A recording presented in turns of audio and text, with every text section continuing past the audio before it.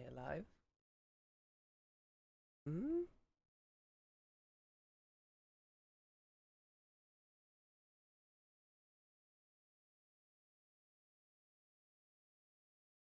I need to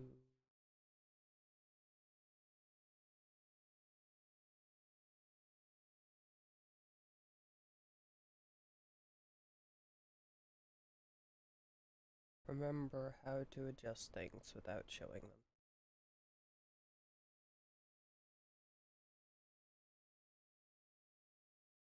Right, button's down here. There it is.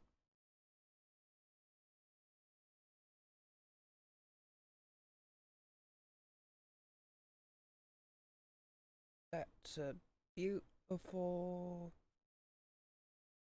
lot of nothing right there.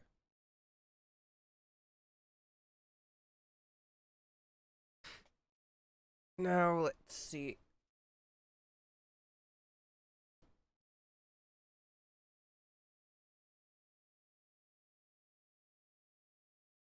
Skip over the little starting cutscene.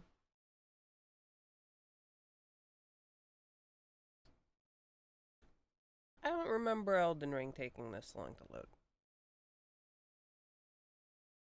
Yes, I've seen this. I know how an Elden Ring works.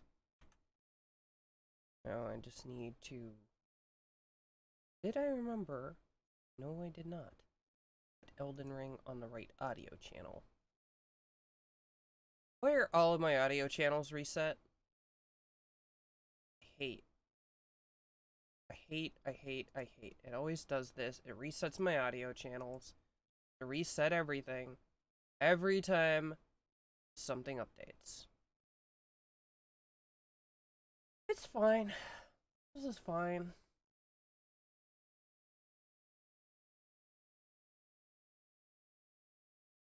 Make sure I'm actually making sounds.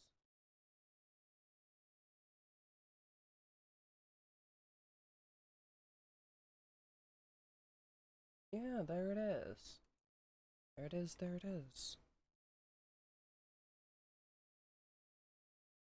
Aid!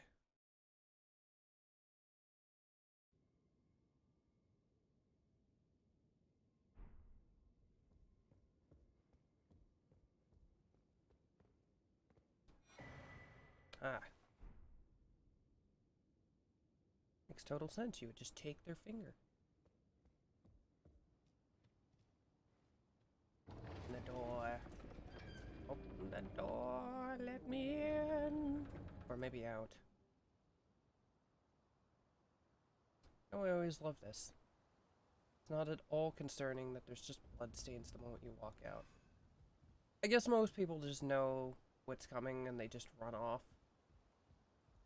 Like they know the moment you die, you move to the next bit.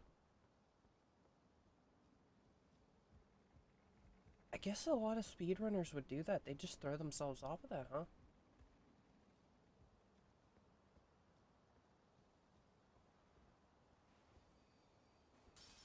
Oh, oops.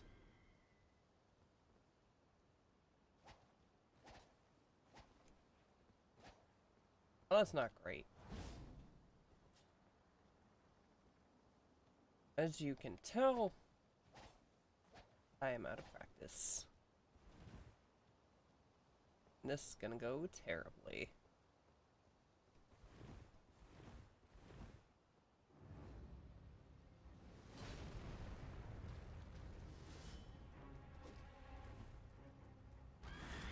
Ah. Screaming at... Scream hurts. Oh, there we go.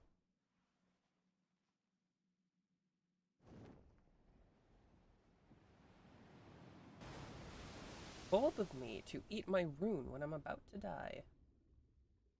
Why am I, like, wedged up in the corner? Actually.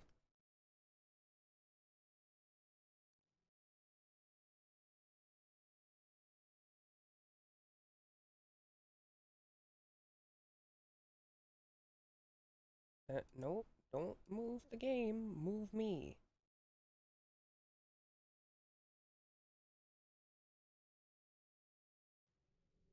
Oh no, I'm dead.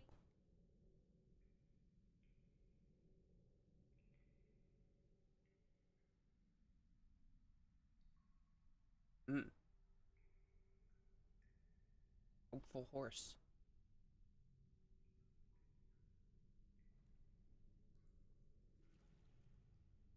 Got the head wiggle.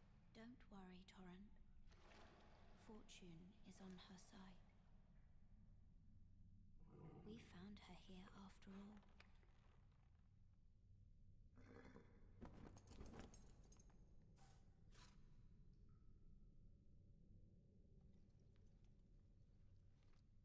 One of her kind is sure to seek the Elden Ring. You know, you're kneeling in water. Even if You're it's gonna get back on that outside horse soaking the wet. Golden Order. I don't think I ever noticed that before.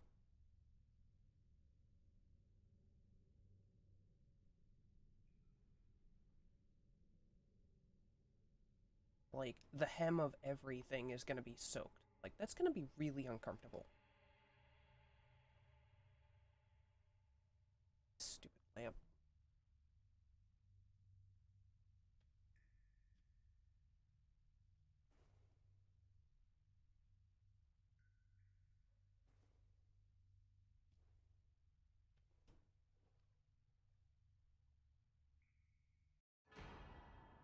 Woo!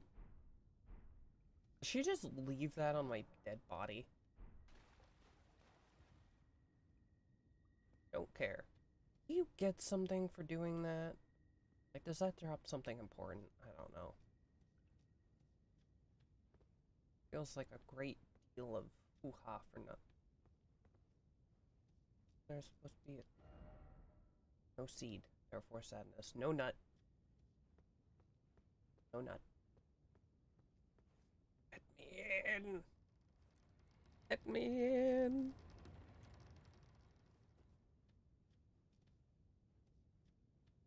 Mm.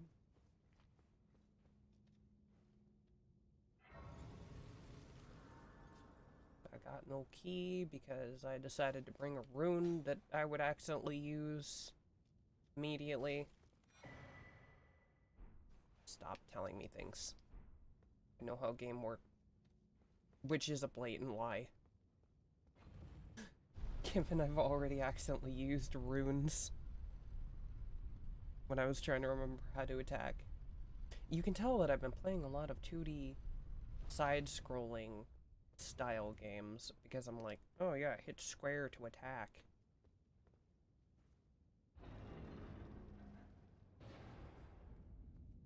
Ah, Limgrave. I'm home. It feels like home. Tastes like home. Smells like home.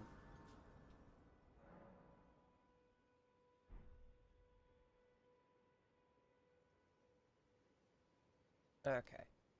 I've been playing a lot of Dark Souls 1. And I don't remember if I need to rest at these sites of grace to spawn at them, or if I will just spawn at the last one that I turned on. I'm not talking to you, you're rude. I'm also not talking to him, he's very rude.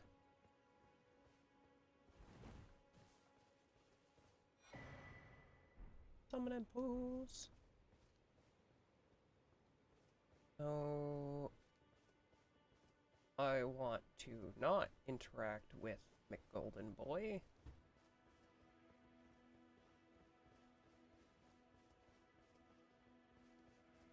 I've already done the necessary, oh yeah, we're gonna fight the Golden Boy at the beginning of the game.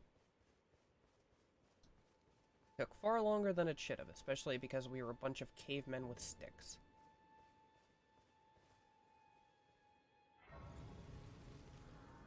Now I forget what I need to activate to get Ranny to show up. Stop telling me. Can I turn that off?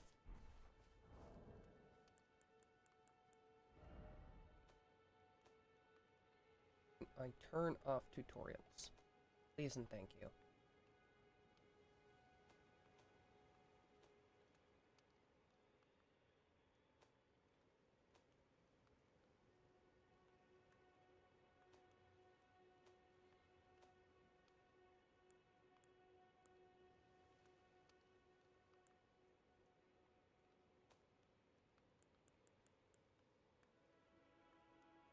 I see no thing to turn off tutorial. Hello, Zoomaru. Zamunaru. I almost called you Zoomaru. There's no way to turn off the tutorials. It's just going to annoy me. I'm just gonna live with the fact that they're just popping up in my face. There is?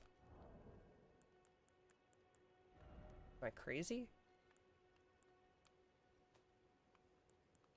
Set camera. This is camera, cinematic effects. Subtitles, HUD. Oh. I'm fragging stupid. This what you get when you're in too much of a hurry. Yep, yep. You got eyeballs. Don't remember if I need anything. Ooh, telescope. Yep, for Gord to read. Story of my life. I don't... Oh. It always makes me jump. Hopefully that showed up on the stream this time. This is not my first playthrough. I'm doing... What the heck? I'm doing a new playthrough in preparation for the DLC. It'll probably be the first one that I finish, because I got most of the way through, and then just kind of stopped playing. And it's now been... I haven't played since, like, I think 6 months after the game came out, so I haven't played in over a year. And if you scroll back a little bit, it shows because I ate my I ate my rune. Yep, new character. New character, and no brain. It took me a minute to remember how to attack. Because I have not played a Souls-like in a minute. Turtle.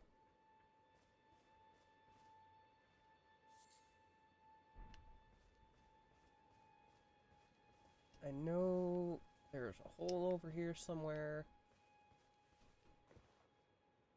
Or maybe I'm crazy. I'm gonna be re-remembering a lot of stuff. And or not remembering many things.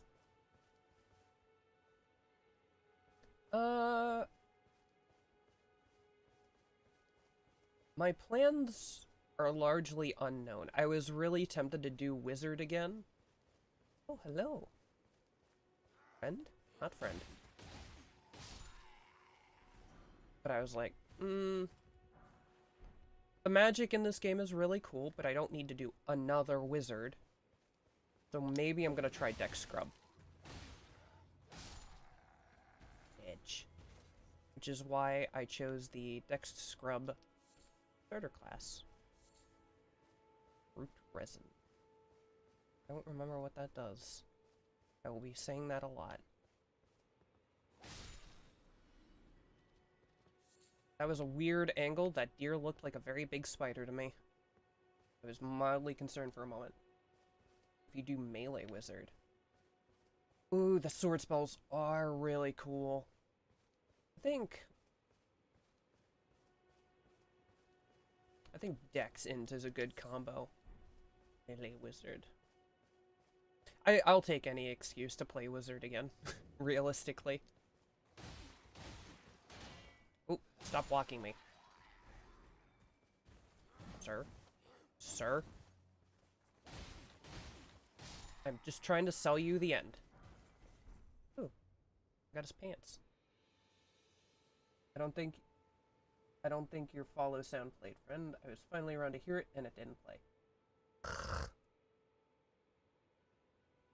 I don't know why it's not, like, showing up on the stream then. I don't know what plays it.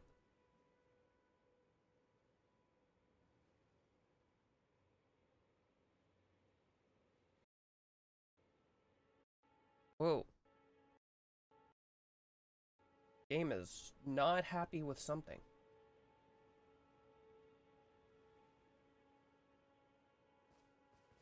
Okay, I'll take a look at it quick. This really looks like something I should be able to open.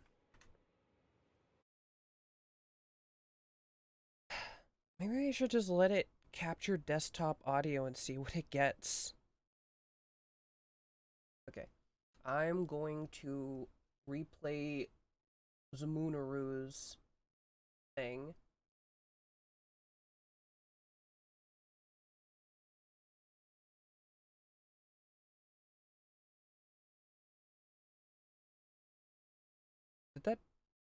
Did anything play through?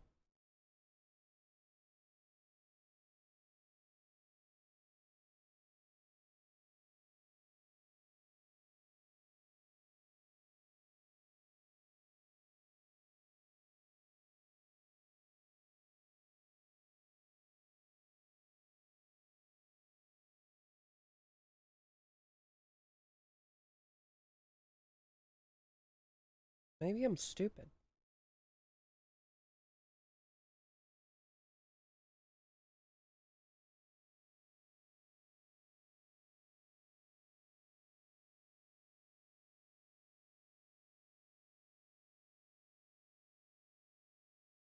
Okay. So the way this works is it's a link from Twitch. There's a Twitch alert thing that I link through.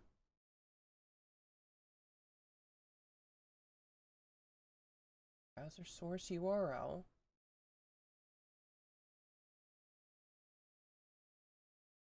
And it shows up in my OBS.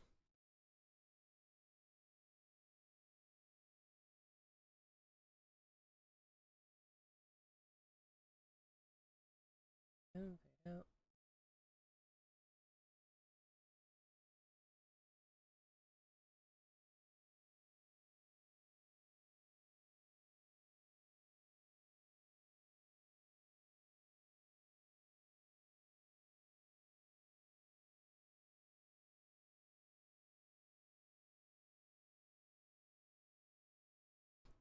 okay.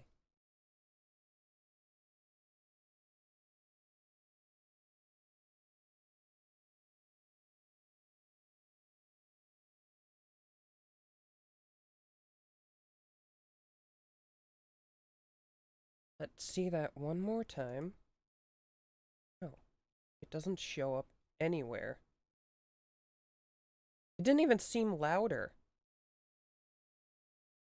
Dude, I don't know. I'll have to, like, play with this on my own time, because, like, I don't know why it's not going through. Because it should be playing through the, like, little link that I have. Oop. Goodbye! Oh, we blocked. Ow. Ow. Ow, stop. It was a joke. Not the horn blowing. Oh, hi. I didn't see you there. There's, there's... I freaked out. Oh, ow, ow, ow. Listen, it was all a joke. Listen, I'm out of practice. It's a stake of America. I was slain by the true boss. Horde of enemies.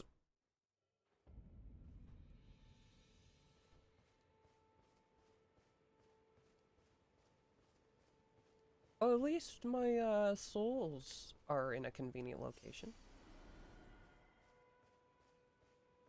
Hello, sir. Ow.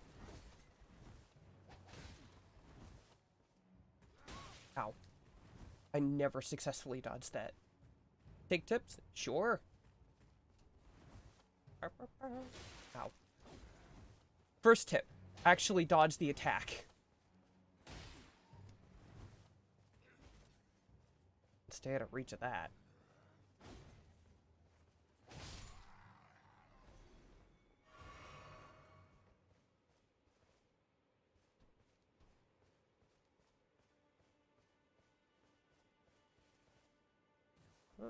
Can I get up there? Yeah. There's one right here around the corner. Jump L1. Huh. Ooh. Ow. Just don't get hit out of it. That, puts you on the ground. That is cool.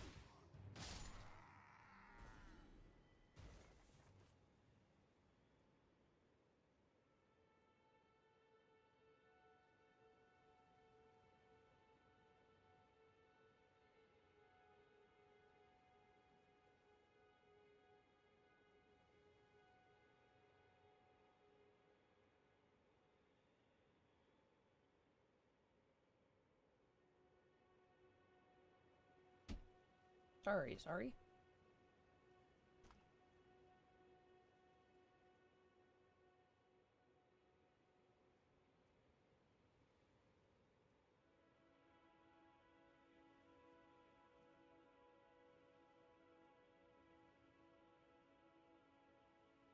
Used to main 2 Twin Blades, it just melts everything.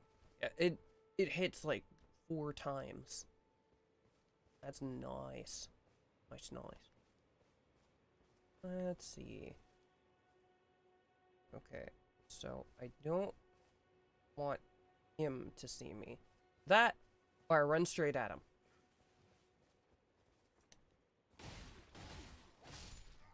Okay.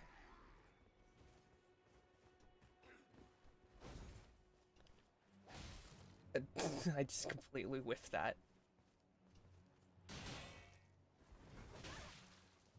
I rolled into the tip of his spear.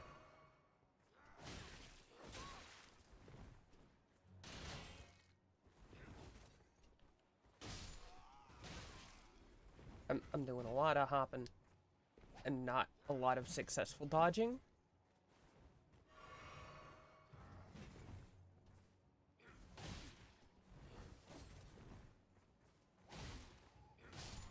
I'm gonna be looking like a complete idiot here for a while until I get back into the... I got a bug.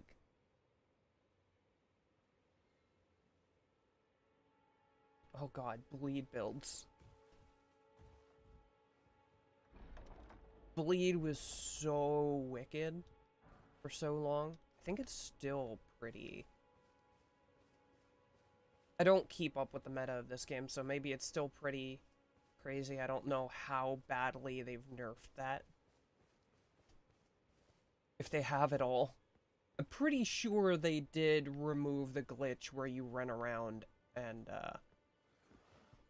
scour people from existence in PvP.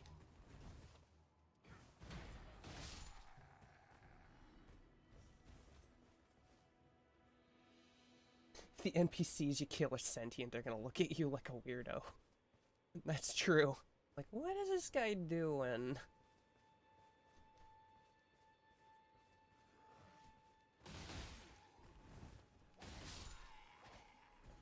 It works, though. Alright, Spearman, my old nemesis. Ow. Ow!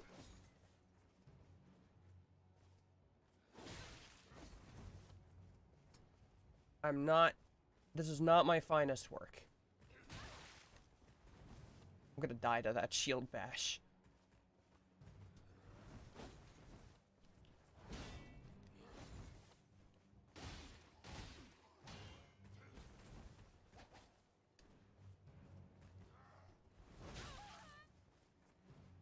How am I alive? Nope. Quick jab got me. Quick jab got me. Game is like spazzing out. I don't think my computer 1 HP.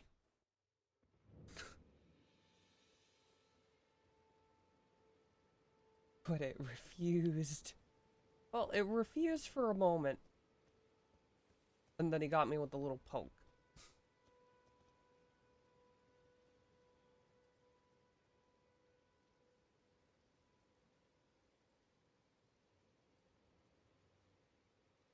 Oh. What the heck?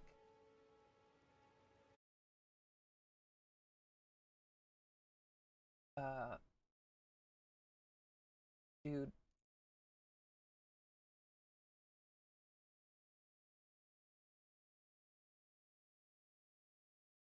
I just had to auto mod 3 messages. Like, 3 of the exact same message came up with different names on them.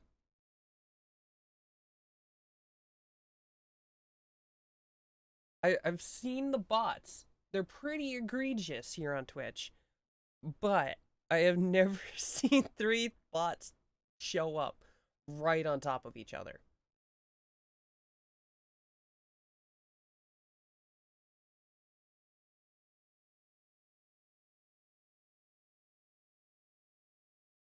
Ooh.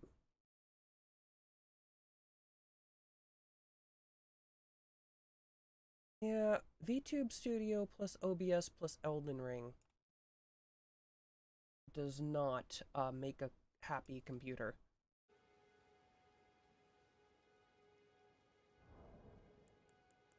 Let's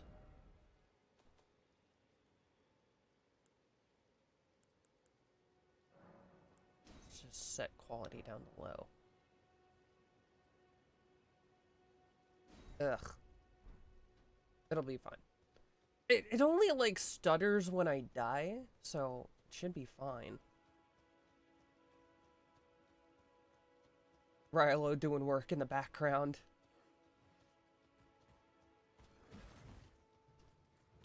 The power mad bot killer. Performance is better than quality. I like quality, but I also enjoy being able to play the game.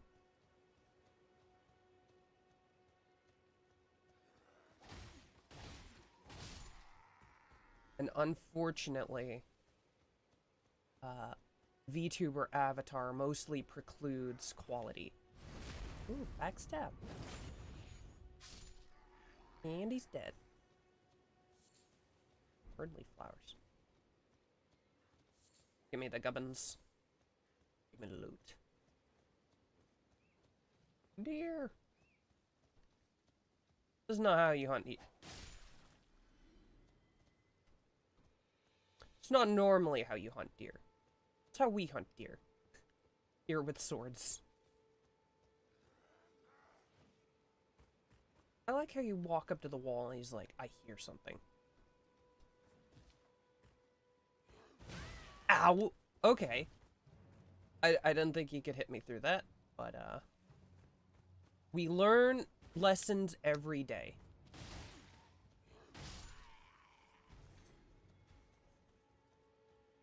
Lesson today.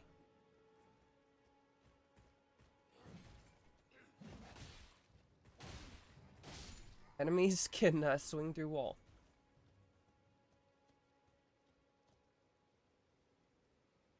I forgot that enemies don't care about the little dink when they hit walls. Sir, don't look at me. Sir, don't look at me. Sir, don't look at me. He's gonna follow me to the ends of the earth now.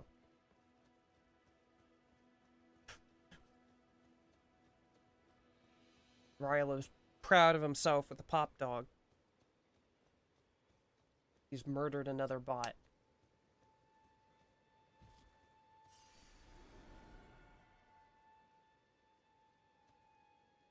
Oh no, they're both coming.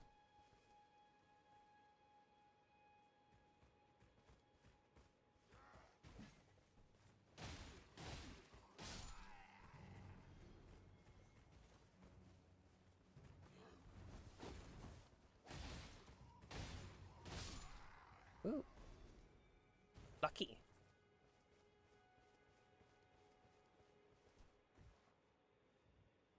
Now, what was in this chest? Flail! I like flail. I think flail was good. Flail is good. Flail I cannot use. Flail is Dex 18.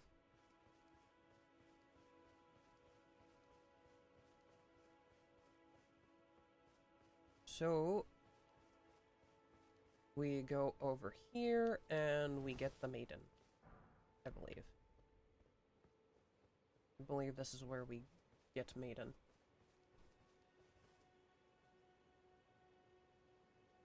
I can beat the background noise.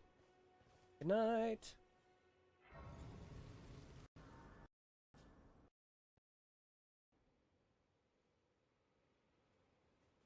It's like the particle effects.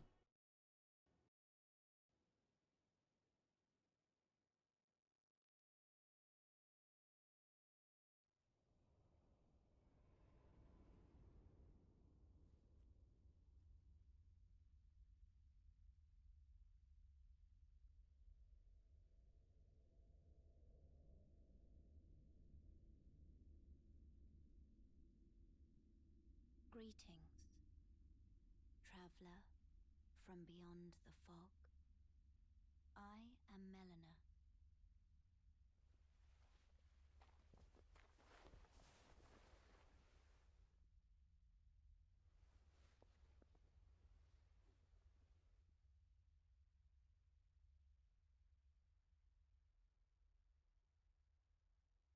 I offer you an accord.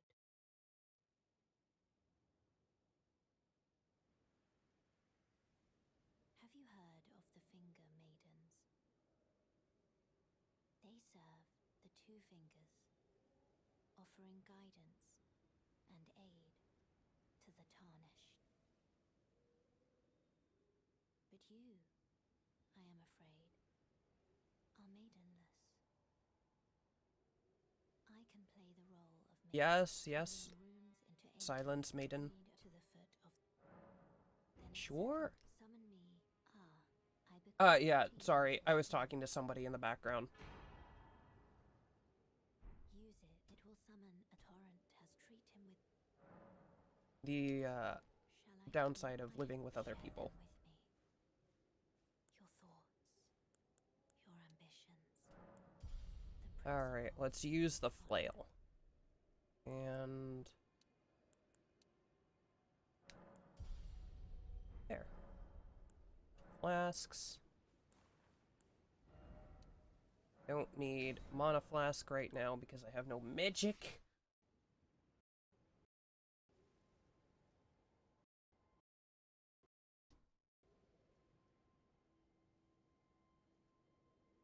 Flail not good though. Flail fun though. I like flail.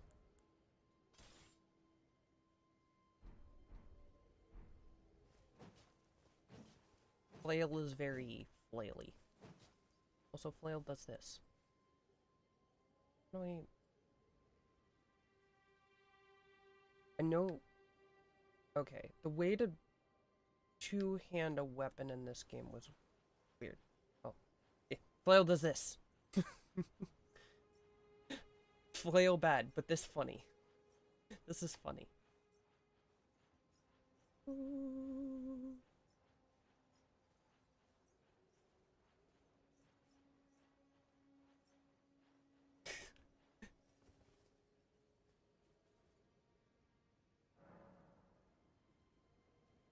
It is just that. I'll use the sword for now. Need to equip the horse. Wait. That's not. I can. There's another hotbar system.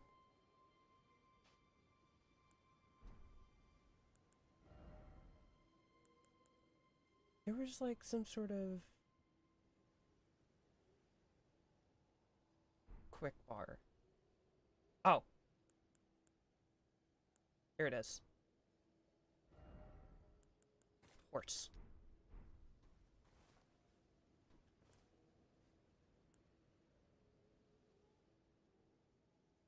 Am I dumb?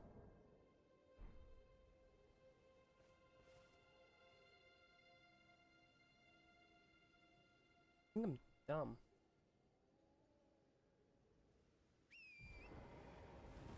There we go. Leo lives in Spain, but the A is silent. Spain.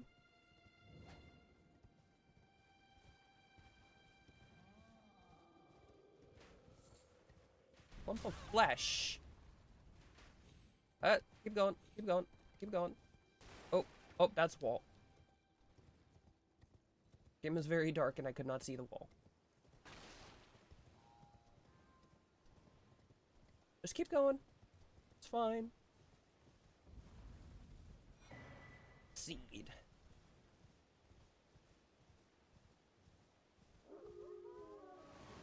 And dog attack.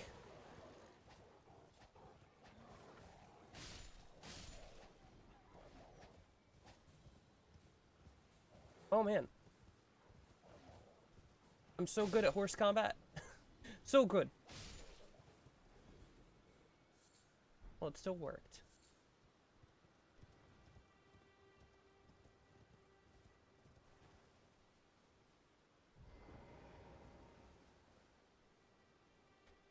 They added so many controls to this game and like... Oh. Oh. Yeah, it does not like me lighting the graces.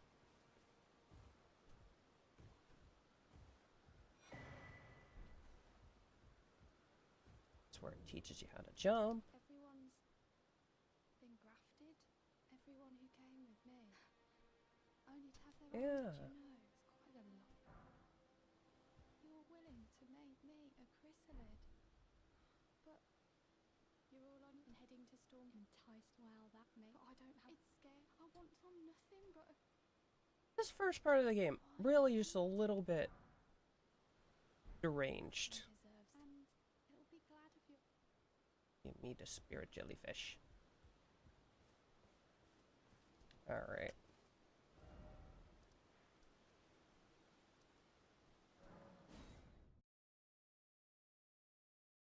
Yeah, every time I hit a grace, the game starts dying. May I have Wife. a pleasure to meet thee, tarnished. I am the witch Renna. I'd heard tell of a tarnished hurtling about atop a spectral steed, and upon looking into the matter, the talk I surmise is of thee. Thou art possessed of the power, no, to call forth a spectral steed named Torrent. Yeah, I got a horse. As I had hoped, I was entrusted this for thee by Torrent's former master. Yes. Give me the wolf. 'Tis a bell for calling forth spirits. Summon them with it. From ash and return to the Erdtree, the spirits will obey thine command but briefly, as they recall battles past. Now it is thine, to do with as thou wishest.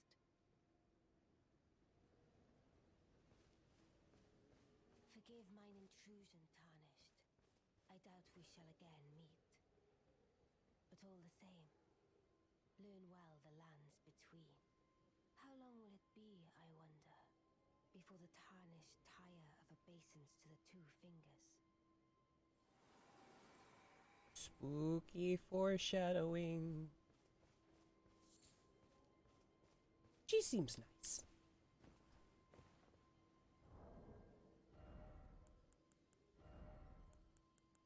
Jellyfish power.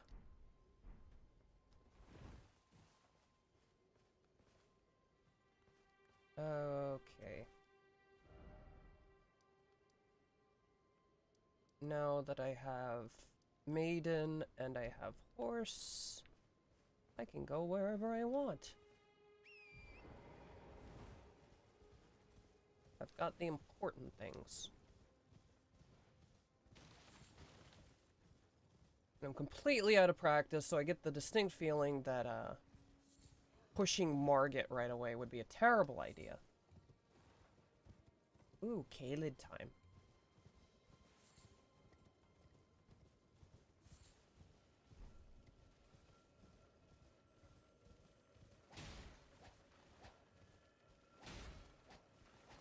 Man, I'm good at killing balls.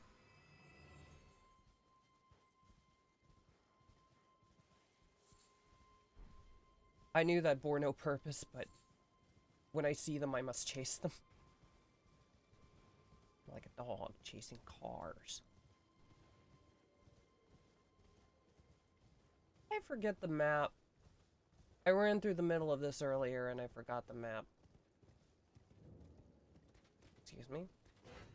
Pardon me. Yeah. Give me that.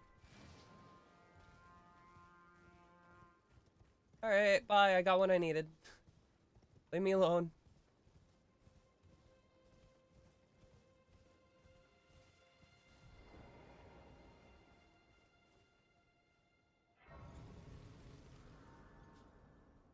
Whetstone. Oh! Secondary concern. I have angered them all.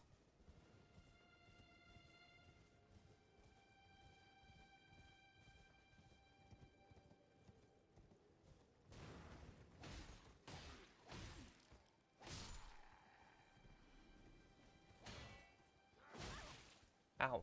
Don't hurt my horse. Under the ruins, the ash of war. Oh, yeah, the doors.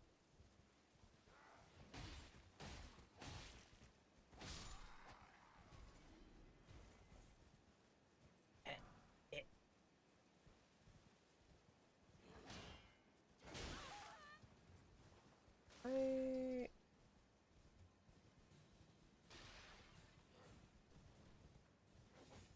don't quite remember where that door is.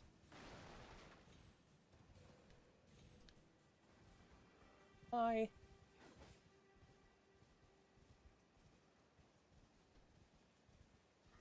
This stupid lamp is not helping. I've got a lamp at a funky angle shining in my eyes. Just gonna turn it off.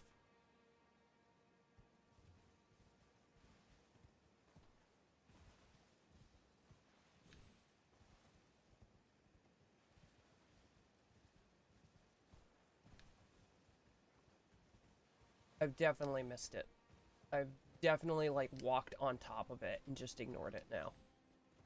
Dog.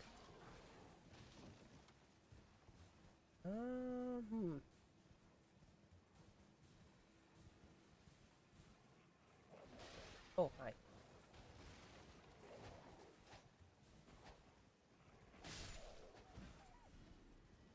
Oh, hi. I don't like bats.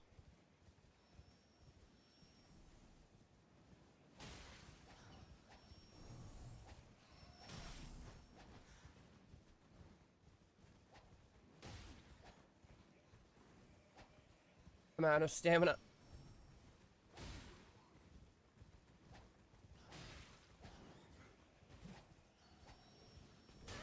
Oh.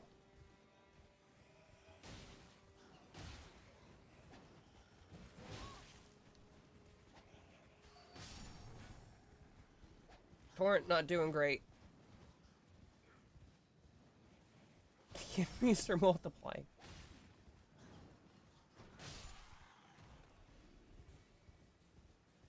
Maybe I should have done what everyone else is doing, played an easy game like Fallout.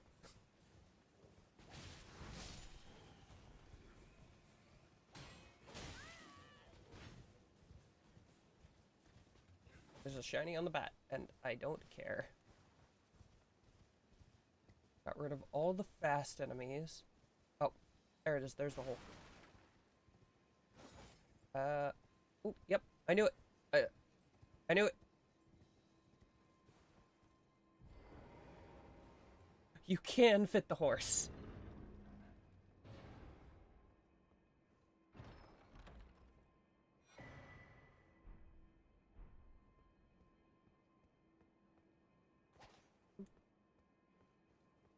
Hey, Shiari, welcome back. We are... I'm... I'm doing a very terrible job of playing Elden Ring today. I love these games. I am not good at these games. And it has been a while since I played this one. You there. Could you help us out, Cully?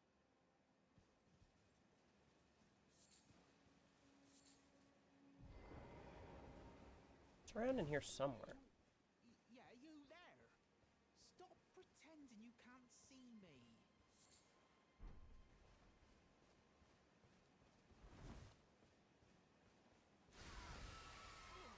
There you are. What you? Oh yes, I remember. Some clod turned me into a tree. You were just breaking the spell, weren't you? Thank you. The name pushed out of the cave, told not to come back, not ever. Then I ended up as a tree. Lucky you came along, really. Colaris loves me, I know it.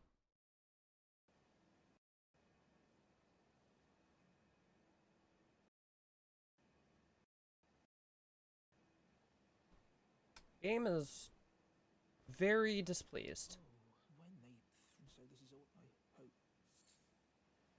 Or... well, I could, then I... Oh yeah, I gotta find your, I gotta find this man's tools.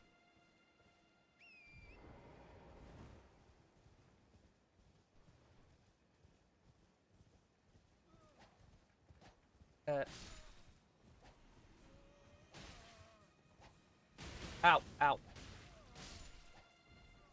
Probably not the enemy to fight on horseback. Where are you going? I'm good at this, I swear. Whiff, whiff, whiff, whiff.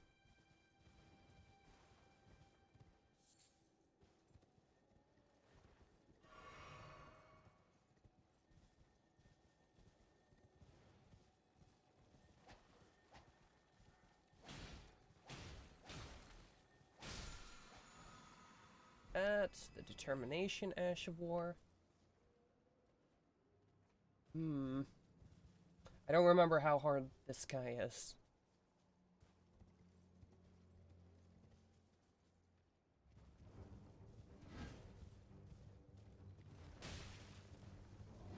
Ooh, ow. Pretty tough. Okay. I think perhaps now is not the time to take care of him.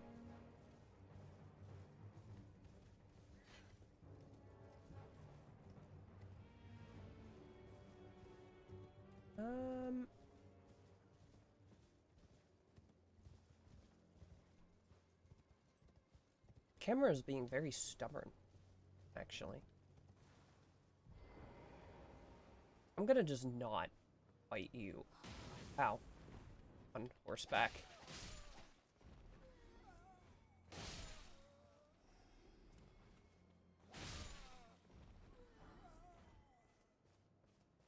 Really, the only ones that really try to fight you are the ones with torches.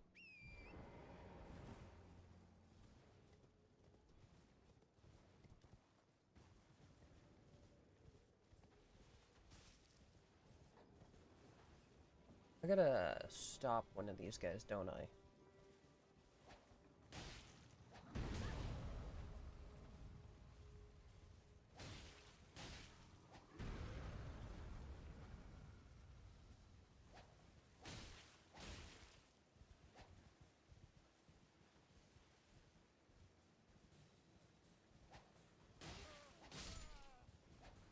Also, all these guys.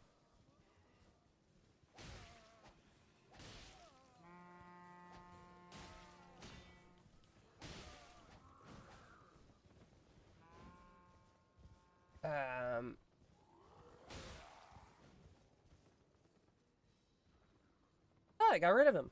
Easy.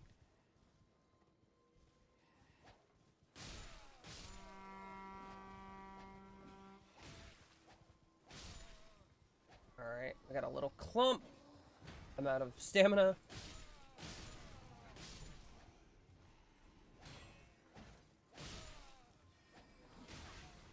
Ow, there's a wizard.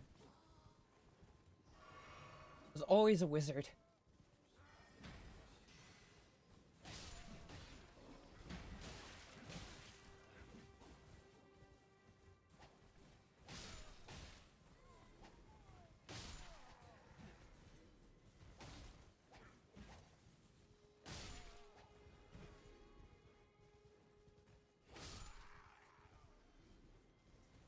They just wave that torch. Alright, come on. Put the torch down. You're all alone. I just need to finish you off. These guys are such a pain in the neck. Now the cart's running away without me. There's like one dude that just went with the cart.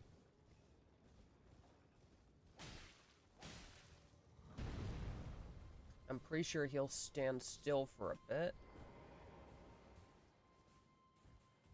So I can open the chest on the cart. There.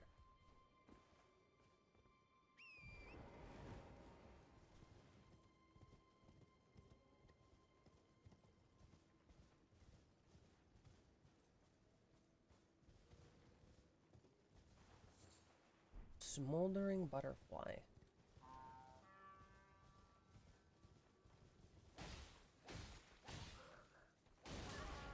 Ow.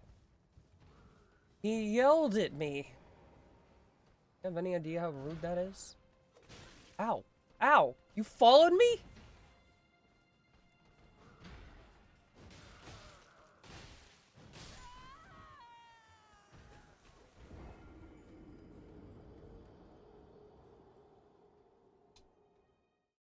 Well. I killed him. So there is that. It's also dead time.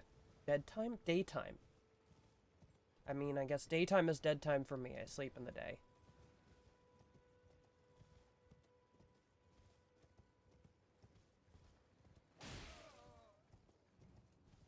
Alright, that was just rude of me. I didn't even kill them. I've just maimed them. They're gonna be dealing with that all day.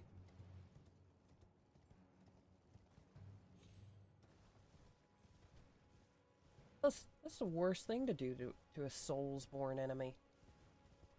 Just inconvenience them.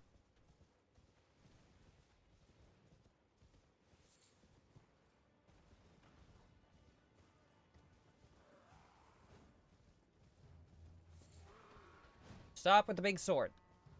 I didn't get my souls. Ow. I knew holding the... I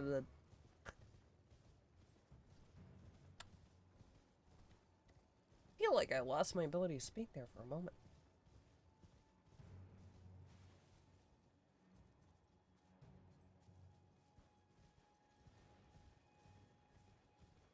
Chinese.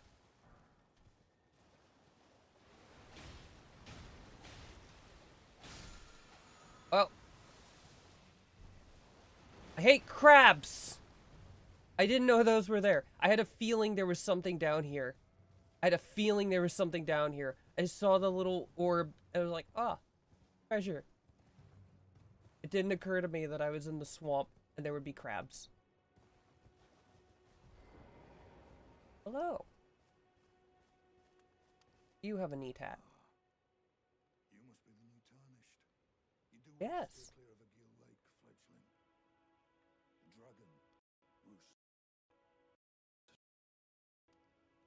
As it is mystic.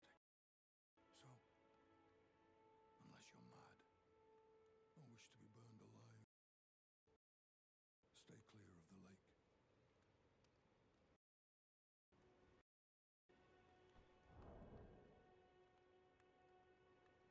Maybe I should have restarted my computer before streaming or something.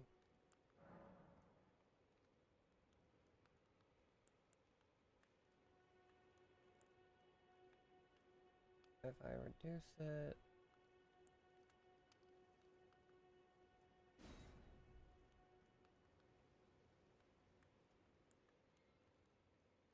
It's like letterboxes it. And maybe it should be 1920 by 1080? Yeah. Maybe this will fix it.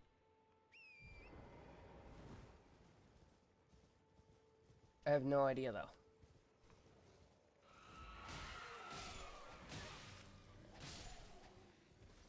I'll fight your goblins.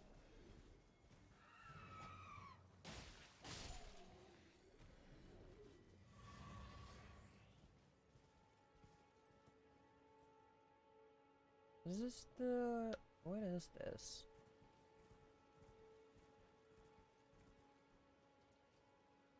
I'm already lost. Which isn't difficult. This is nothing.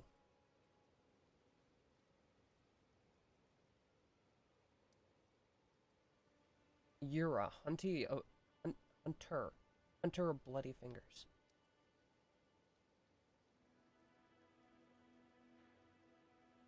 I forgot how big this game is. Oh yeah, I'll do a new playthrough in time for the DLC. I will never finish this game in time for the DLC.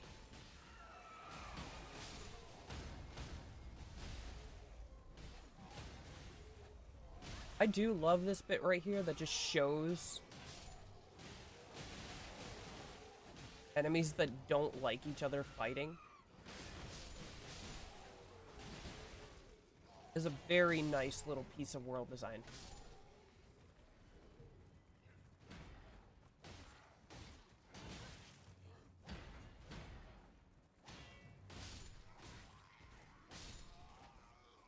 Alright. Everybody but me is dead. As it should be. String.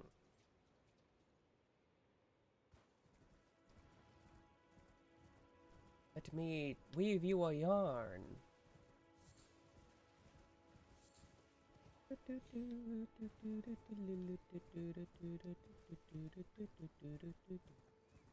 goblins everywhere.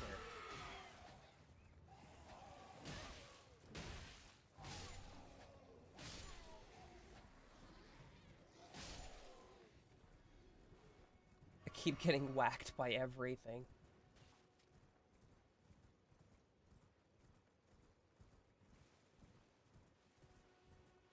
Don't worry, I'm just letting them hit me. It gives them a false sense of security.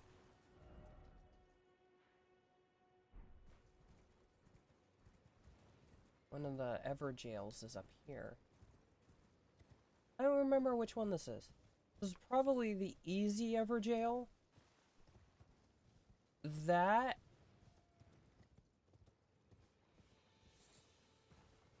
or it's that night. Ah, Forlorn Hound Ever jail. It's the easy one. I was slightly concerned that it would be that night. Is there...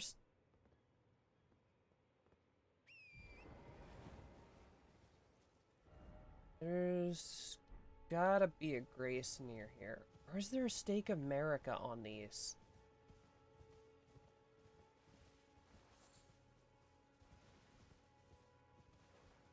So many bloodstains. Oh, yep, there's a Stake America. I think. There's a summoning pool. The little statue is the summoning pool. But I think usually if there's a summoning pool, there's a Stake of America.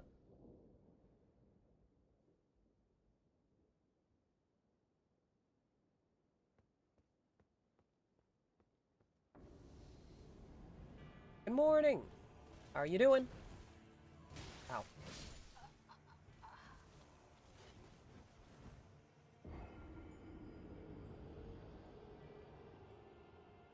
Well, that was not a good showing on my part. There is a Stake America. It was decidedly not a good showing on my part. I'm like, ah, this is the easy one. I get immediately gracked.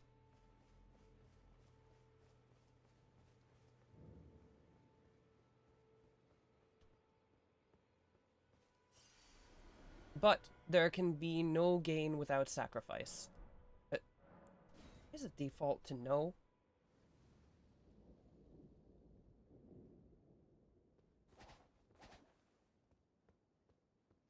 Alright.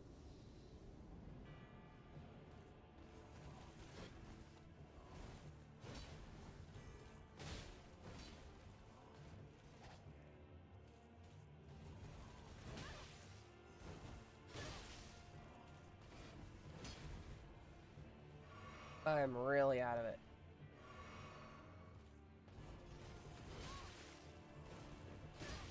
I'm just dodging into his attacks.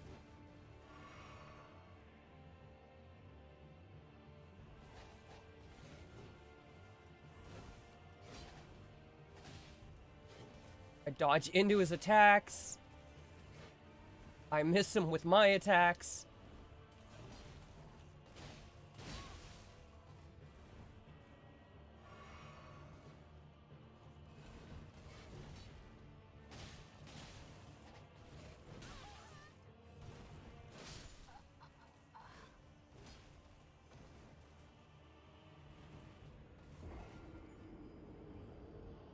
Okay.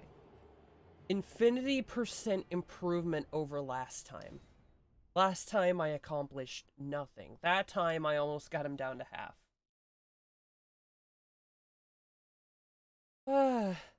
This gives me serious vibes of when I tried to go back to Dark Souls 1 and I spent an hour fighting the gargoyles.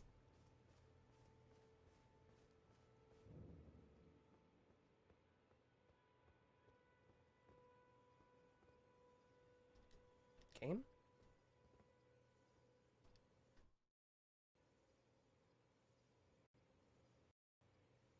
What the heck?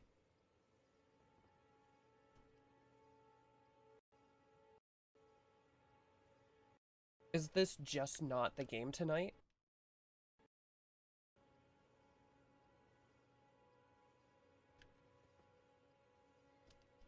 Okay.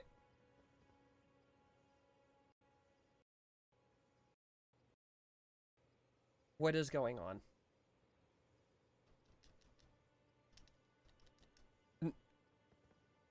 Hello?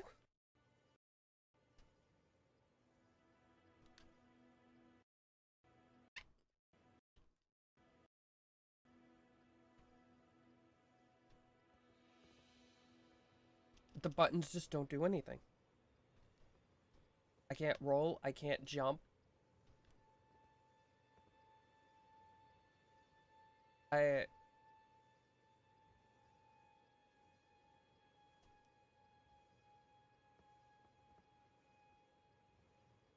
don't understand what's going on.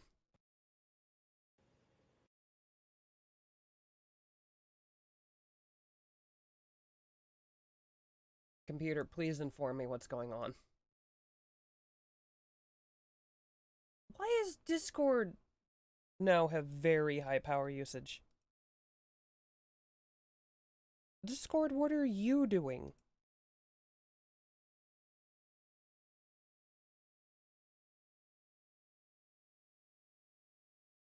All these other programs make sense.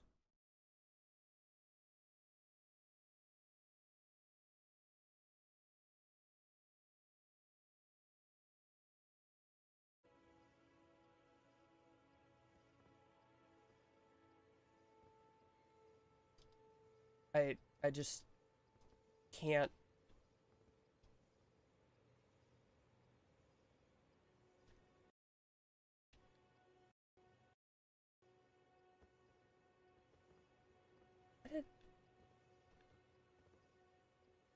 Well, this is terrifically unfunny.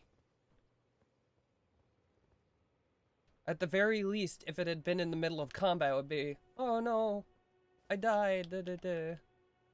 But instead, I just revive with no controls.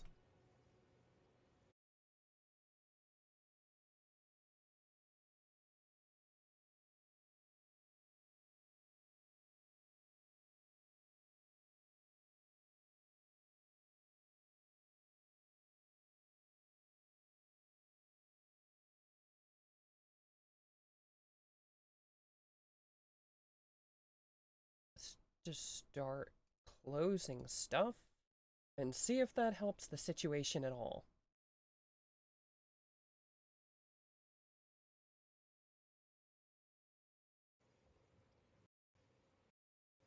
Unplug controller. Plug controller back in.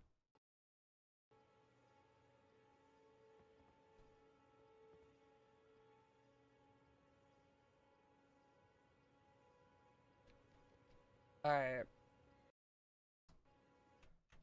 Alright. We're gonna do the sensible thing and force close Elden Ring.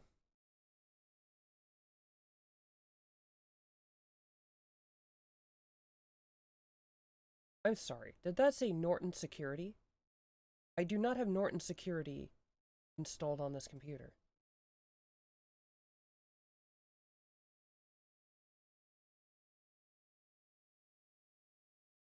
I don't know who you are, I don't know what you want, but be gone. Ladies and gentlemen, do not install Norton Security. It is basically spyware. Well, not spyware. It's basically... It's garbage. You don't need it.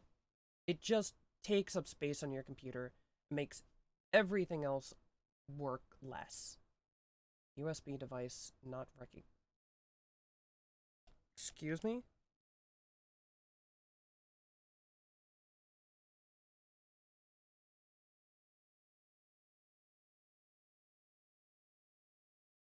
Oh.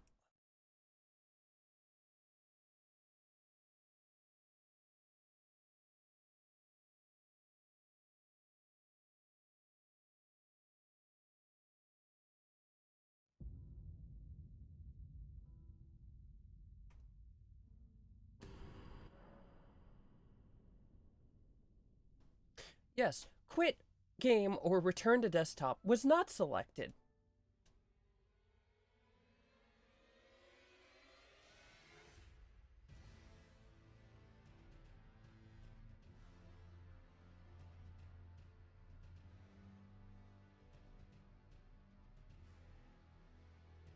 I want you to fully understand what is going on my end. It is just continually disconnecting and reconnecting the controller and giving me a USB device not recognized.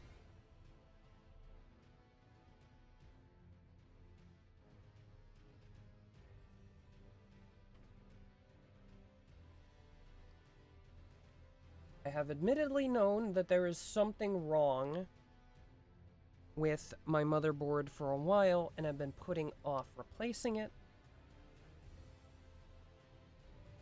And I get the feeling this reads as the end of the road for this motherboard.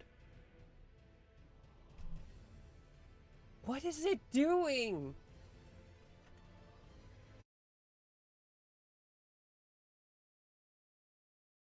Oh boy, how long has Elden Ring been like that?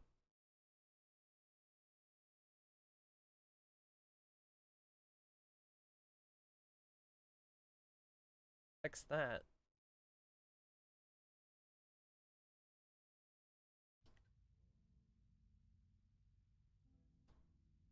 It's just... Cease.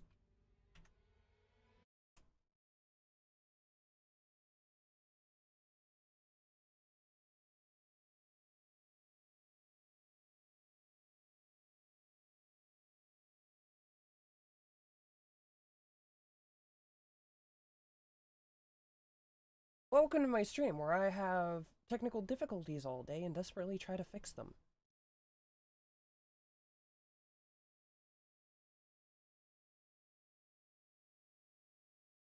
Is this cable bad?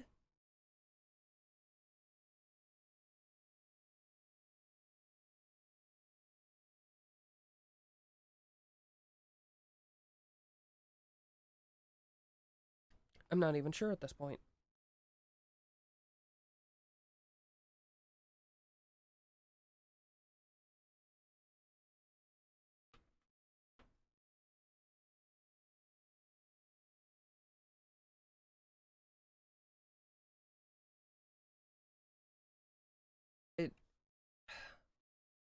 It's gotta be my motherboard, right?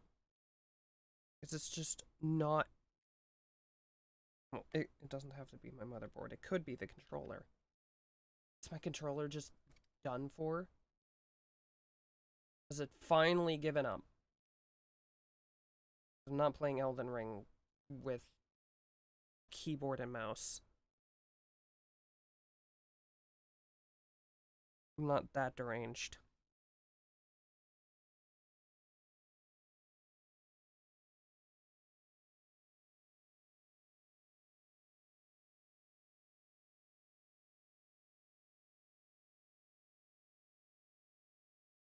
Yeah, no, the device is not working properly, Windows.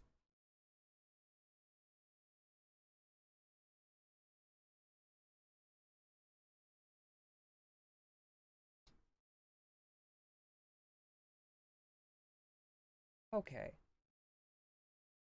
So the question becomes, what do I do today? Because clearly it doesn't want me to play Elden Ring. Because it will suddenly not allow my controller to connect.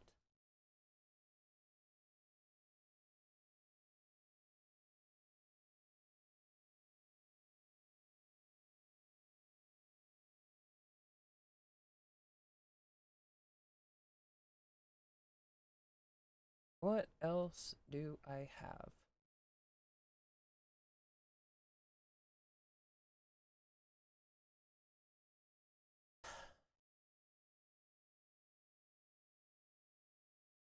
What do I have that does not... What do I have that I can enjoy playing without a controller?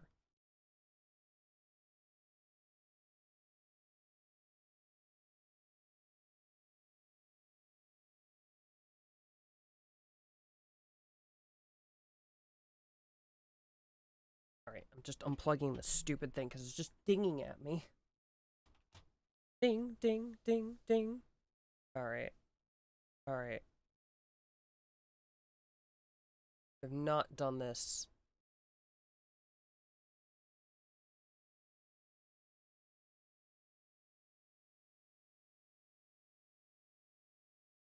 This has been a long, long time.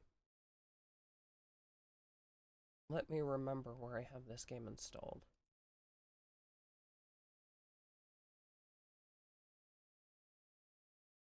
Because this game is not installed in a normal location.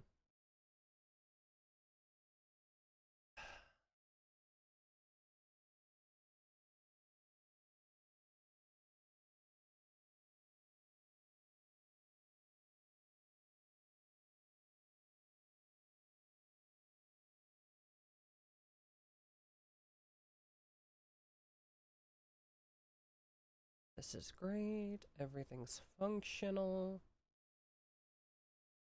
You know what? Let's try something that I've never touched.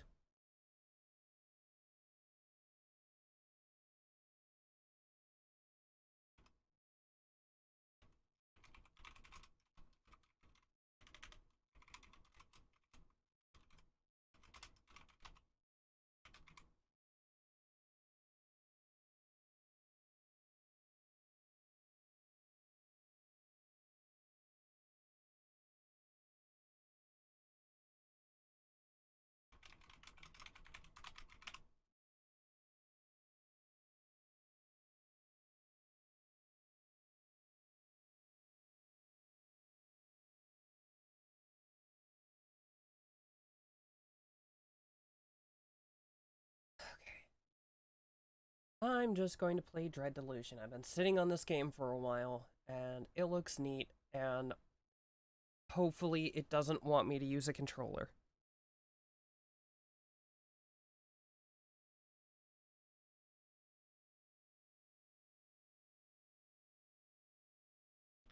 Oh no, don't do this to me.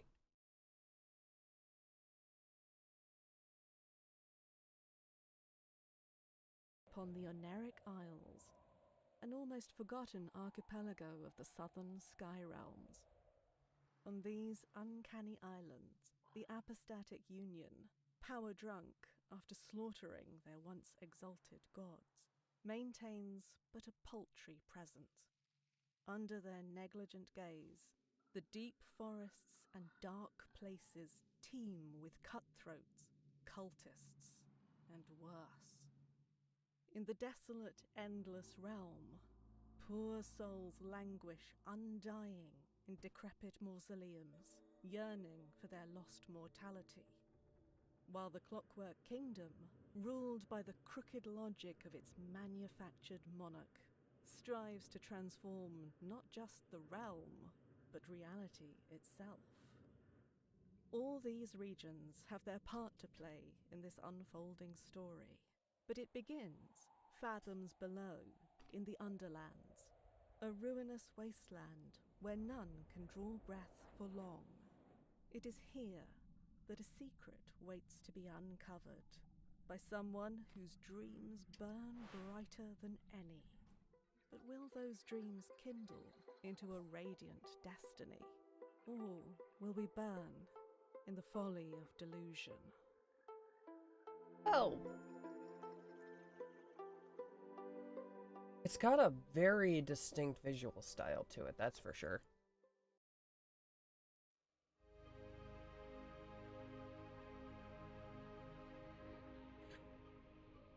Very distinct visual style.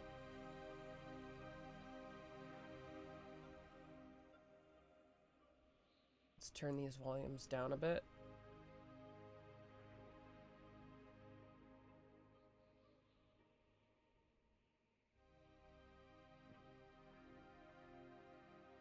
Now, one would think that this looks like a PlayStation game. I assure you, it is not.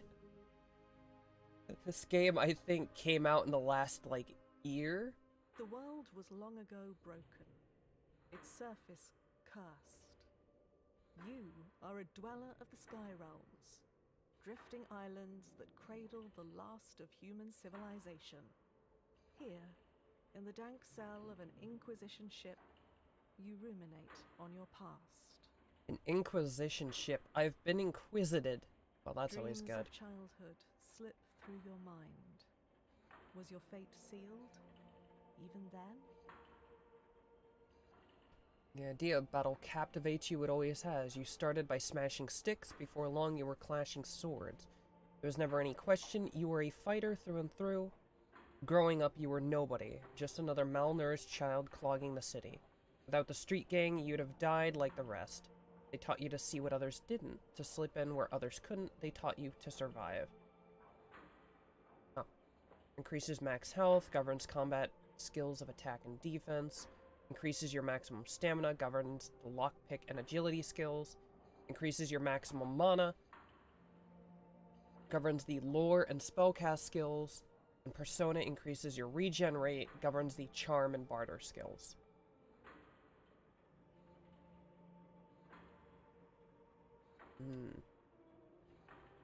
I want to be a The body wizard. grew, the mind sharpened. For a while, you excelled.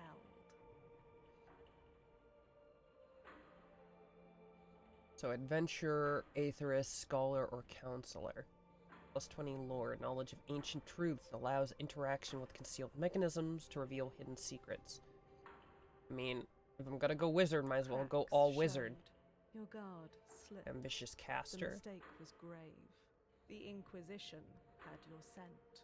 It does not.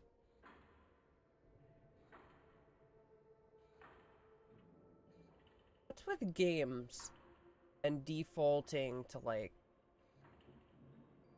a sensitivity for people who have... That feels a bit better.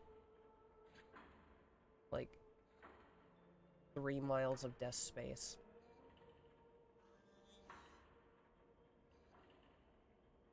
I'm sorry, I'm in a cell and it just let me open the cell. These people are not terrifically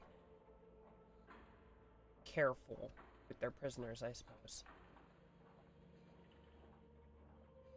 Well, that's very 40k if ever I've seen something. Prisoner XVII.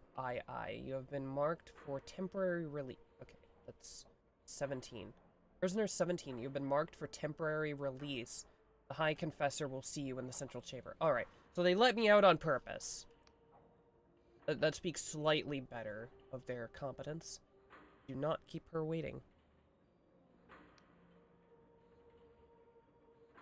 Why am I being released? Only the High Confessor can answer that, but I calculate there is an 8 in 10 chance you will be granted the honor of a glorious and sanctifying death. Yeah, because that sounds great, thanks.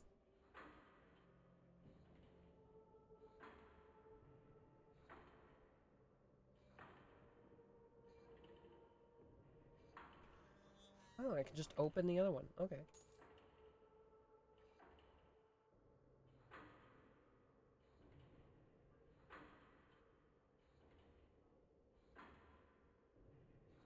What is that? It's not your high confessor, is it?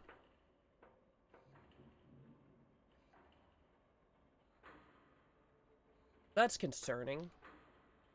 Oh, the device lurches on unstable legs, thick blood oozing from the seams with each shuddering movement. A woman's voice, hoarse and raspy, echoes from within the device. Your service is required, prisoner 17. So, this is the High Confessor.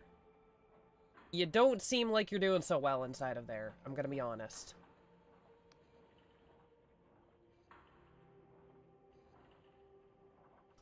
Do you need some help? A cackle lapses into a sputter of coughs. This iron coffin is an honor, a privilege. The pain it delivers only serves to sharpen my reason. I'm not so sure about that, honey. Your base crimes against the apostatic union would not merit such exquisite torment, but I can offer you redemption of a different kind.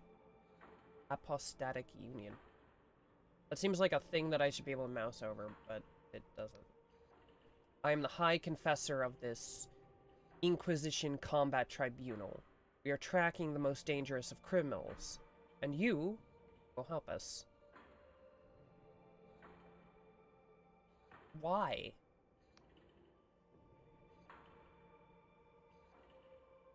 How exactly? Well, this is a visual. If I'm supposed to be able to read that map, I cannot. Our target's whereabouts have been known for some time. A backwater archipelago in the very fringes of Union territory. Known as the Oniric Isles, these flying islands are host to a manner of outcasts and miscreants. We arrived a few hours ago, but met with fierce resistance. Our target is in the Blinding Light Fortress, the last remaining holdout of the Dark Star mercenaries. For our quarry is their leader, the notorious Vela Kalos. Never heard of her.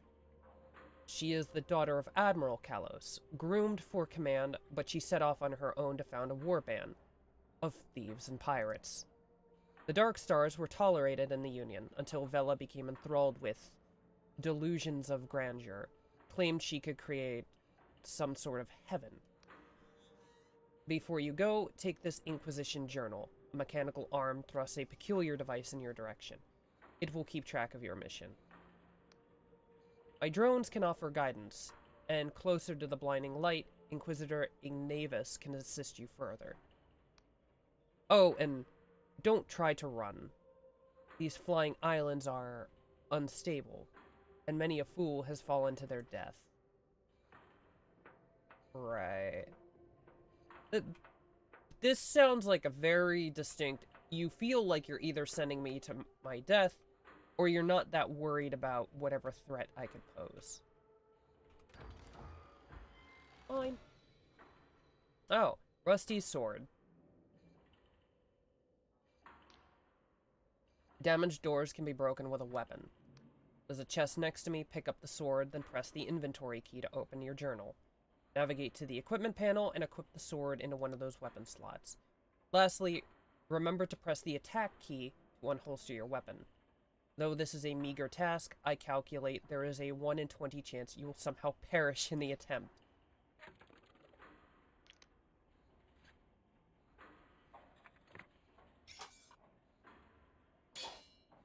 Oh boy, money.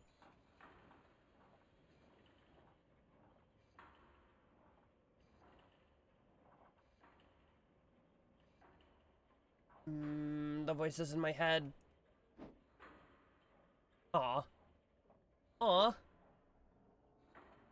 I thought that was why he would think that I would perish in the attempt, because I'd turn the sword on him, but no. Health potion. Restores your health. This potion is brewed from the eye of Pageth herb and hastens the body's restorative functions. It is prescribed by most doctors, one of their few treatments that does more good than harm. Spells and quick items must be equipped in the equipment menu before use. Once equipped, press spell to use spells and item to use items. You can scroll through equipped items with switch items or spells with switch spell. I wish you would tell me what keys are currently assigned to that.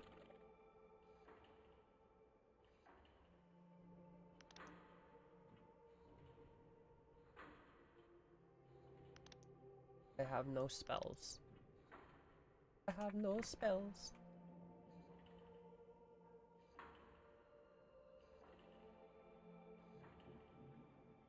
What is that abomination? Mana potion.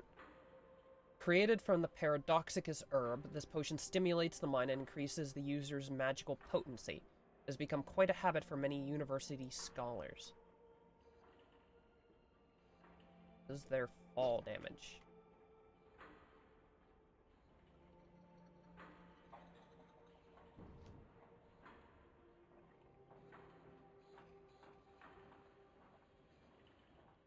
What are these? What are you?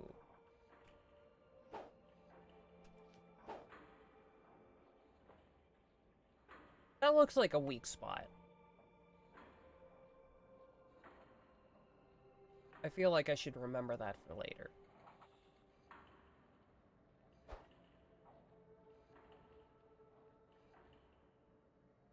Okay, it is picking up the game.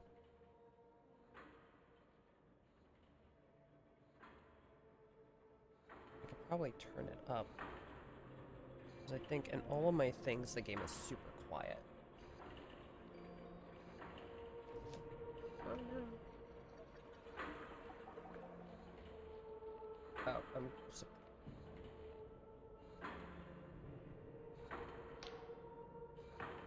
what do we have here? Another wretched soul caught in the Inquisition's web, no doubt. You're looking a little worse for the wearer yourself. Tell me, has your high confessor sent you off to die? Yes. Yes.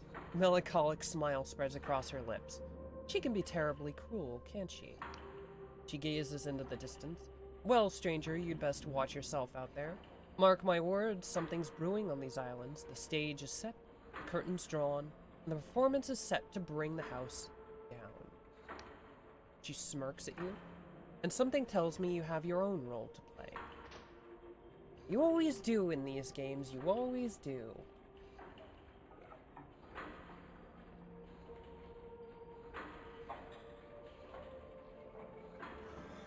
Ooh. It's full of money. Why are these sitting around empty? Are these like prisoner transports? There are a number of skills that determine your effectiveness at certain tasks. Some are active skills such as lockpick or lore, which let you interact with objects in the world. Others are passive skills such as defense and regen. Skill can be improved by increasing the delusion attribute that governs it, or with special equipment. Delusion attribute.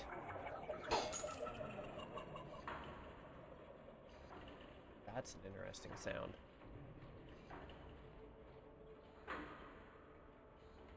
Hello?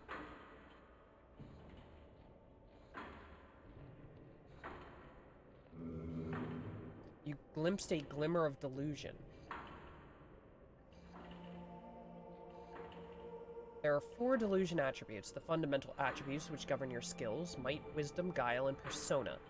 To increase these attributes, you must find enough glimmers of delusion by exploring or completing quests. I'm starting to understand the title of Dread Delusion.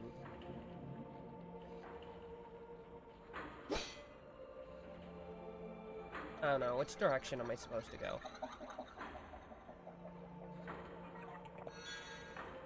Or rather, what direction am I supposed to not go? Ammunition! That's self-explanatory, I suppose.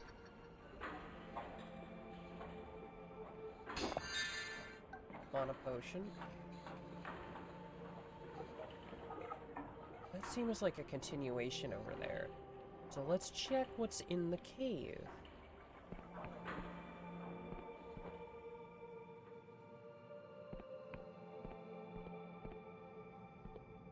Oh, there's some potion. Health potion. Stamina potion. Restores stamina and a portion of stamina threshold.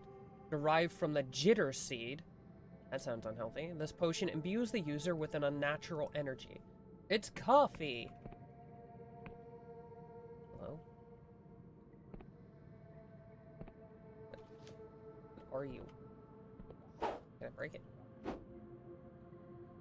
I feel like it tells you something about my mind that everything I find, my first instinct is to see if I can break it.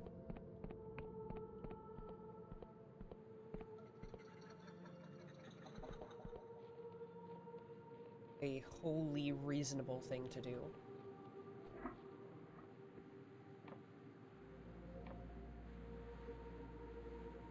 You really don't look very healthy, I'm gonna tell you. Like, perhaps you're glad you've lost some weight. The road ahead is patrolled by Dark Star mercenaries. I strongly recommend sneaking through the mushrooms to avoid combat. It's not that I doubt your skills, Prisoner 17. I simply calculate a 3 in 5 chance you will die horribly. Remember, direct conflict is usually avoidable.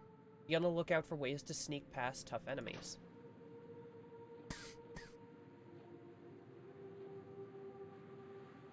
Is this one of the mercenaries? Seems like it died horribly. In many cases, combat is avoidable. Press crouch to toggle sneaking. Your footsteps will not make any sound. Alternatively, you can sneak up behind an enemy to perform a stealth attack. Damage to unaware enemies will be multiplied.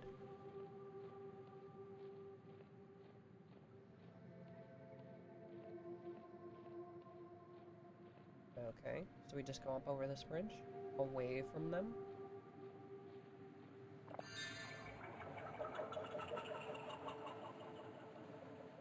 Are these other prisoners they sent, or are these Inquisition cooks?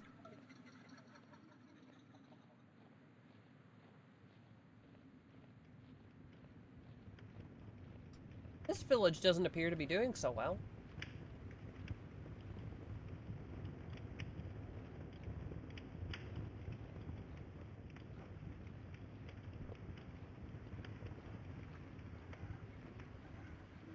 Should I participate in this?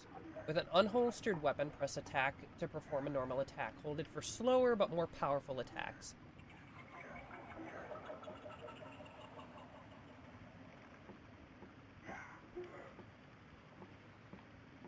Yeah.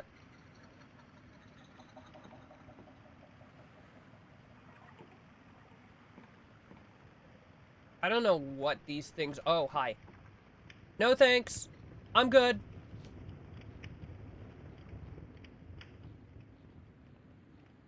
Oh. Nice. Did I escape? Got an item. I'm guessing it's a usable. A well-balanced steel knife designed to be thrown. In Slev, thieves and thugs like to coat the blade with jitter seed extract for an additional sting.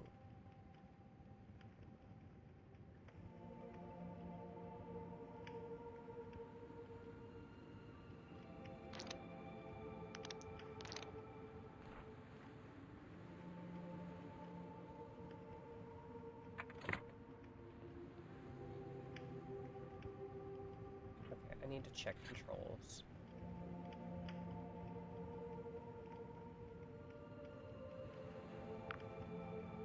Interact, attack, spell, item, block. Okay, item is R, block is F, interact E, spell is right mouse button. Switch item is Z. Okay. Okay.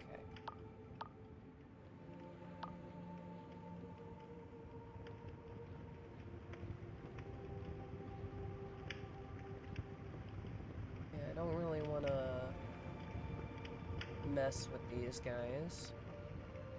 I know it's trying to teach me to fight. Can I go through the water? Yes. Water does not instantaneously scour me from existence. Which is good to know. So, I'm guessing the dead things laying everywhere are Inquisition stuff.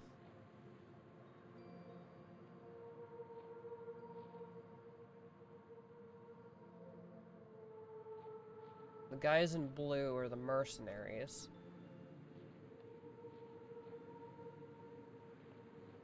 Hi. Our agent is dying, but they still might be of use. They may have a charm. You may have to charm them to gain their trust. The agent may take some convincing. You have been a prisoner for some time. I can no longer smell, but there is a high probability that you emit a foul stench. Oh, good, thanks. Success relies on your charm skill, which is derived from the persona attribute. Okay, so these are Inquisition orcs. Are you one of the locals? It looks you up and down in disgust. Look, just leave me in be. I've failed the Inquisition. I'd rather die in peace. Ow! How? Oh. I'm gonna die.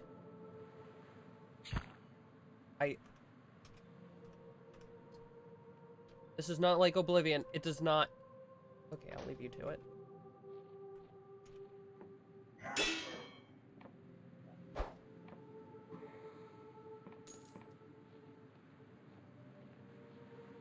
Okay, well, he wasn't doing so hot. I guess he must have been pretty low from fighting all these Inquisition mooks.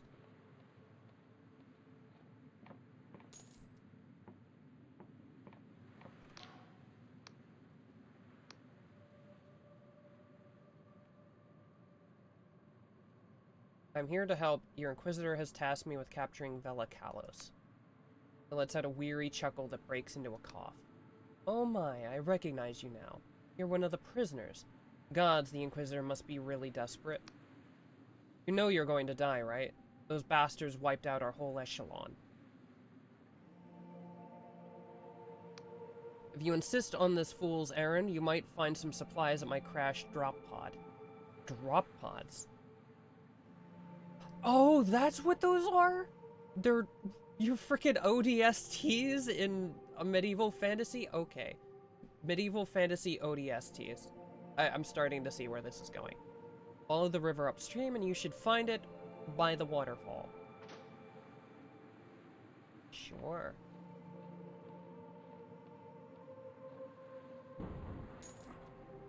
Oh.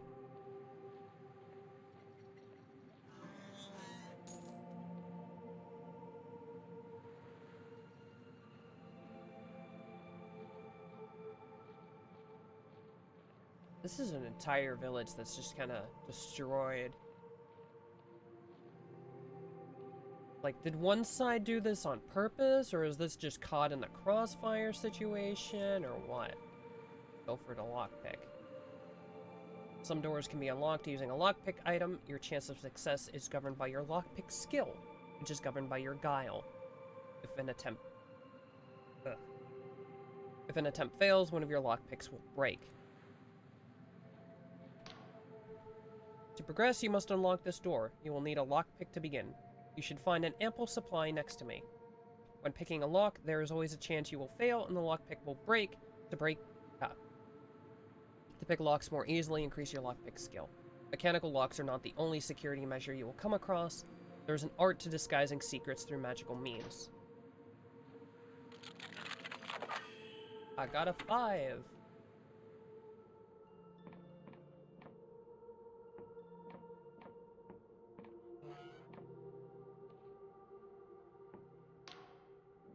In this room, the candlesticks on the wall have been enchanted to seal a secret passageway.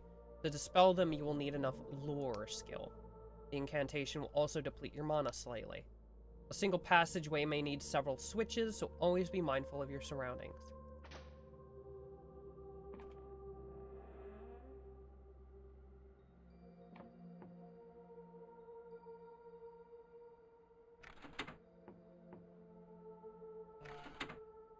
Something has changed.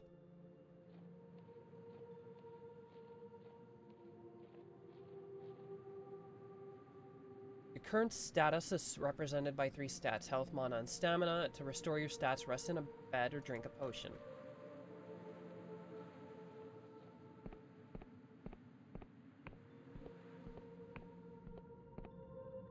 Once again, we got one of these things. Do you serve a purpose? Am I gonna learn about this later? Is it a checkpoint? Like, if I get killed, am I gonna respawn at that?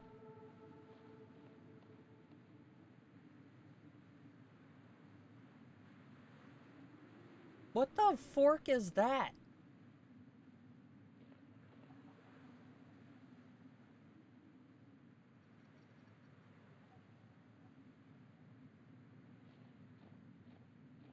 Is this Vogon technology?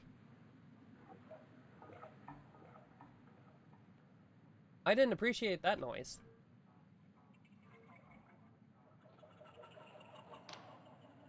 Inquisitor Ignavius is waiting for you in the nearby Inquisition column, Prisoner 17. We strongly recommend speaking to him before wandering forth to your highly probable demise. Oh, it's an Inquisition column. Like, it said Inquisition column, and I was like, oh, a column of troops. No. This. Abomination.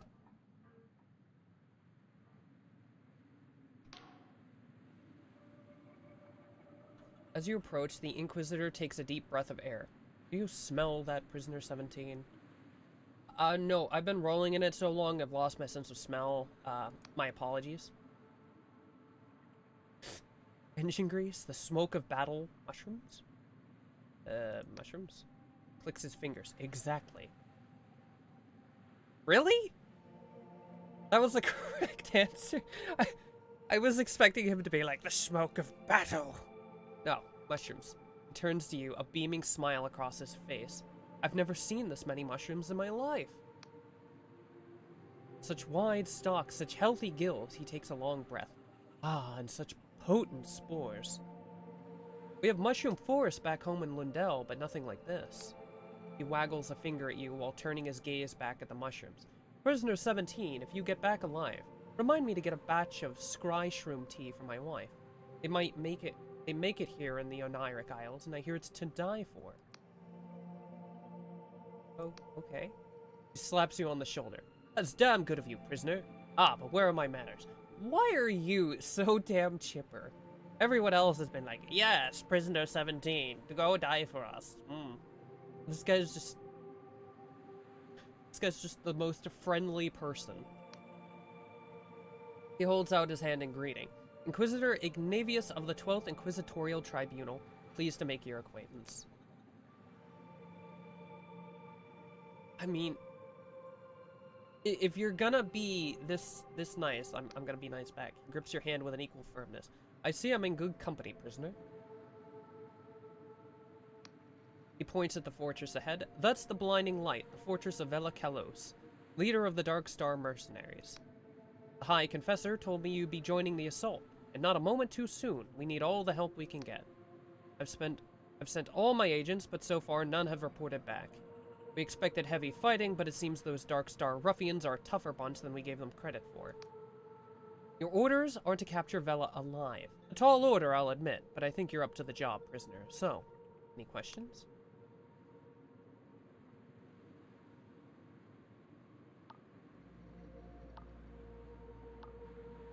How do I get to it? Why, do you see that big cannon looming overhead? That's part of the Blinding Light Fortress and is where you need to get to. Just stride into that main gate, make sure to slay any pesky Dark Stars that get in your way. Once you're in the compound, find a lift mechanism that will take you up to the battlements. That's where Vela has been holed up. Ah, yes. Charge in through the front door. I see why you're losing so many people. Okay, I guess I'll get going. The smile beams. Ah, that's the spirit. Prisoner, I'm sure you'll make short work of those ruffians. And when you're done, be sure to check in with me after the mission. I've taken quite an interest in these Oniric Isles of late, and I'm sure I can fill you in with plenty of useful tidbits. I'm sorry, does this man seem to have it in his head that I'm gonna live through this? If so, I kind of appreciate his positivity, but, I think he may be sorely mistaken.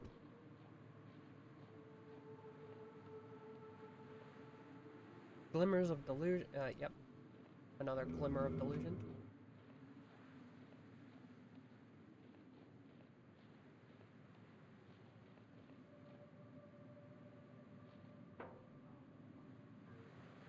Ugh!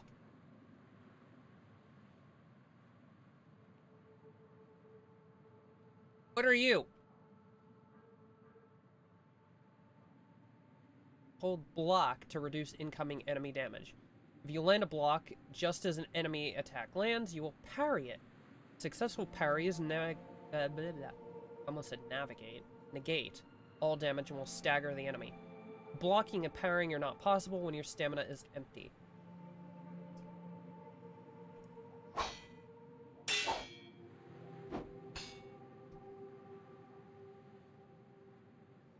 Your attack damage depends on your current stamina. The lower your stamina, the less damage you'll do.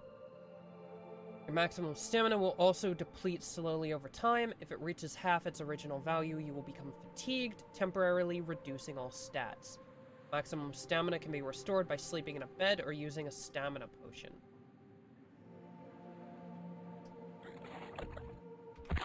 Ow. Okay, there's like... Ow.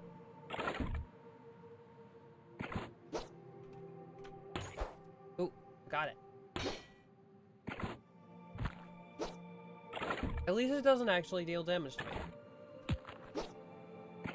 Yeah, you really gotta get it just as it starts its swing.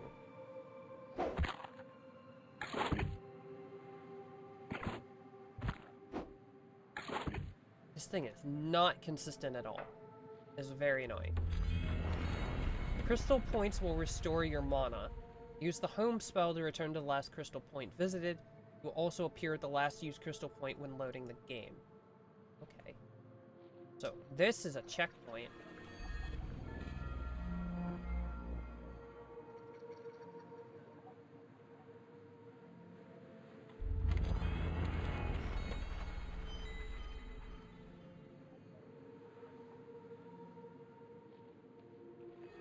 Oh, it's the spooky ghost again. See that looming fortress? It struck fear into the hearts of many who were braver and stronger than you, stranger. It was made in the God War, so the apostatics named it the Blinding Light to ridicule the gods they planned to butcher. Ironic that it should fall into the hands of someone so blinded by ambition and zeal. Vela has claimed it in pursuit of her own twisted heaven, and the Blinding Light now turns its guns towards the faithless souls who made it.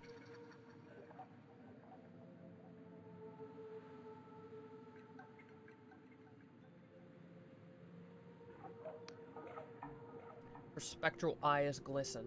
Tell me, stranger, if a hated enemy stood between you and your most cherished ideal, would you strike them down? Would you have the arrogance to take a life in pursuit of your fantasy?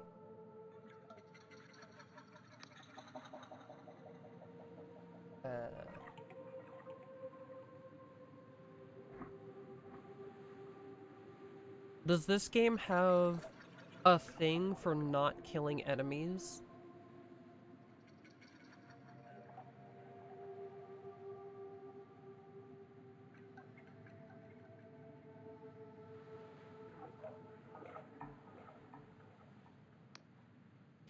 Still, I fear that in a world like this, such a heart will only see you dead in a gutter by the sword of someone far less scrupulous.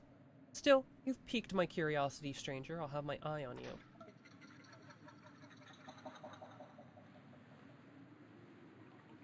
another one of these weird Inquisition mechs. This thing looks broke. Can I fix it? Ooh, there's stuff. Stuff and things! Well, you're dead. More for me. Ooh, throwing that.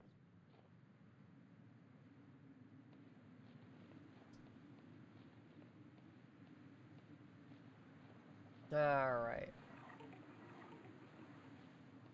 Yeah, just a trail of dead Inquisition soldiers. Nothing concerning at all.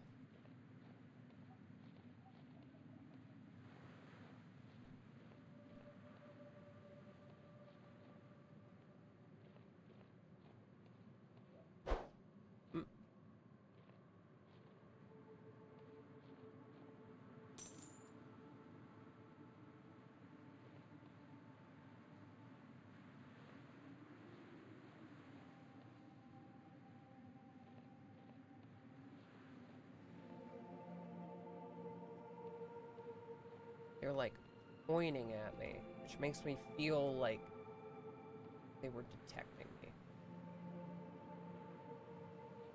I sneak in. Oh, no, they saw me.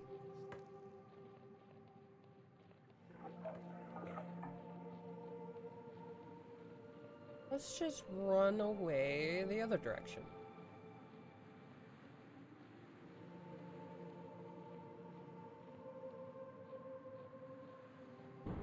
Oh! That's another drop pod. Okay, they're not following me. Oh, there's stuff down there. Including a, well, I don't know what that is. I really couldn't tell you.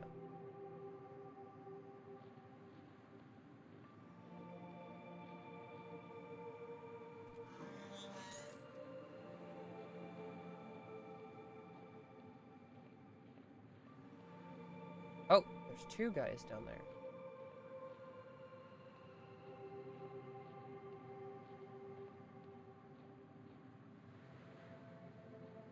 Now,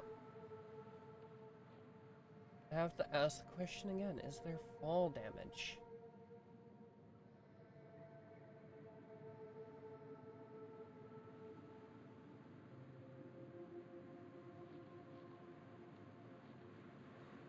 I want to find out what that thing is.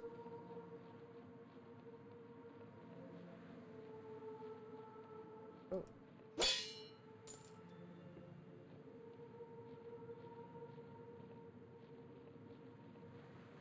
This feels like it's decidedly going to be a game filled with secrets. The lift is not active.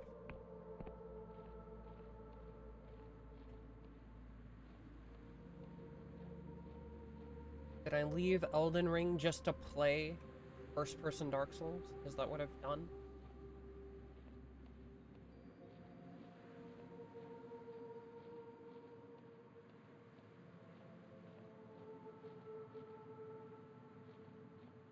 I seem to just walk in random directions.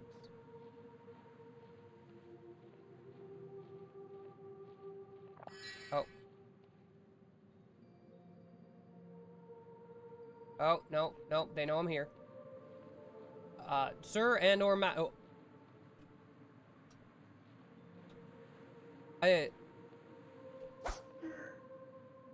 Oh. You have a lot of health.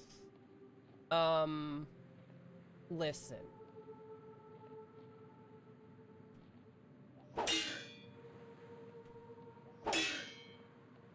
There isn't a dodge button.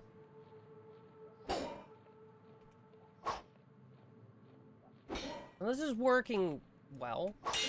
They don't seem very aggressive.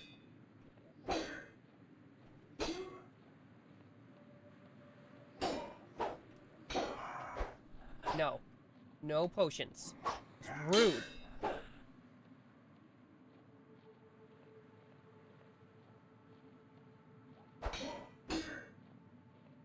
I can get pretty greedy.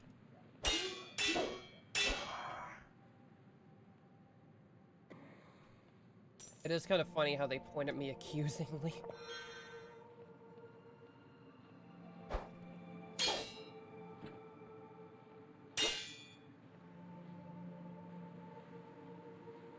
Alright, what are you? Paradoxicus. An impossible flower that seems to shift between different shapes. Can be used as an alchemy ingredient. This herb seems to defy the very principles of reality, often appearing differently depending on how it is observed. Well, that explains a lot. This item needs to grow back. Alright. Well, I have learned knowledge. I now know about the nonsense flower. Oh, I'm a bit exhausted. Alright. Clearly, I can fight the blue men. If only because they don't seem very intent on fighting back. Hey! That's rude. We're not even...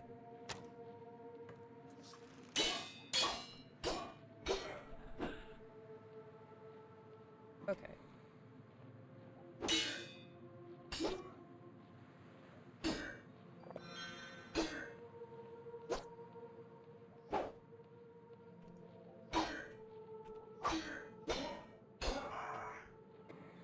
Okay.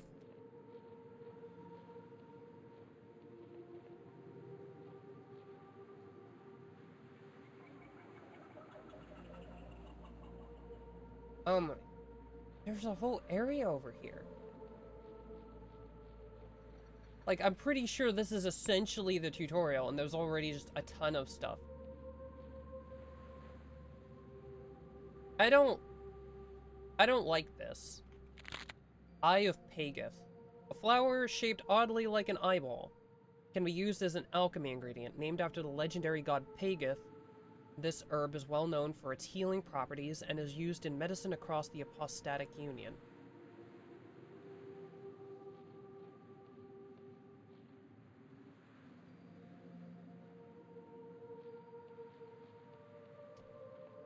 Everything about this game is deeply concerning.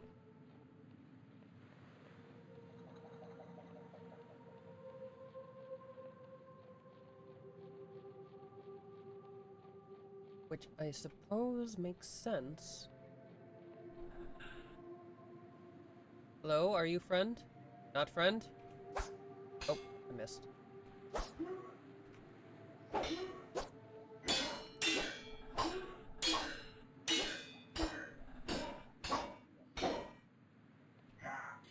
Ow.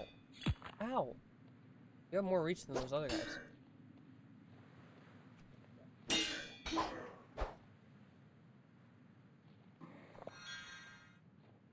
Very PlayStation death animations. This game reminds me really strongly of something. Like everything about this is very... No.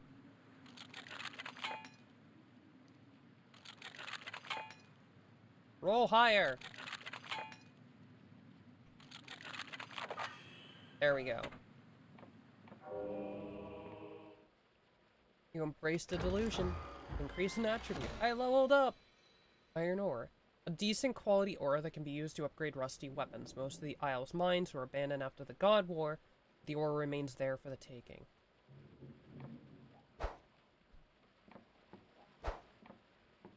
Nothing to break.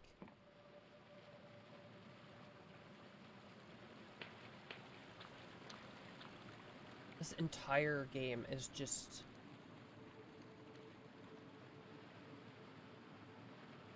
very... Is that somewhere I can go later? Or is that just, like, the surface?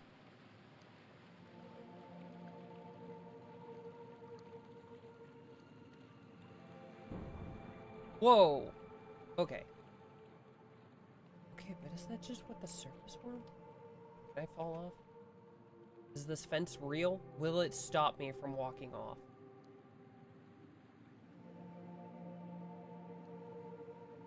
Yeah, it looks like I'm looking down at the surface world and it's just a barren wasteland. It's actually kind of awesome that you can see that. You don't just look down into an endless abyss and they tell you there's something terrible going down there and never showing you.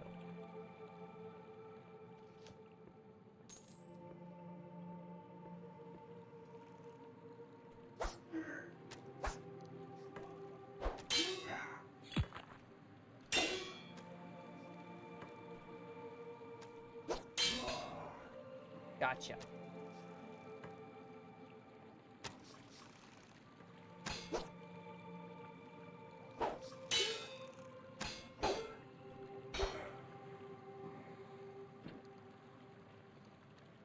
Lockpicks and throwing knives. I lost a lot of health. So, Z to change item, R to use item. Health. Back to full health. That's good.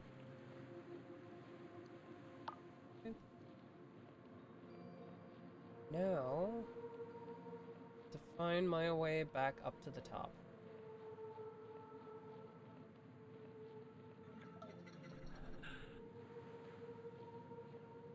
Are the trees making those noises?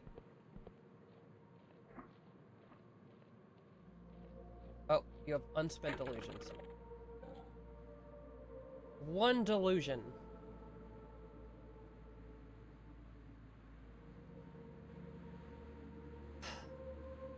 So does this game want me to, like, focus on one thing, or should I be spreading this around?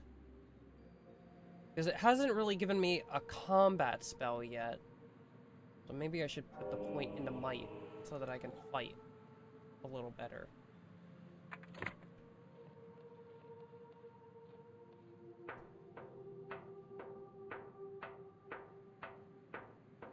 Up and up and up. Hey, there we go. Side door. Oh. This is not gonna go well. I need this right here, this is the rogue path. I don't think I have enough lockpick skill to make it through there without running out of lockpicks. Which begs the question, does that mean there's a magically hidden secret entrance somewhere? I didn't notice anything.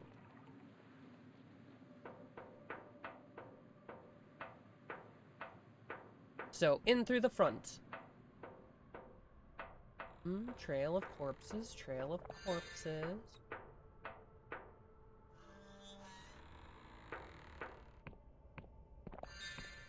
Excuse me, new friend.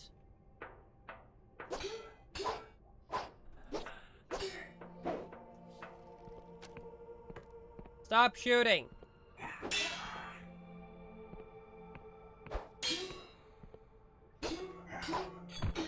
Ow.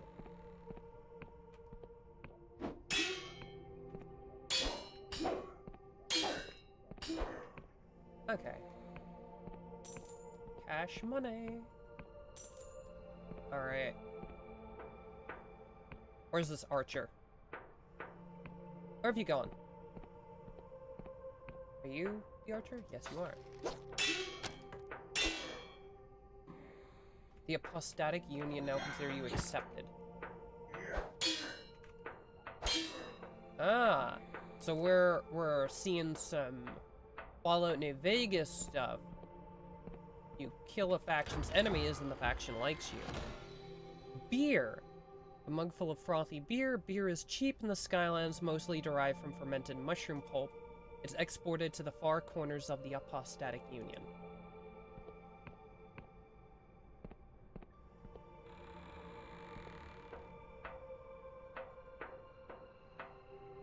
Ha.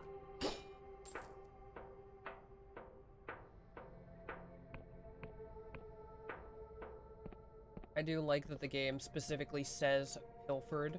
It is very clear these are not your things.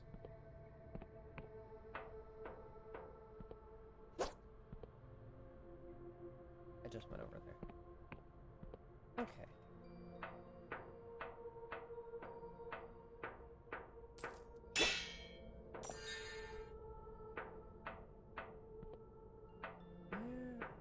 I need to keep my eyes out for secrets.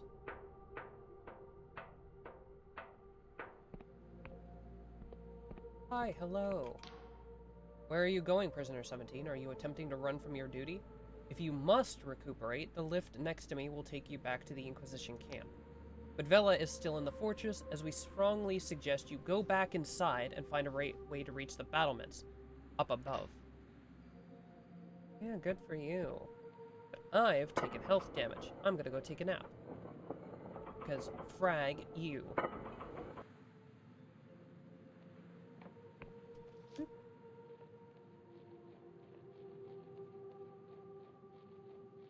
Really, people expecting me to do all this work without union breaks or anything. You know what it reminds me of? This game really... like, soundscape-wise, it definitely heavily reminds me... Excuse you. The soundscape really heavily reminds me of, like... PlayStation 1 RPGs. Like, especially Darkstone. It feels very Darkstone. But in terms of visuals,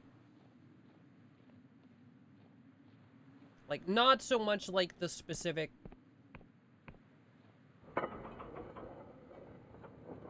Not so much the specific visuals, but the general style of how the world is designed reminds me of Morrowind. Shortcuts everywhere.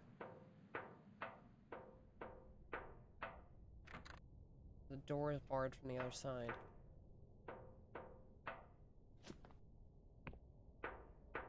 That must be where that secret passage lets out.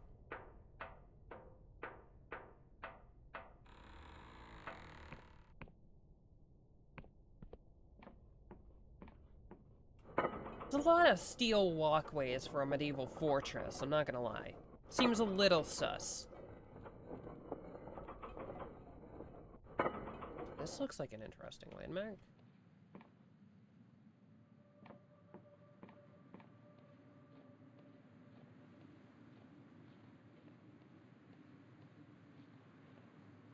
Hi. No.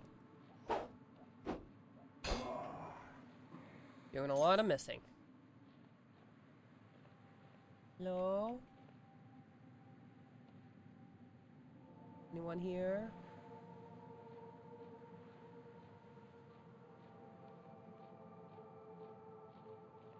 Ooh.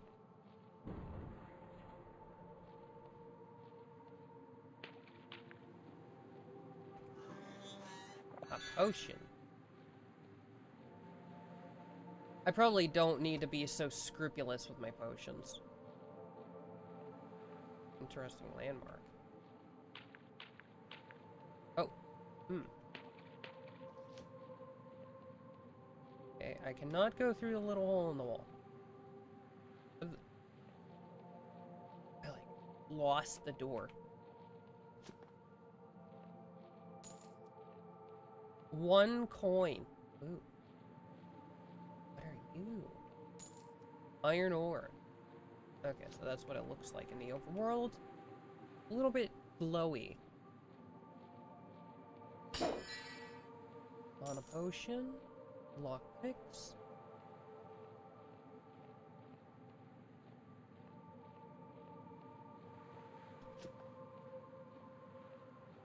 It's probably only being so nice with items because it's the tutorial. I have the distinct feel. Oh. Something has changed. Paying attention pays off. You find secrets.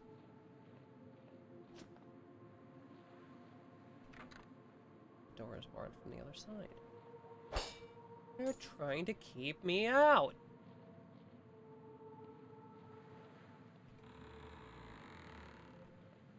Hello? Oh, hi.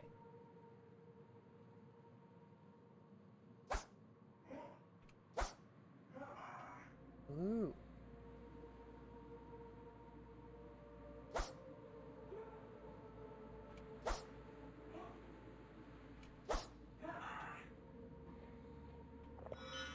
Throwing knives doing work.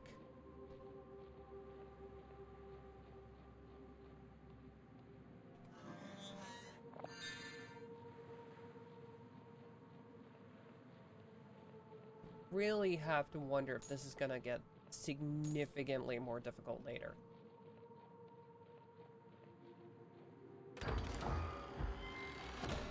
Ooh, a leucosic bomb. A vial of fine white powder distilled through alchemic processes. Extremely volatile, the flask will explode on impact when thrown. That sounds like a thing I'm accidentally gonna kill myself with.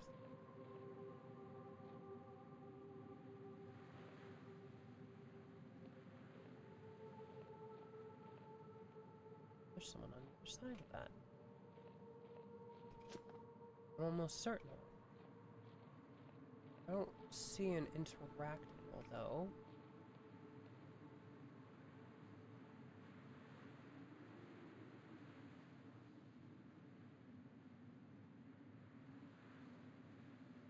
Eh.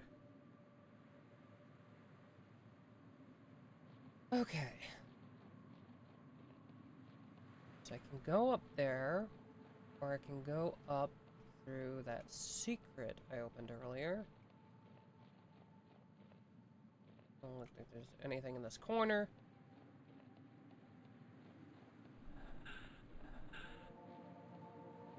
Oh no, I'm tired.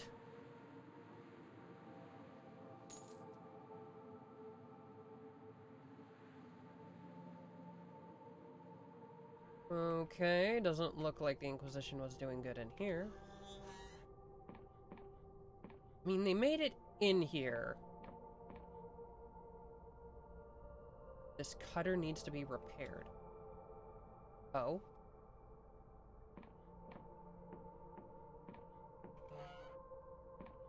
Can I get a repair tool? Can I steal this? Is this mine?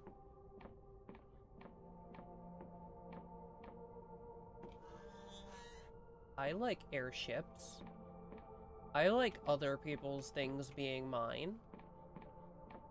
Especially when those other people are trying to kill me.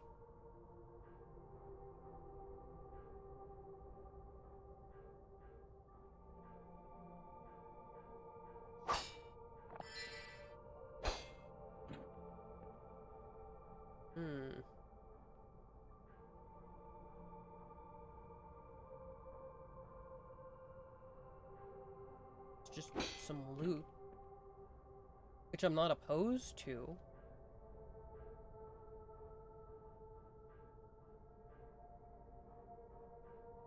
Is this whole area just for this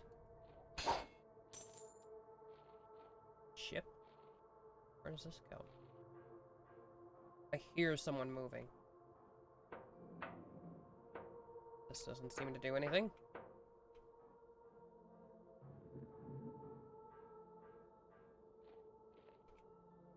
The lift is not yet active. I feel like lifts normally get activated from where the... Someone's opening doors up there. There's someone up there. Oh. Are you the person I'm looking for? You look different from everyone else. I'm gonna go this way. Don't follow me.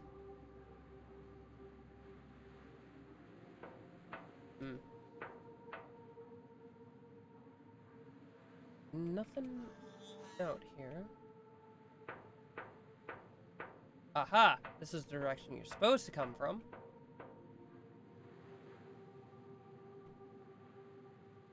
Can't open that.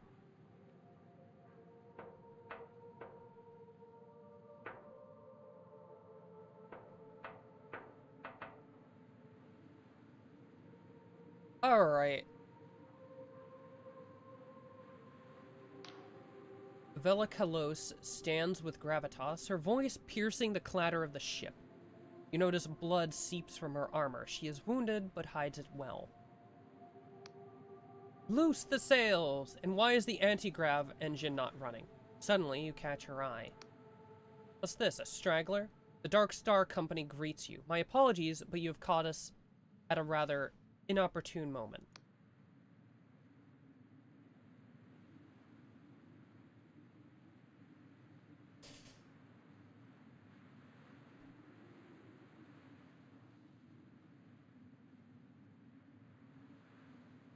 See, I had a feeling they would give me this opportunity.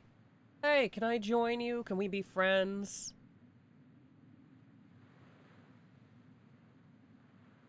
But it's one of those things of like, I get the distinct feeling they're not the good guys either.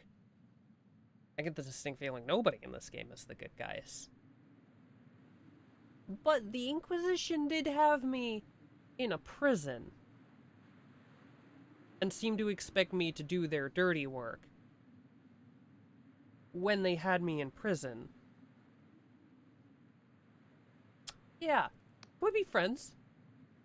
I mean no offense, but the Dark Star Company has certain standards. You don't quite fit the bill. Prepare yourself, straggler. Great deeds are afoot. Deeds that will bring the apostatic union's tyranny to an end. And that will usher in a new age of heaven. What does that mean? And with that, we must take our leave. It's been a pleasure, but I doubt we'll meet again.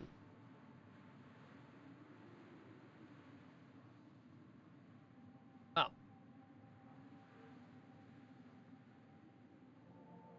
The fortress needs repairing before that will work.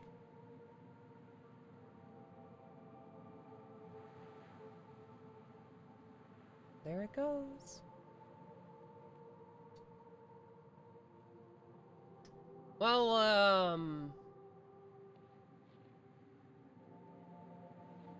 guess I need to report this.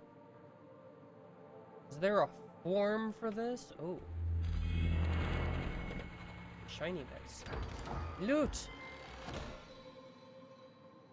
Entice. This oddity of a spell draws upon the caster's force of personality rather than their arcane knowledge to sway erstwhile enemies to their side. Much studied by academic wizards, the nature of the spell remains something of a mystery, but its power is not in doubt.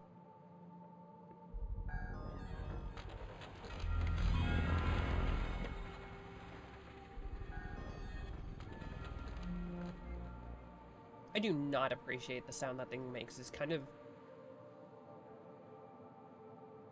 Whoa. Reanimality. Reanimality. Welcome. Oh, it's you. The High Confessor wants to speak with you up on the platform. He mutters under his breath. But what she sees in a wretched prisoner is beyond me. I'm the only one who made it up here before your target left. My model looks sick. Thank you. Thank you. Reddit did such a good job on the art. It's fragging awesome.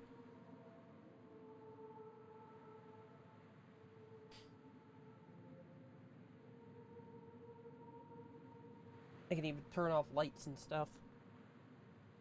Eyes off. Eyes on. Lights off. Lights on. Sometimes the button doesn't work, though. These guys' helmets are creepy. Up on the platform. Which platform are we talking about? The one that I just walked off of?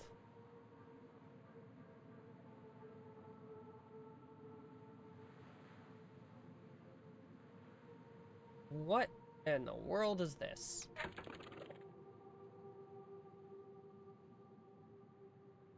What?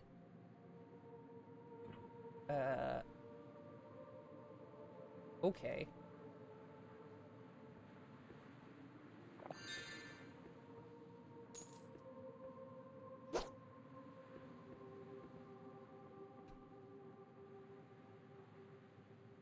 Now I need to find some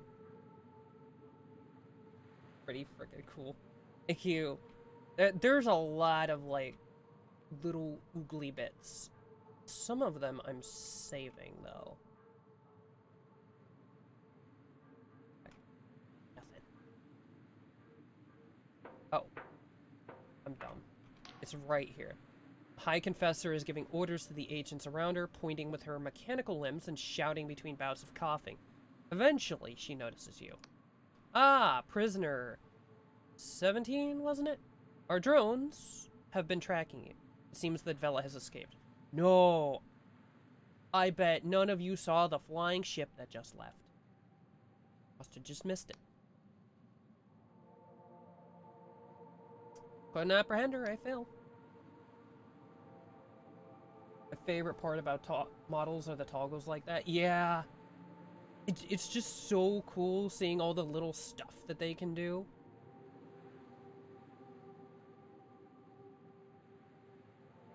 Especially, like... I don't know where my brain was going.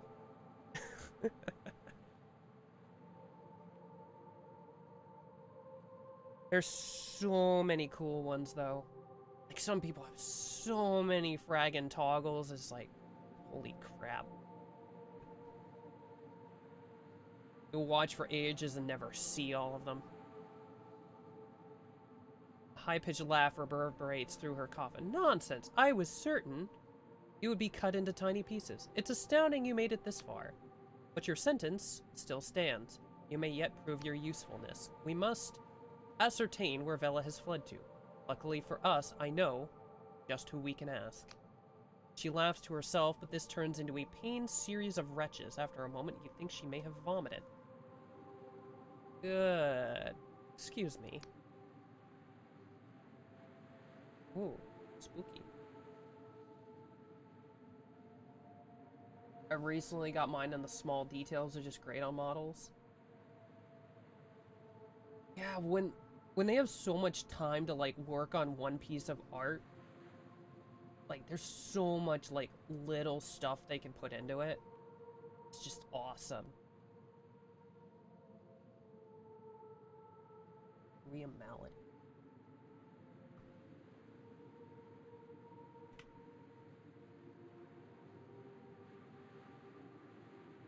Especially when it's stuff that you didn't even, like, think of. Like, it's one thing when it's stuff like, oh, can you do this and add that and that to this?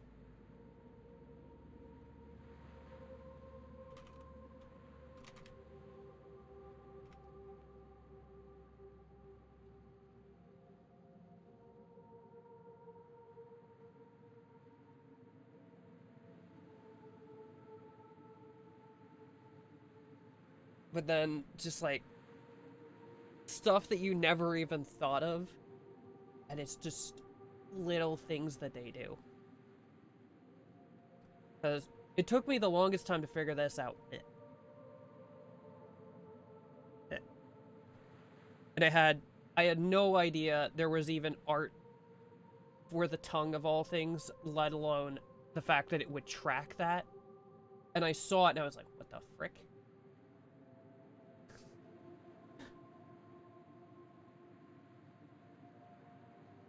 Yeah, they do such a good job. I guess it comes with the territory of just doing something that you enjoy doing.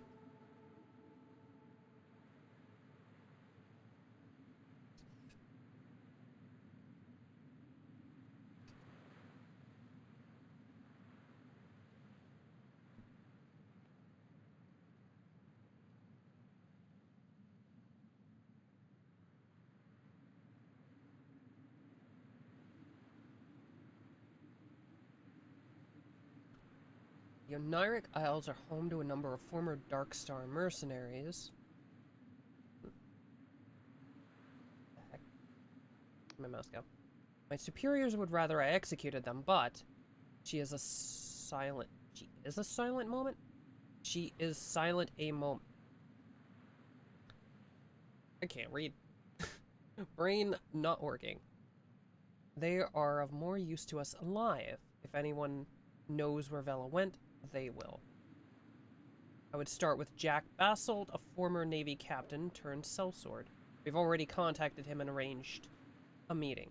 You can find him at the Wobbly Noggin pub in Hallowtown, in the center of the Oniric Isles. You know what? At least reading a sentence in universe in this game doesn't sound like I'm speaking gibberish. Yeah, depending on who they are, they kind of just have fun with it. Brain lag, it happens. Me, especially. I think brain lag is not uncommon with people who decide to VTube. I don't know what it is. It attracts a certain, like, breed of person, I think. Brain no work so good. Basalt has promised to direct us towards his comrades in exchange for the polymath's pardon. He can help you find the others. Why me? The Dark Stars are deeply mistrustful of the Inquisition. You could say we've had a few run-ins in the past. As one of our newest and most amenable operatives, you may have better luck than another of my agents. Sure. These islands are on the very fringe of apostatic Union territory. There may be worshippers or even minor gods who have fled the Union's purges tucked away here. The only assuredly faithless place is Hallowtown.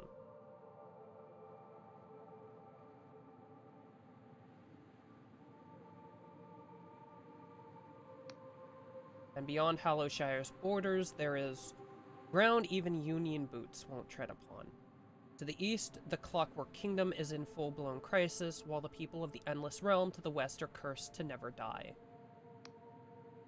My tribunal will establish a command post in this fortress, the Blinding Light. Return here to recuperate, if you wish. Oh, and one more thing. From now on, you'll be known as Confessor 17. This doesn't change your crimes or your sentence, but it sounds a little better than prisoner, eh? Yeah, okay, I'll be going. Farewell, Confessor.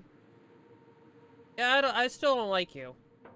Especially you're stuck in a pot. Seems sus. Sorry if I'm sidetracking you from the game. No, don't worry about it.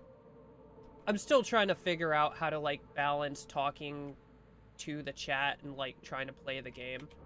It doesn't help that it's a game where I feel like I have to read it out loud because nothing's voice acted. But I don't mind at all. I enjoy talking to chat more than anything.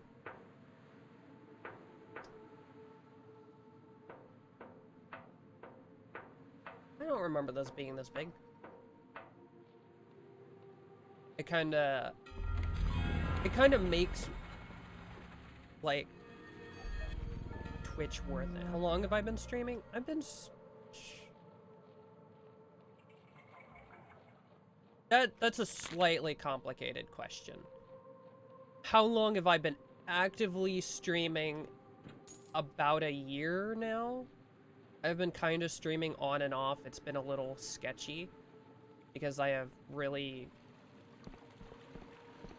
crappy work schedule. However, I have streamed before about 6 years ago, but I only streamed for like 6 months at that time. As streaming with a face cam really stressed me out. That's why when I saw the, like, whole VTuber thing, I was like, oh. Oh, that's cool.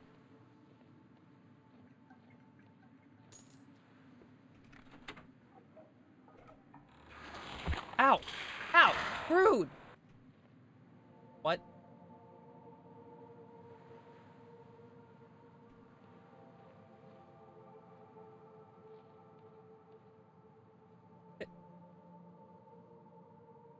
I get that completely. Yeah, I think VTubing really opened up streaming to a lot of people who enjoy, like, who enjoy streaming but don't like showing their face or like, oh no, it wants me to lockpick this. I'm not burning all my lockpicks on this. Not on a 5. Honestly, VTubing kind of just lets you express those creative muscles and you can show off to everyone. That's what I love about it. Yeah, it has a strong creative element to it, and you can have like, I think my thing was always that like I could have streamed without the face cam, but I always felt like not having a face to attach to the streamer really puts people off.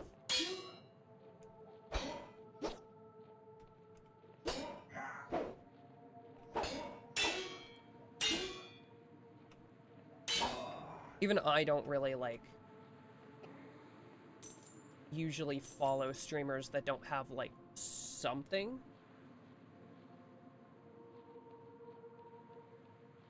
So like either having a face cam or a VTuber avatar or something to just like get a sense of like personality. Hi? Friend? The Darkstar mercenary languishes, an ale in one hand. She barely registers your presence. Huh. Are you with the Inquisition or some petty thief coming to pick at our corpses? I'm just gonna be honest here. I'm hunting your leader. Do as you please. I'll not hamper you. That wench has led us into enough trouble. She swigs the ale, most of it splashing down her face. I mean, that'll happen when you drink ale with a full helmet on.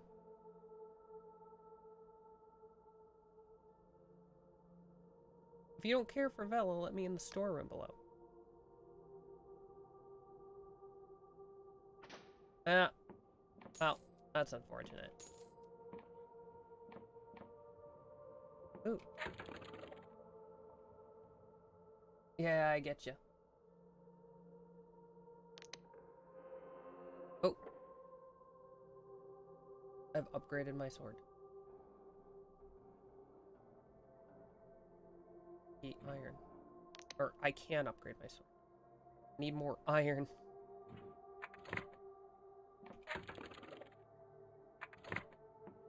Okay, well, I found where I can upgrade my sword when I find that third iron I need.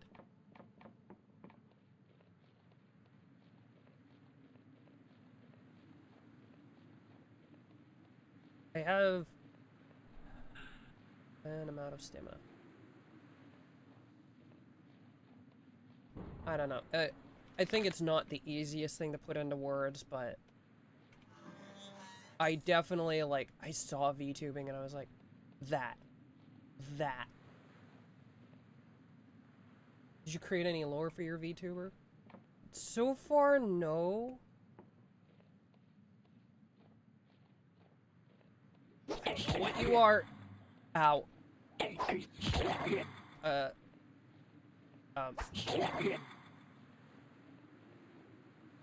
don't like this.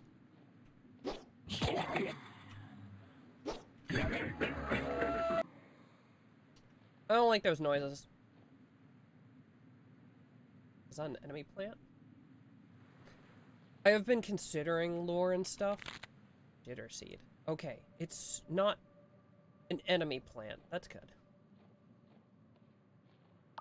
But I've been kind of up in the air.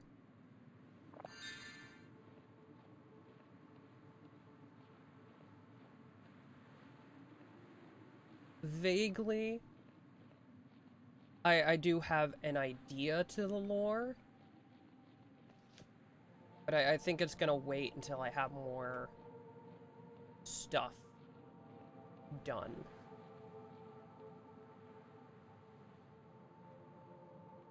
You don't need lore, but I think you should give it a shot if you enjoy storytelling stuff. Yeah, it is my plan to do it. I do really enjoy storytelling D&D stuff.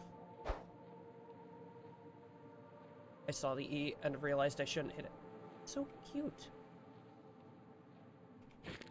Silk.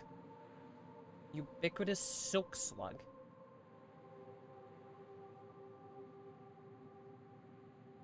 Sure.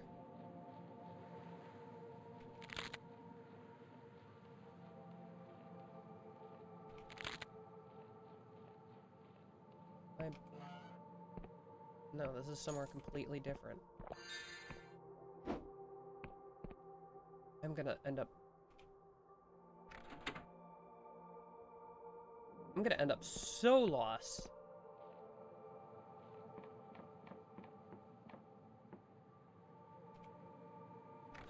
Because I do really enjoy storytelling and stuff.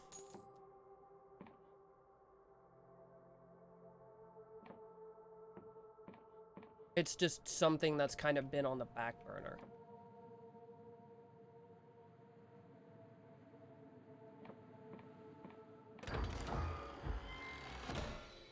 Ooh.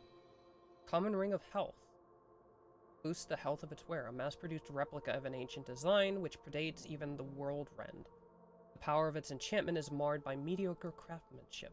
Can I equip it? Yes. What's this? This looks like something I should be able to interact with, and I just can't. Morning.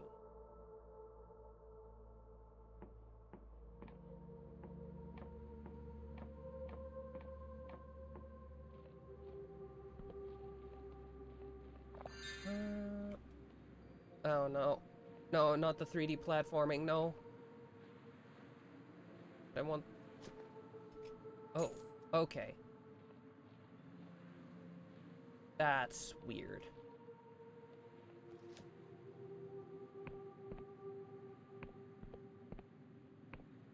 I do not like this game's jump physics.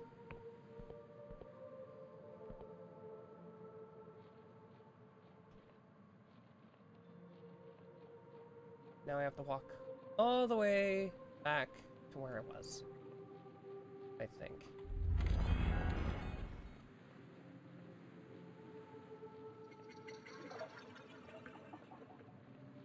Where?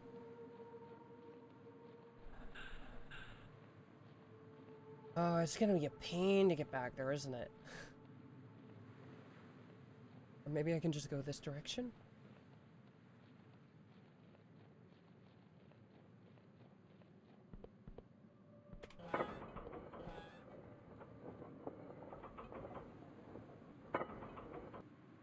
I have my whole lore figured out, but it's all in my brain, not written anywhere. Oh, I do stuff like that a lot. Where, like... I have something, like, prepped, and I'm, like, convinced that everything makes sense. But I have everything in my head. So I'm like... Oh, this should be obvious, and that should be obvious. But then I don't actually write it down anywhere. And then I'm surprised when people don't know it.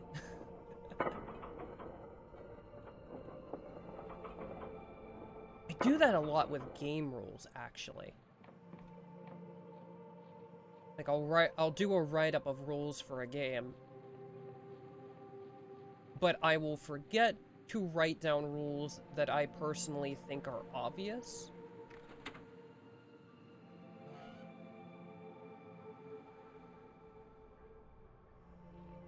And it just becomes a great big mess.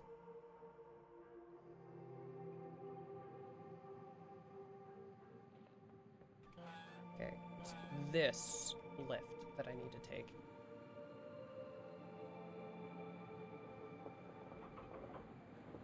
I've always wanted to try D&D, but I feel like it's hard to get into.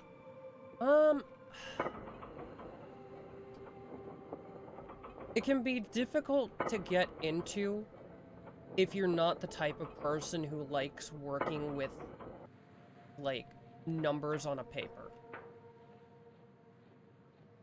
Because while D&D is largely a role-playing game,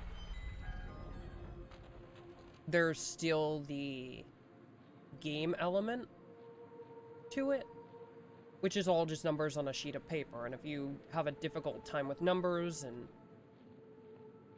working out how that kind of stuff works. It can be difficult to wrap your head around any tabletop RPG. I find that generally, any RPG is a lot easier if you can find a person who already plays it to teach you how to play it. Like finding a group that already plays. Because they'll generally largely be willing to teach you.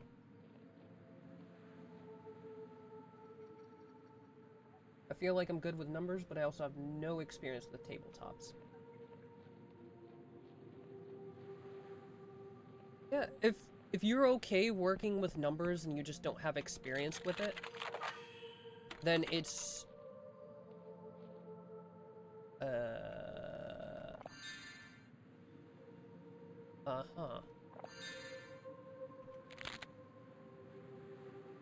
That's not a mushroom. That is someone's brain. I'm sorry. I'm sorry.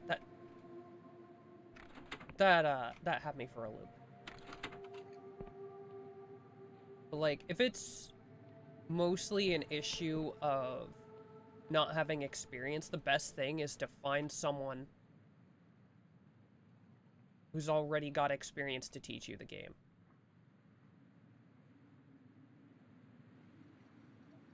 Such a low poly game. This game has some stuff going on.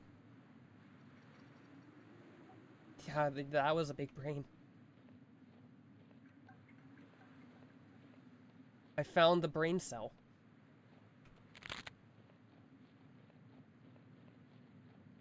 But apparently people are using it for cooking.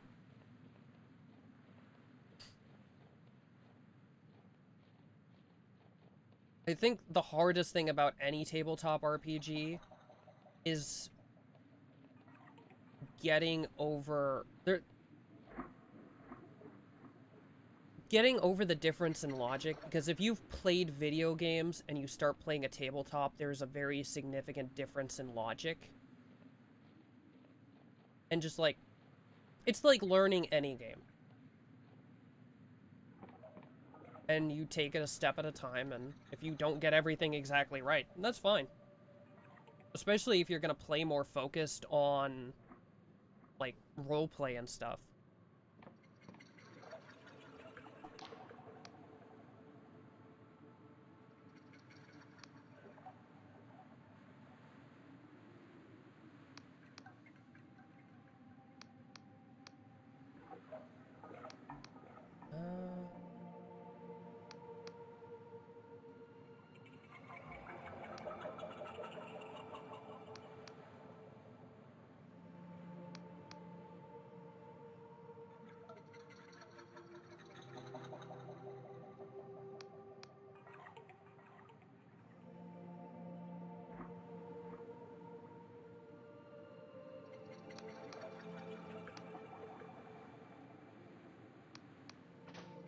Yeah,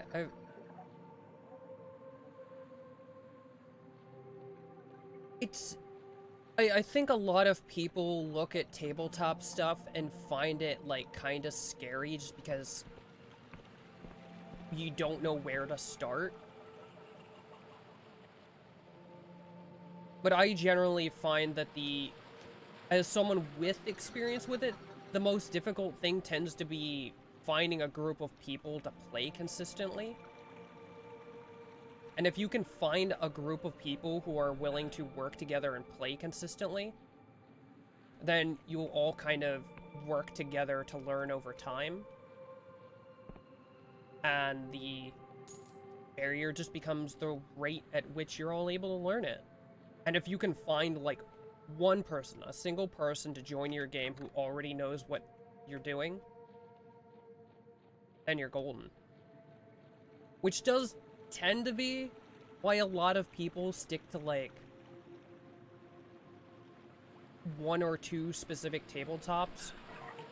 Because most groups start from the seed of, like, one person who's already played 5e D&D, or one person who's played Pathfinder. And then just everybody plays that, and then they spread that. So there tends to be, in the tabletop community, quite a lot of everybody playing the same game.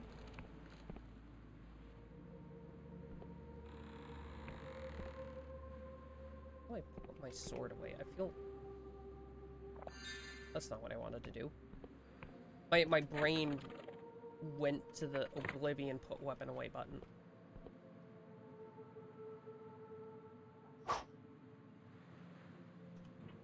Is there a control for that?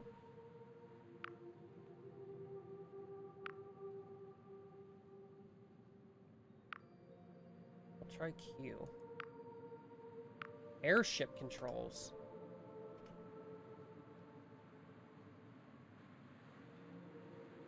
This may be a dumb question, but are you aiming for Twitch affiliate? I mean, I'm making the effort. I think... How do I put this? It's one of those things of where, like... I think everyone who streams on Twitch kind of wants to do well. Like, I want there to be people here for me to talk to, and I want to enjoy my time streaming on Twitch.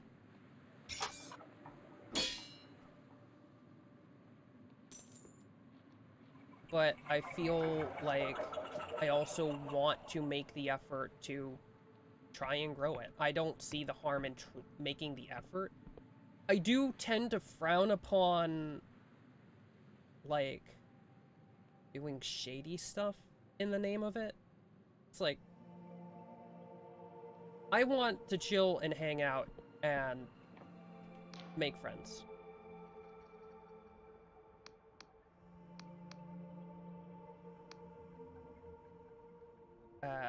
You want to weigh me? Uh-huh.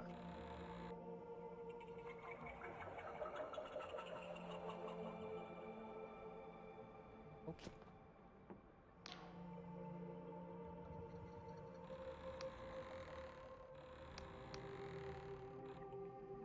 Prime glyph says you're a criminal. He shoots you a stern glance. The lesser glyphs are harder to parse. Let's see now.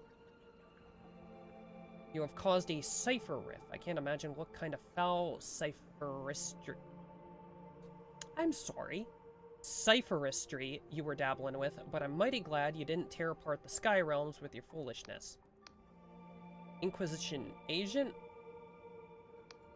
Begging your pardon, at first glance I thought you might be one of those Darkstar mercenaries running from the Inquisition raid. But you must have been fighting those scoundrels.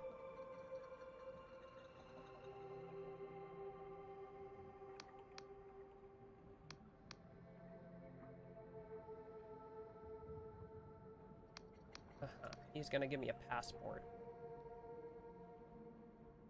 So you need help tracking down god worshippers. I think you'll get to that point. You seem like a gem. I can only hope. I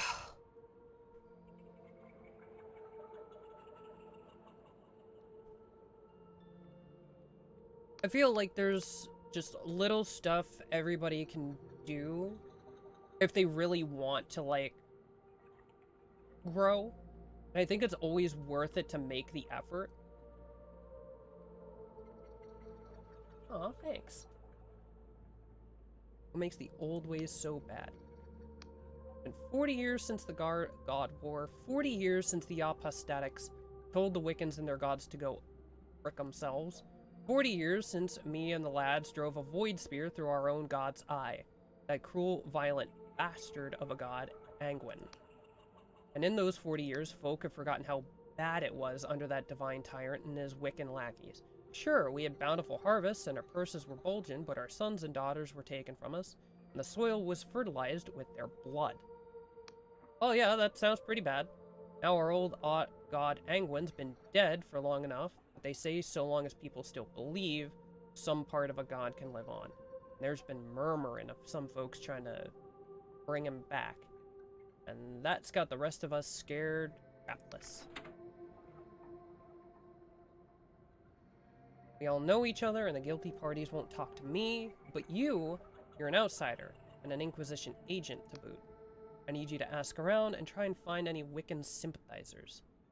So we can sort this out quiet-like before the villagers start lopping each other's heads off in a frenzy. Find something out and I'll dispense you a Union passport that'll grant passage to Hallowshire.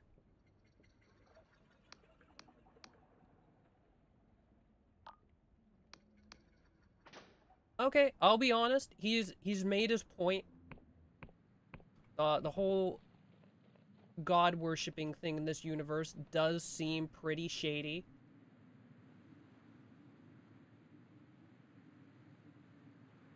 Okay, it has a chain on it. I was really concerned, because those things were attacking me earlier.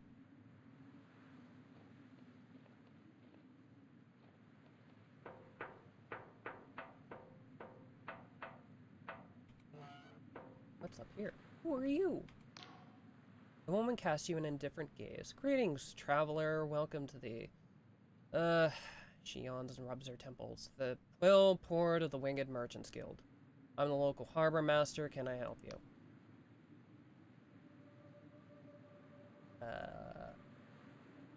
What does the guild do? She takes a sharp intake of breath as if the question was a particularly confounding riddle. Well, we oversee the transfer of goods, impose tariffs, check for contraband, that sort of thing. Quill is a pretty quiet place, so we don't get much traffic. Once a week, a merchant ship, usually a cog or a sloop, comes from Hallowtown with exports from the Union Heartlands. Maybe, once in a while, we'll get a dhow from Al-Asfara. And after we unload their goods, what do they want? Scryshroom. Always fricking Scryshroom. I swear if I have to winch one more crate of the stuff. Okay.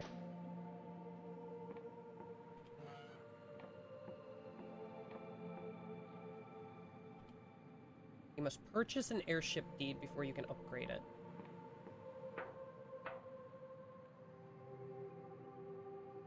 The voices are screaming.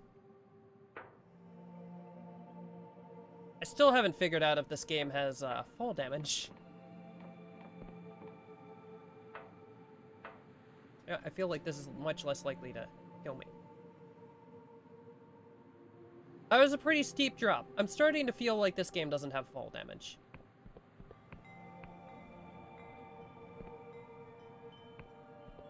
Seriously, I still don't know what that thing is.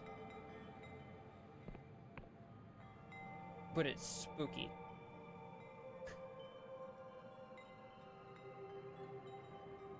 Fall damage is always the first thing I check for.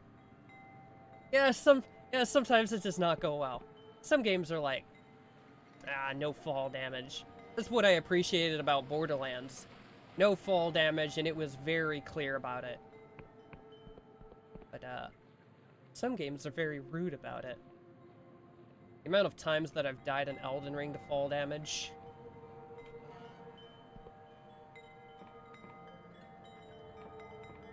No entrant. The owner of this place won't let you pass this point. You know, this is the clearest a game has ever been about don't go this way. The woman sits with her eyes closed, a pained expression on her face. Various medallions and necklaces hang around her neck, suggesting she holds some important position here in Quill. She mutters under her breath, "Flames, oh flames, we have to douse the flames. Is everything okay?" Ah! She looks at you with a frenzied intensity to her gaze. "What are you doing? You've got to get out of here! The Dawn Lob will burn you alive!" Not a lob, whatever's next, the Flanganip?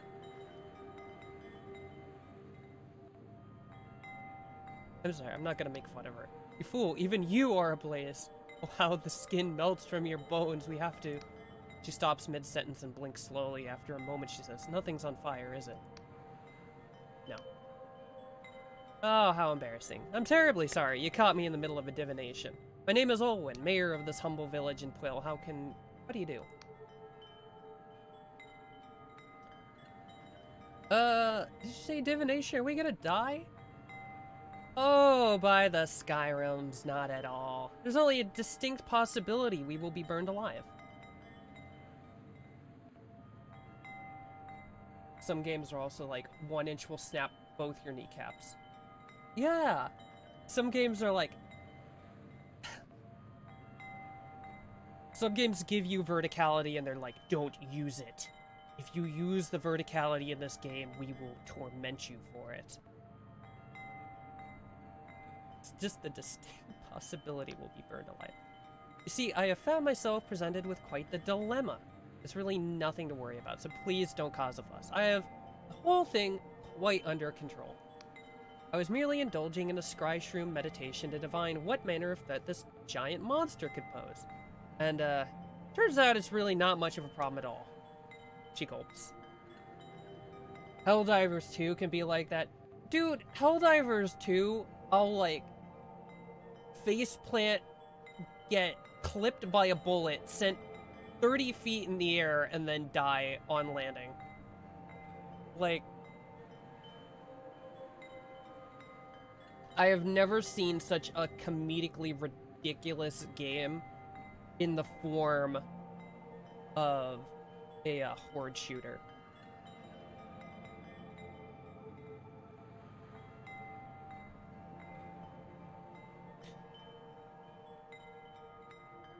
My friend loves the jetpack. He just loves to freaking break his knees. I survived a hell bomb going off only to get flamethrowered by a Hulk seconds later. Yeah, sounds about right. You like hit the deck, you're like, wow, I survived that. And then something like shows up in your peripheral and just racks you.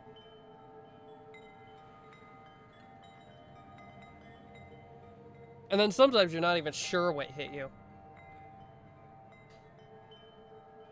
At the very least, every death is comedic.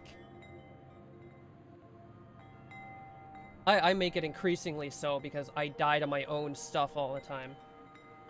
Because I'm the kind of person who insistently brings mines. And anytime I'm running from something, I just drop the mines behind me.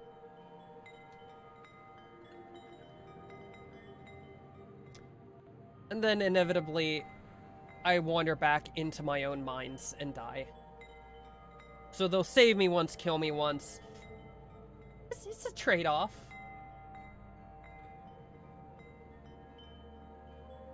If you ever need a buddy for Helldivers 2, you can always ask me to spread democracy. I will keep you in mind. I have to...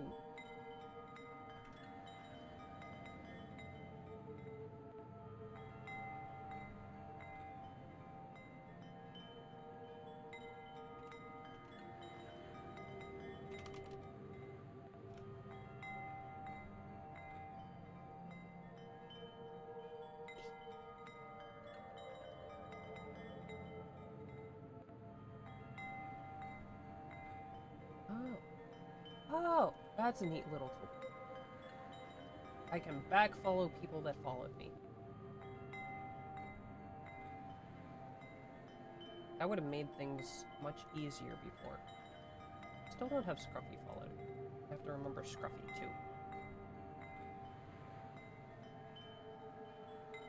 More people to spread democracy and cause chaos.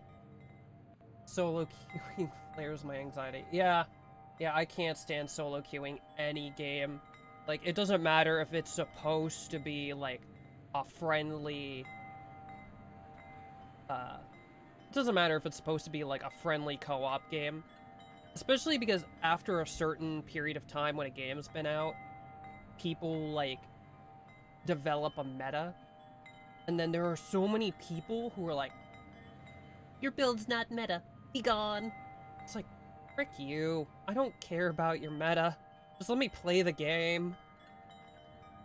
So I pretty much don't play unless, like, I have a group to play with.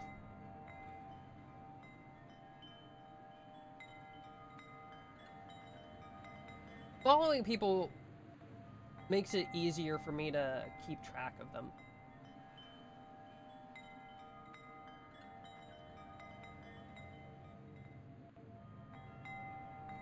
So it's all chill. Not to mention, whenever I'm not streaming myself, I'll just, like, pop into chat on people that I know.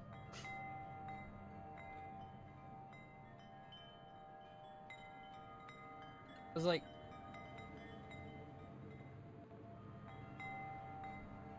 no problem. It's just nice to, like, hang out.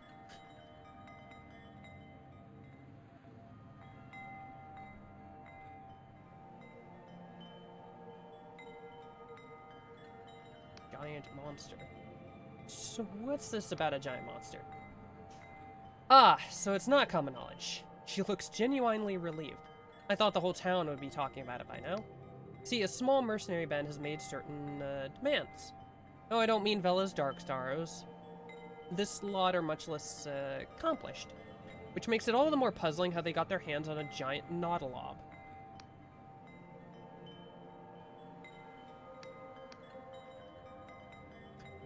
It's just a Skyrim's mollusk that you find around these parts, easily recognizable by their shells. But I had absolutely no idea they could get this big. So is that giant thing I saw in the background chained up? I feel like people would have noticed that. I haven't streamed in a while due to my new model and stuff, and it's hard to get motivated to set up OBS. I feel that. I've been off this week, and I was like, oh man, I'm gonna stream so much when I'm off, and I've been not streaming. I think this is only like, only the second time I've actually streamed since I've been off.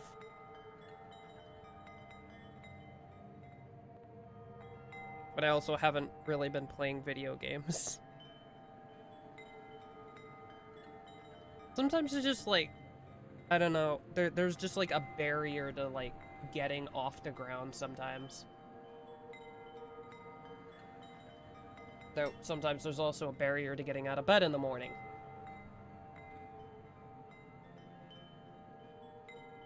And the more barriers you have, the worse it gets. Those mercenary scoundrels are threatening me with their huge Nautilob. They claim they'll sack the town if I don't comply with their absurd demands. I really don't want to cause a panic in the town, so I'm at a loss of what to do. But if someone could sneak into their fortress in the southeast and ascertain whether this Nautilob thing has any weakness we could exploit, well, let's just say that person would find themselves firmly within my favor. Sure.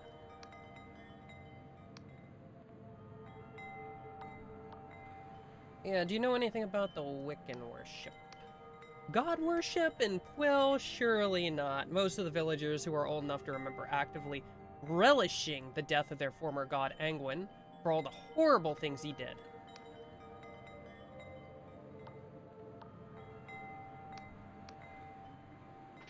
Alright, so from the sound of what you're saying, it's the young people that are a problem. People who weren't there for the god Angwin being awful.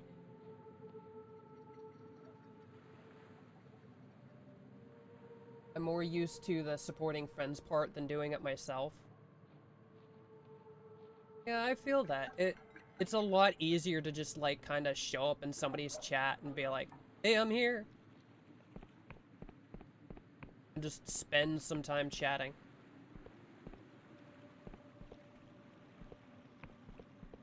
It can also be draining, like, streaming. Although, I think it depends on the kind of person. Like, I find it weirdly energizing doing this. Oh, there's lockpicks. But each person kind of has their own thing. Like, some people just have a limited social battery, and after a while, they're just like, yep, I'm tuckered out.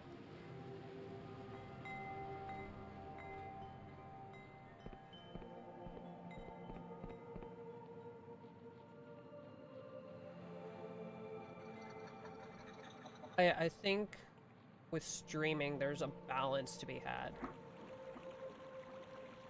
Especially with, like, small communities supporting each other.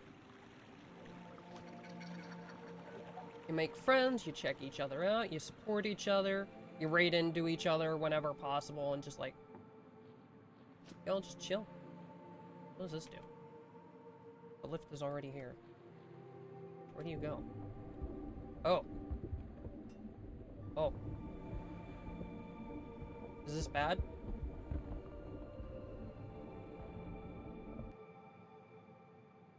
Two hours was my stream limit. It was hard after that.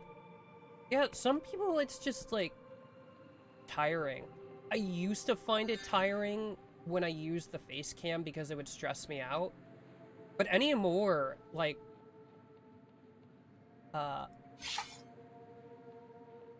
if you look at my history, I say I've only I don't like what you're doing. Ew. Yeah, my stream earlier this week. I said this is only my second stream this week, but my other stream was 9 hours long, so I think that makes up for it, probably. I don't know. I'm one of those people that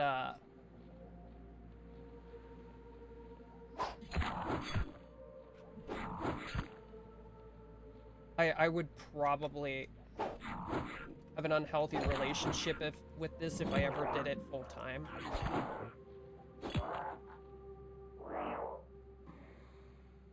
Well, now I feel bad for him. Because I could just go for like forever.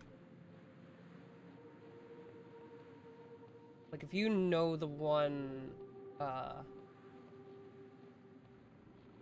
Hollow Mem Kyla,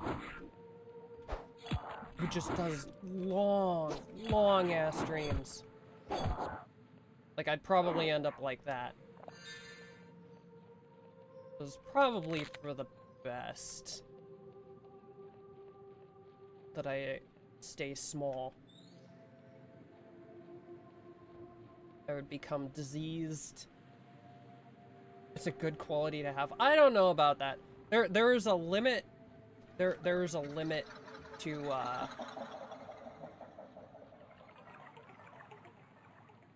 streaming for long hours.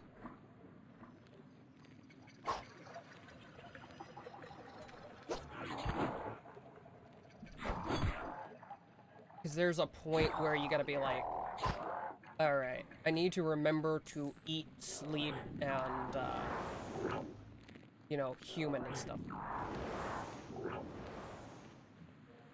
And this one shoots projectiles.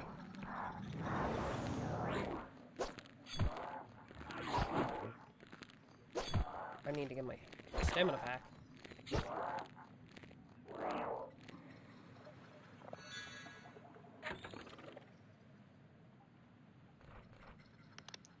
Stamina potion. As long as it's not endangering your health. This is true. I just have to remember to take breaks when I do long streams. Because I'm the kind of person where I get, like... I tend to, focus too much. And I'll become very... Oh, there's the big guy. I'll become, like, very hard focused on something. And I'll just, like, forget everything else.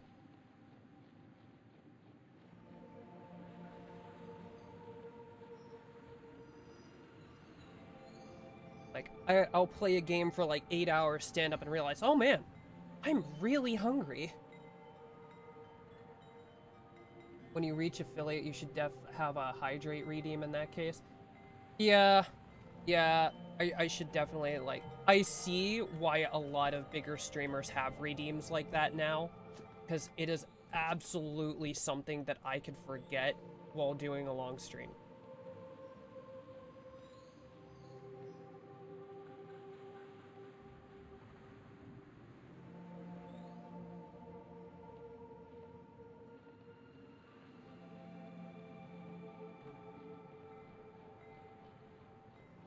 Once more, the concerning flower.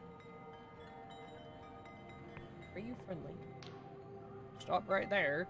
The man brandishes a particularly rusty sword in your direction. You're not. kicking, are you? No metallic limbs, leaky joints.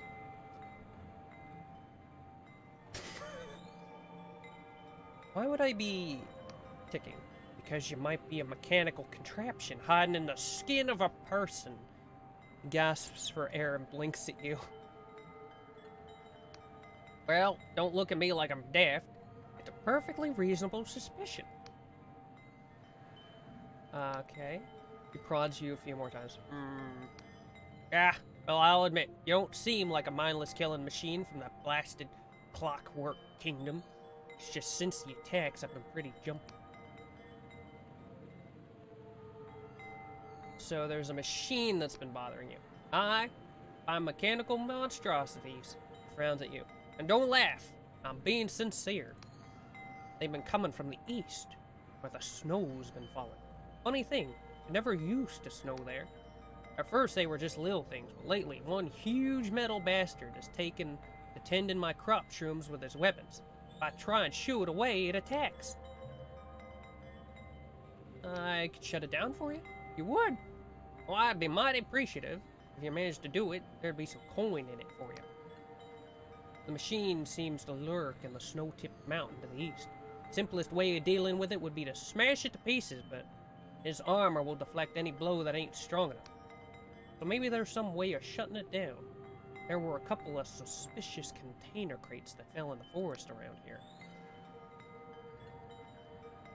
Okay. Gotta go.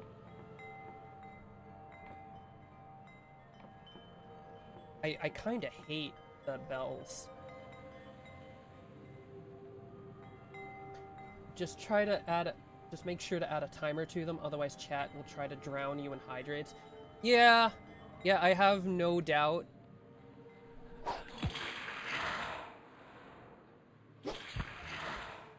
The number one thing I do want to get to affiliate just because I like chat having all those little tools and stuff. Because it's fun interacting with stuff like that. But it is, as you say, if you don't put stuff on timers, chat will just spam it. I've seen so many clips of larger streamers who, like, added some new redeem, didn't put a timer on it, or made it too cheap, and just dying. I may or may not have been responsible for that a few times. Allegedly. Oh no, I would never. Elixir of regen. Temporarily boosts stamina regen.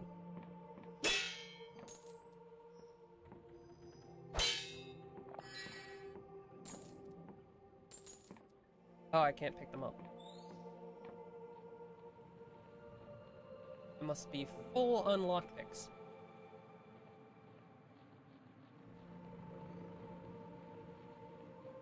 Ah, yes. The eyeball flower.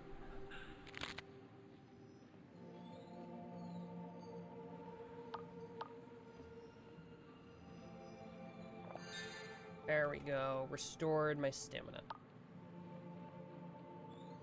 What's over here? I see shinies.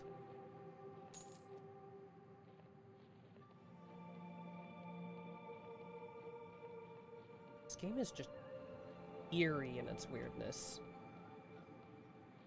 You'll get to affiliation soon, I'm sure of it.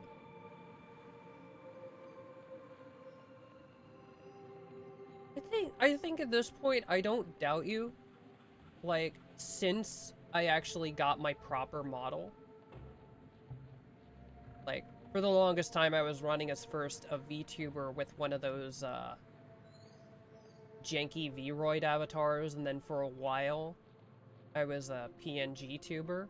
But since I got my proper model, I have been growing disturbingly quickly. So, I think you got the right of it. I feel strongly. Herbs.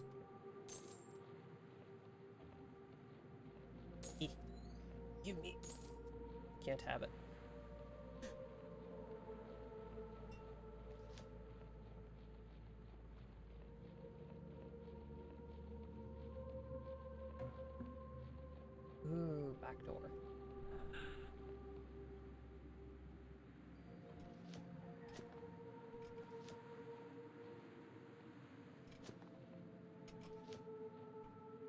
physics on the jumping is a little bit weird.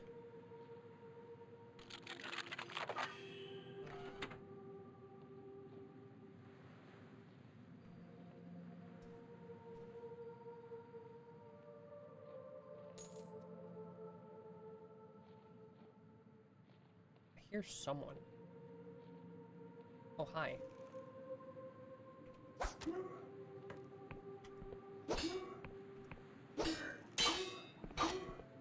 Someone shooting arrows at me. Please stop.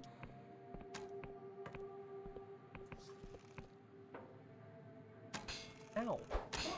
He waited.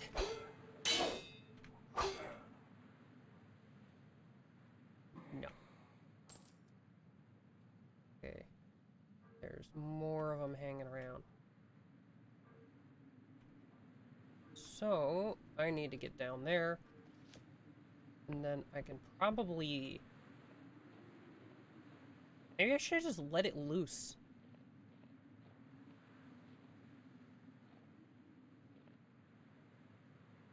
You also get to have cute emotes. That is one really exciting thing about getting to affiliate.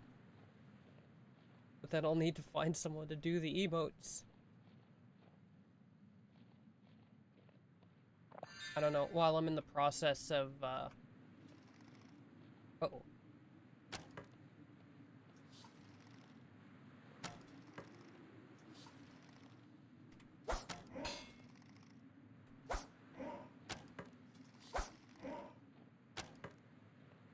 Stop.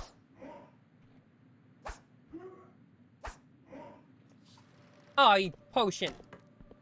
You bugger. Oh, hi. Ow. Desist.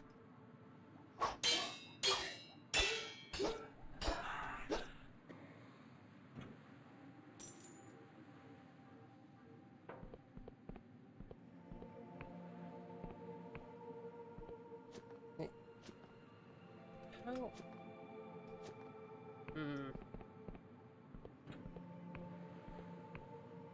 That's a big bolt.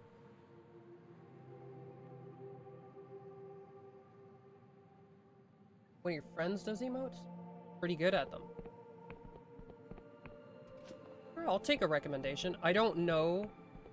I don't think my artist who did my model does emotes. So I'm all ears for recommendations. Lockpicks laying everywhere and I don't need them. I was worried this game would not give me resources. And... That's the wrong button.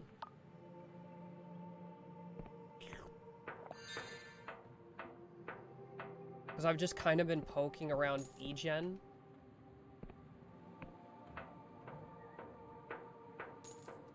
But I'm always a bit more willing to deal with people when I get recommendations. This is where I use up some lockpicks. Wheezy Cat. I actually have no idea. Yeah, I'll just look her up quick.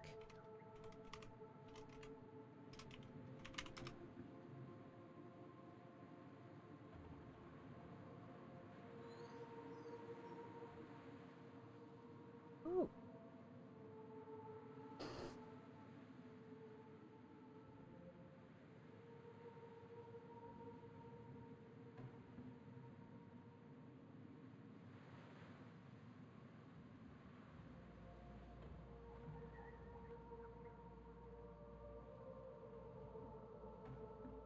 I think I found her. I will have to check to see if I have links turned off.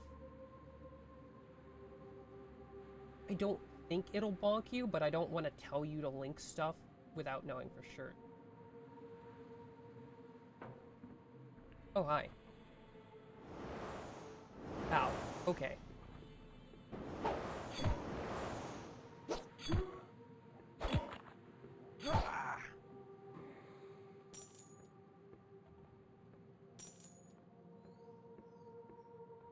Because the auto mod has definitely, already whacked a few people today. Oh, they weren't people. It whacked like 3 bots that all spammed out messages at the same time. It was really funny.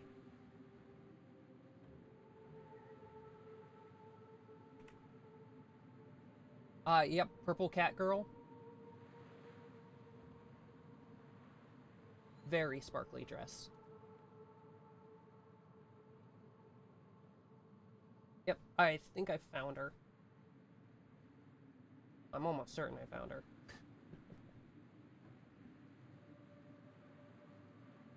The desk contains a number of scrawled notes, mostly pertaining to illusion spells. From what you find here, you can surmise that someone was trying to cast an illusion of significant scale. There are numerous anatomical sketches of nautilobs. It seems the giant monster isn't at all what it seems. It was a trick. You know, I had a feeling. I was expecting it to be a cardboard cutout, but you know what? In a fantasy world, an illusion makes more sense. Don't give me that look. Yep, that's her.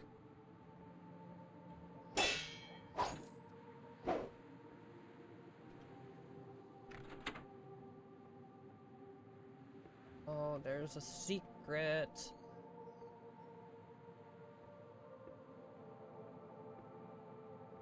Ooh. There, something has changed. Aha! Give me your money. Ooh, big fancy bed. Fine ore. This bed is owned by someone else. You can't use it. Darn it!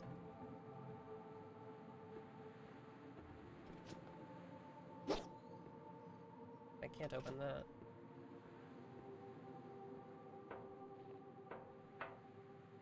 I'm delaying going to sleep because I don't want to work tomorrow. Oh man, I feel ya.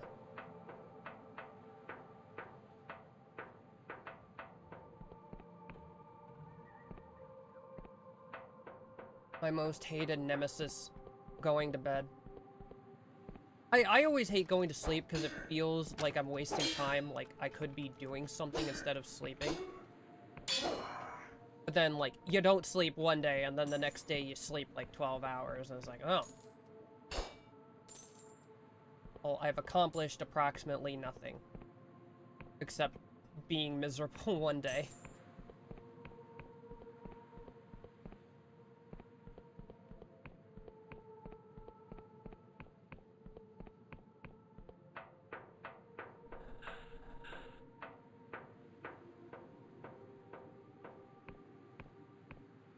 I just hate sleeping in general. I wish I didn't have to do it. I would have so much more time to do other things.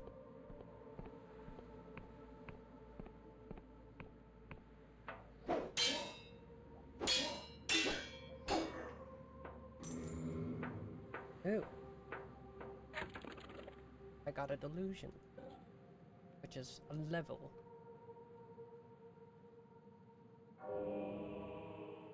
I'm gonna need a little of everything, I think.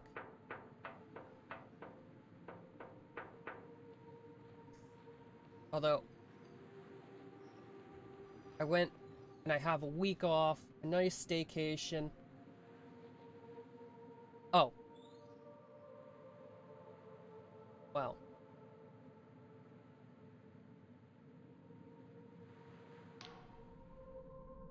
Welcome to my prison, human. Oh, frag. I'm the opposite, I love sleep. I got an active imagination, so my dreams can be the coolest. I don't know if it's just because of the way I sleep very shallowly. I wake up very easily, so I don't usually... If I dream, I don't remember them very well. I had to take a little skydiving trip. This is a lesson in paying attention. I'm already not good at paying attention. And then, on top of that, I distract myself by looking at chat all the time.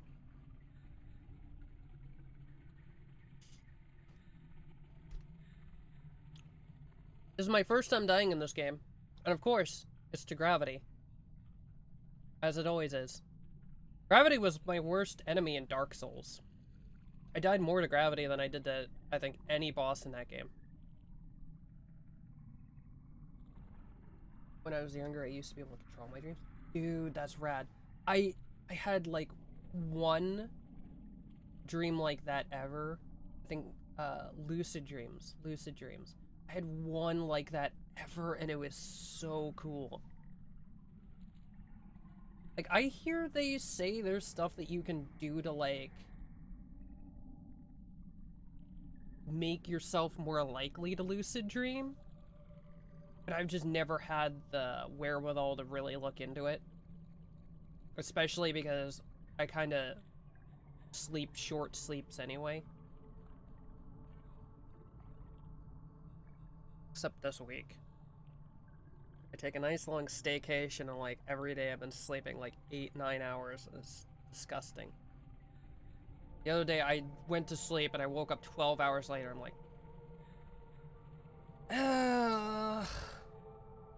and I still didn't want to get up.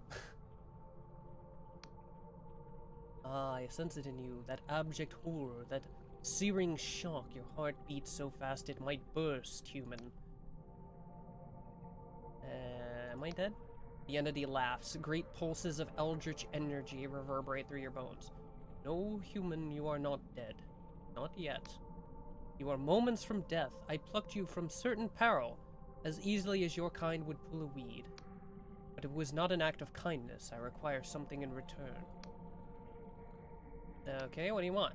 Vela Kalos, in her arrogance, chained me here in shackles of void steel. I wish to be free, and so she must die. You hunt Vela, correct? Without my aid, your mission is futile. You will surely meet a gruesome demise. And I will save you. I will pluck you from the precipice of oblivion again and again until the deed is done. Who are you? How times have changed that a human would ask such a thing. There were times in ages past when shrines were in thousands of settlements, when every Wiccan knew my name, when my mind rang with the prayers of your kind. I will not stoop to introducing myself, but know this. There are still those loyal to me who preserve my hidden shrines. It is to these places that I will summon you, should your death be imminent. Sure. I actually have a weird thing that no one else I know can do in their dreams. Oh?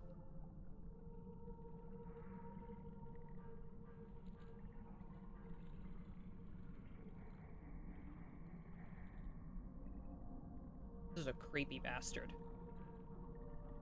Go steal your potion.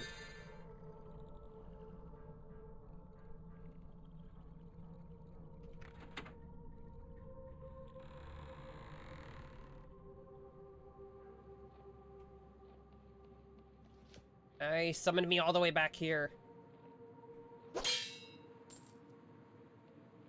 That's annoying. When I die in my dreams, I don't wake up like you're supposed to. I kind of just respawn like it's a game. That is weird, yeah. Like, I used to have a lot of nightmares. Like, I remember, like, so many nightmares where something would get me or I'd have, like, a heart attack and I'd just jump awake. Like, that is actually pretty weird.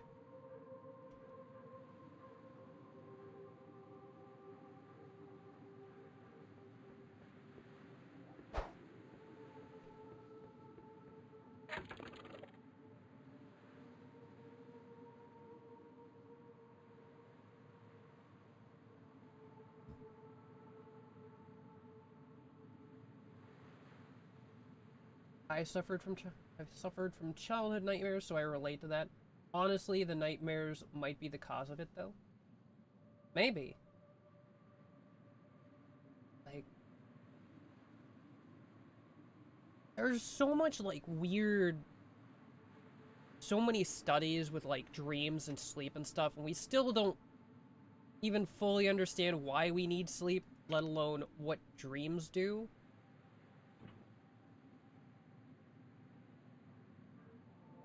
Or, like, how any of that works, and it's just... It's just weird.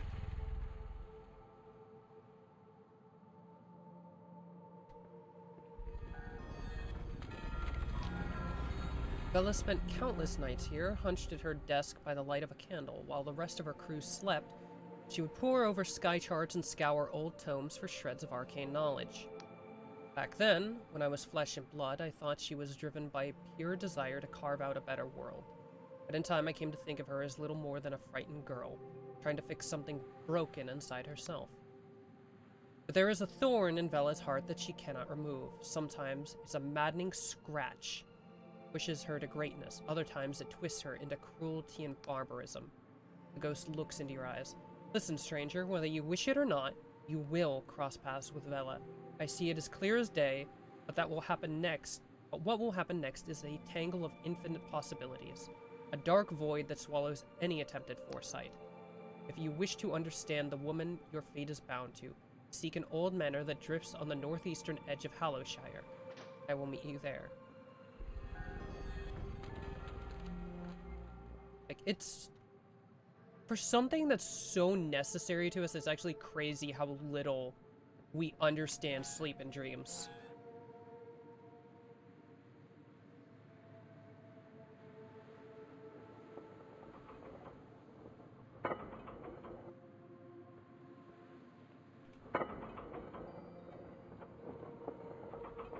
Childhood me had a nightmare rivalry with Sonic.exe.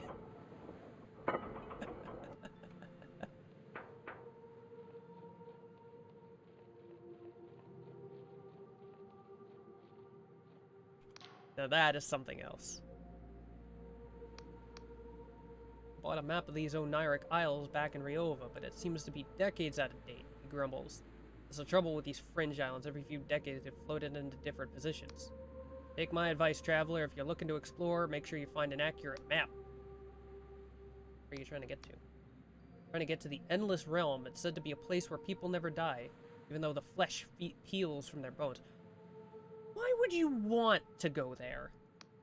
As a boy, my mother would scare me with tales of the Cadaver Crusades, when the Endless would hunt the living and feast on their still warm bodies. It would scare me witless, but still, I always dreamed of going there someday. I have it on good authority that they've reformed their ways. They only eat non-sentient meat, and are on good terms with the Apostatic Union. So I said to myself, what do I have to lose? He gulps. Well, I suppose they could still eat me.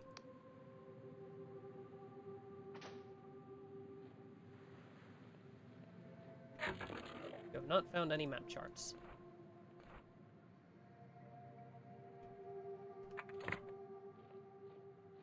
Looking back, it was honestly the coolest thing, because it was like, I conquered that fear. It is actually pretty awesome, yeah. It's like, you get exposed to something like that so much, eventually, you'll get over it.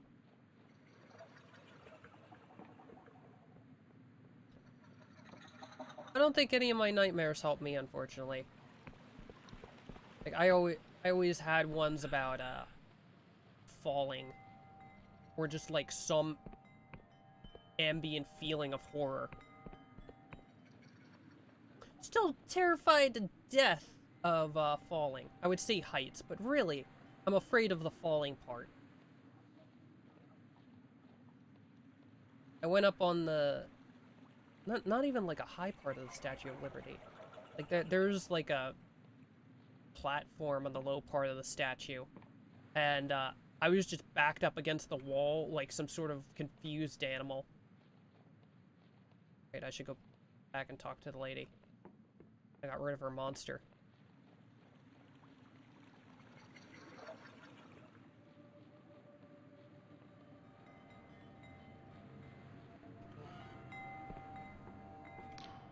Ah, you're back, she sighs. I suppose I have a few moments to talk. Yeah, you don't have to worry about that giant Nautilus. Oh, really? Hi, this is splendid news. Perhaps tell me the details. Yeah, it was an illusion. Oh. Oh my. Really? I can't believe I didn't think of that. So the town is saved? Not going to burn alive? Hurrah! Please take this reward along with my heartfelt thanks. You've done Quill a fine service today.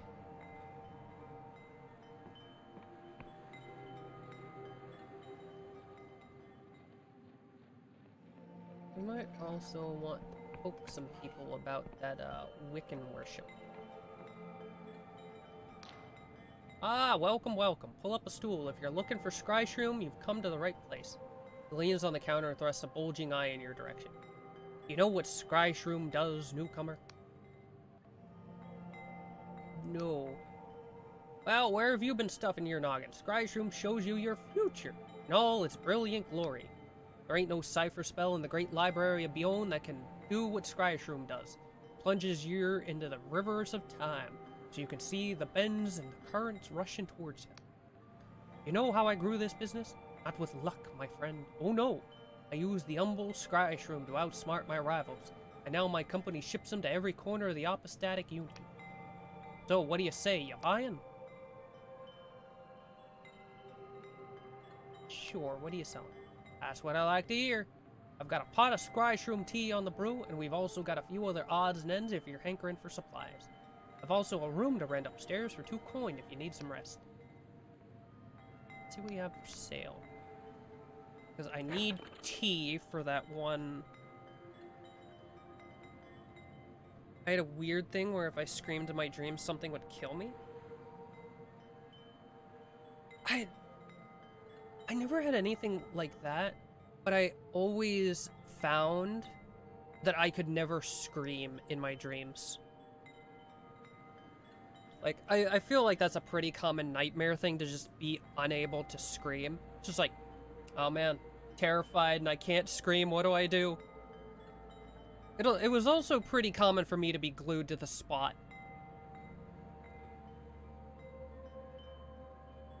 Well, this seems important.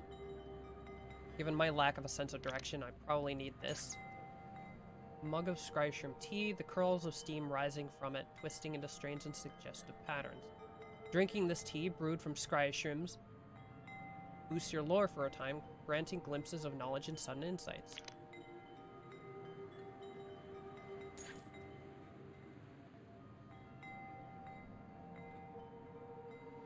Neat. Might as well take his potions. Glorious treasure. When did I get this? Okay, so this is something that's just for selling.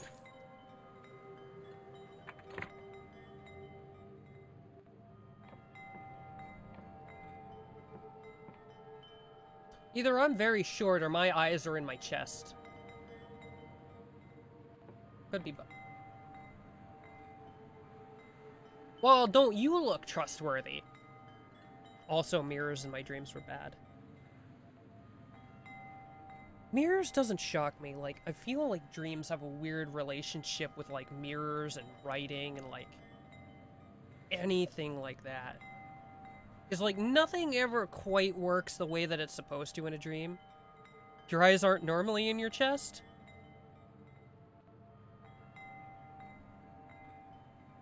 This is here.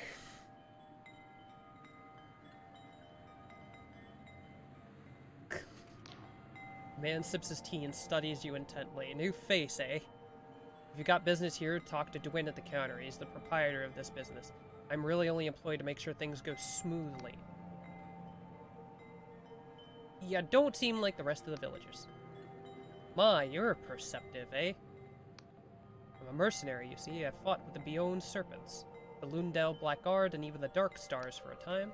And now, he sips his tea, I protect the business interests of this fine gentleman, nothing more. So please, pay me no heed.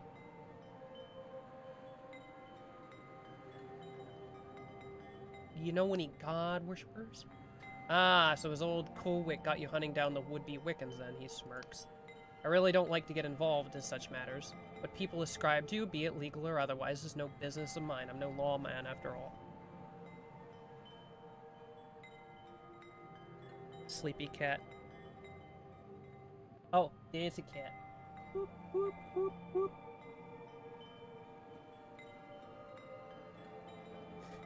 You could see my motto. My eyes aren't in my chest. Unless my eyes are fake.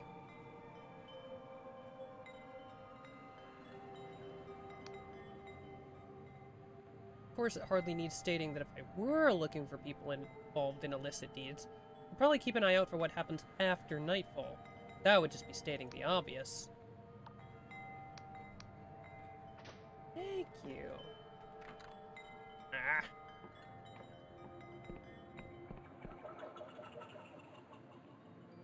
There's an eyeball right there in the center of your chest. Listen, you didn't see anything. Just because I'm a robot doesn't mean that my head is ancillary to distract people and make them think that they can critical hit me in the head. It's definitely not just a self-defense mechanism.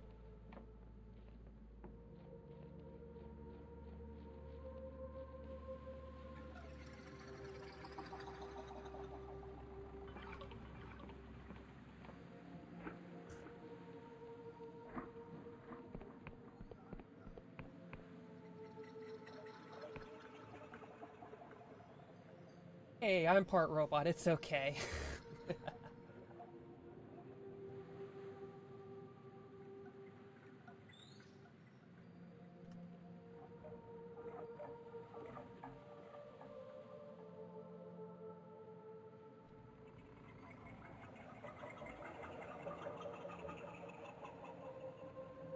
Where?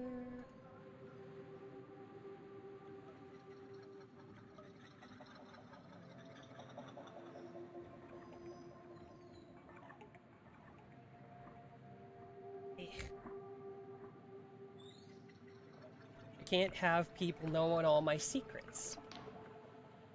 Greetings. The bridge is closed, unless you're the bearer of a genuine apostatic union passport. So if you've not got one, get lost. Alright, so I gotta get a passport from that one quest.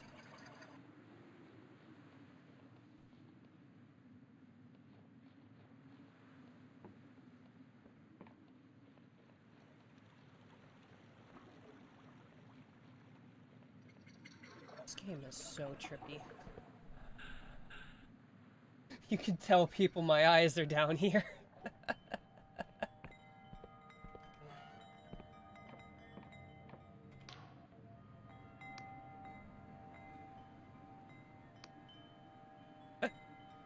That's actually brilliant. Listen, you, my eyes are down here. You never know what you're supposed to be looking at with robots.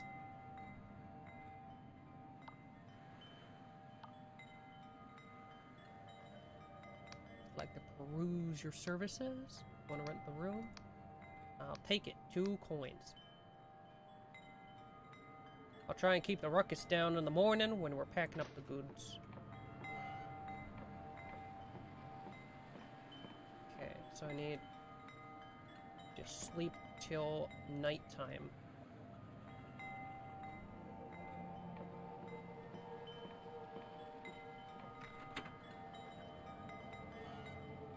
Definitely not doing anything shady.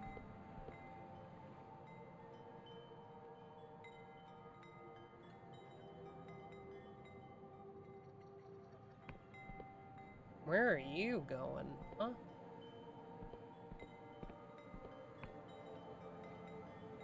Is that the mercenary from earlier, or is this somebody else? Hi?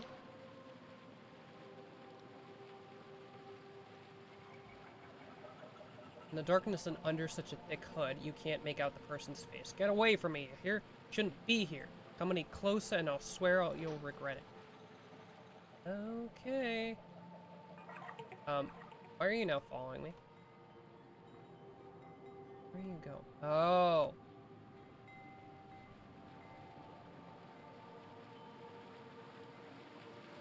I hope I'm not gonna have to fight that dragon-looking thing.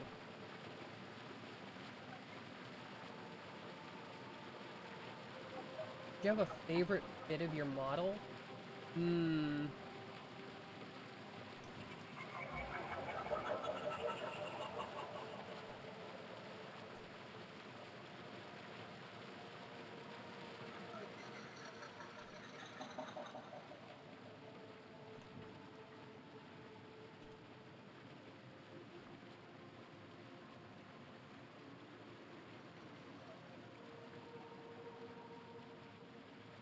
I do. I do. Now, Don't tell anybody I showed you this. I only do this on special occasions.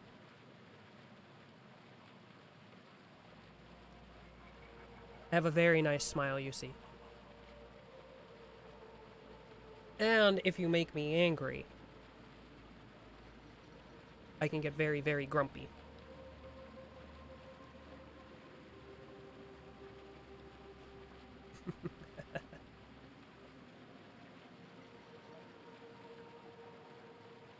Yeah, it's wild, like... It wasn't even, like, part of the initial stuff. Like, it wasn't part of the initial write-up that I did for the artist. Like, Retta started asking me stuff like, are there any interesting modes we want to do? Are there cool, like, are there any cool ideas you have for this? And I turned it over in my head, and I came up with that. And I'm like, can we do this? And he got really excited. And he and the animator G-Get did a fragging awesome job. Like, I honestly expected the transformation to just be like, it just snaps open and just, like, the art's different. But no, there's that entire, like, animation where it folds like that. And it's crazy. It's so crazy. Like, G-Get did such awesome work. My model has an animation for my cybernetic eye, but that is honestly just so sick. I love the idle animations. Like, little details with idle animations and stuff are always so cool.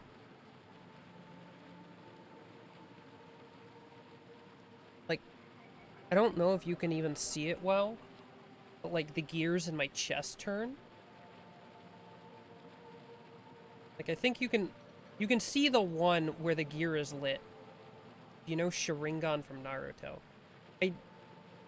I vaguely know it. I watched Naruto far enough to, like...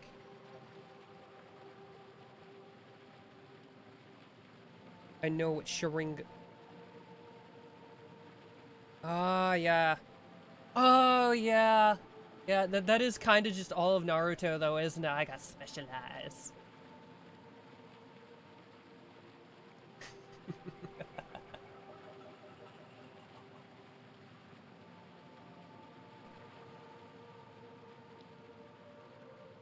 I really do enjoy showing off the model. Because there's so much, like, cool stuff on it. Like, every update I was getting from Retta and G-Get during the process, I was, like, excitedly showing people, like, look at this! Look at this!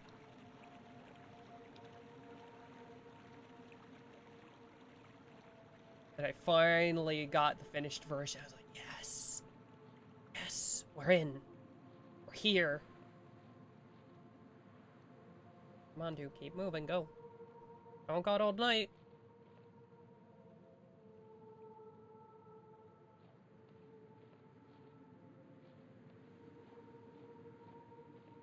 Fool! You left the door open!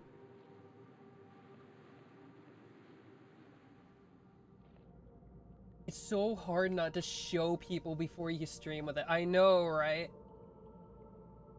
My cybernetic eye is kind of like that with a little bulb spin.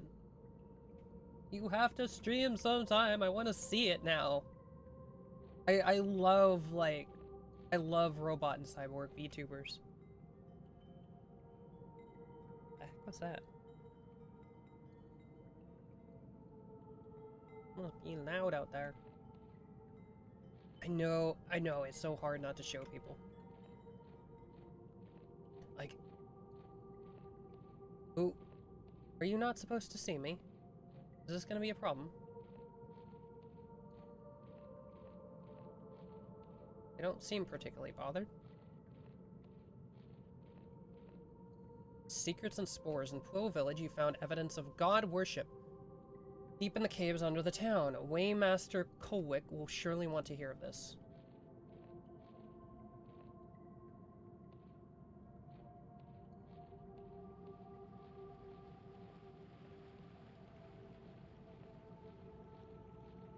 Oh. Aha! I think I'm near enough to level up.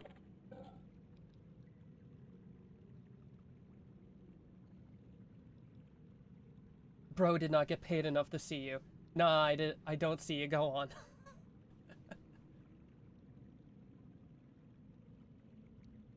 Feels like a average security guard right there. It's like, yeah, this is my job, but I'm paid to walk back and forth down this hallway, not to harass random passerby. That would require effort, and I don't do that. You gotta pay me extra for that.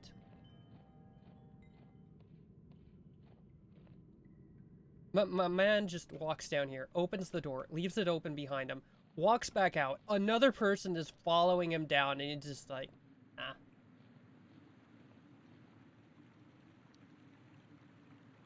Honestly, love either straight sci-fi models or medieval fantasy. Same. Like, there's a lot of, like, really cute ones out there. They're absolutely adorable, but, like, a lot of the, like, high fantasy and, like, hard sci-fi ones just do so much, like, cool stuff. And they're so much more exciting.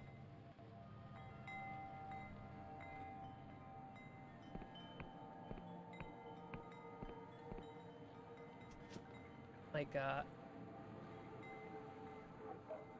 pretty much all of my art siblings from Retta have honestly pretty crazy models themselves. Sci-fi is just my thing, but I like to mix it up with medieval too. Yeah, I think I lean the same direction. Like, a lot of the stuff that I play on here tends to be sci-fi. I do a lot of Stellaris. I want to sit down and play through all of Mass Effect just, like, right in a row. But I looked up the playtime on them. It's like 24 hours, 24 hours, 24 hours. And, like, I don't know that I can do that without dying. I will definitely play through all of them because I fragging love Mass Effect and I want to replay all of them. But later. Or I suppose not in one straight grouping.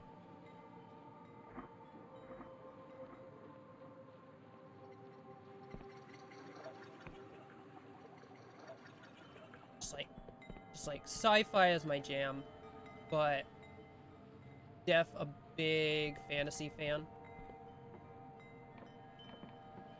Especially if they decide to do something. Cannot rest here. Darn it. I have to pay him again.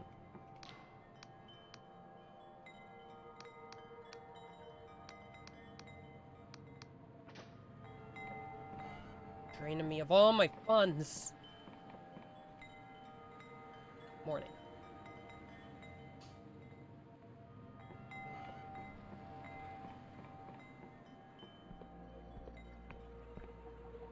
Although, even with fantasy, I tend to like... I used to be a really big Lord of the Rings fan. But I think it's just been oversaturated. There's too much Lord of the Rings-esque stuff. And I've gotten kind of tired of it, so I tend to prefer with fantasy just like really weird stuff. Like, this game, kinda rad. It's just so weird. Ooh. I see your design commission where you have a cloak. Ah! Yeah, that's another one. If I can find the button. Woo! And it zips and unzips. I usually leave it off because it covers the machinery.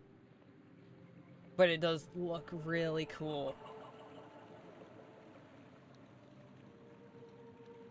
planning on getting a cloak and hood toggle. I find that having like toggles like that are always cool, like little pieces that you can add on, and they look so cool. I think my favorite part, like, Retta knocked it out of the park when he did it, because you could see, like, the glow radiating from under the cloak. Where am I going? See, I start yapping and I forget what I'm doing. This happened when I was playing Stellaris too. I started yapping and I just forgot what I was supposed to be doing.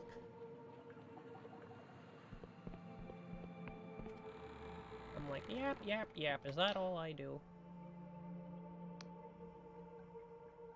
Found evidence of god worship at Will. He leads Ghost. Oh yeah? Tell me then, why don't you? Saw someone dressed in robes lurking around at night.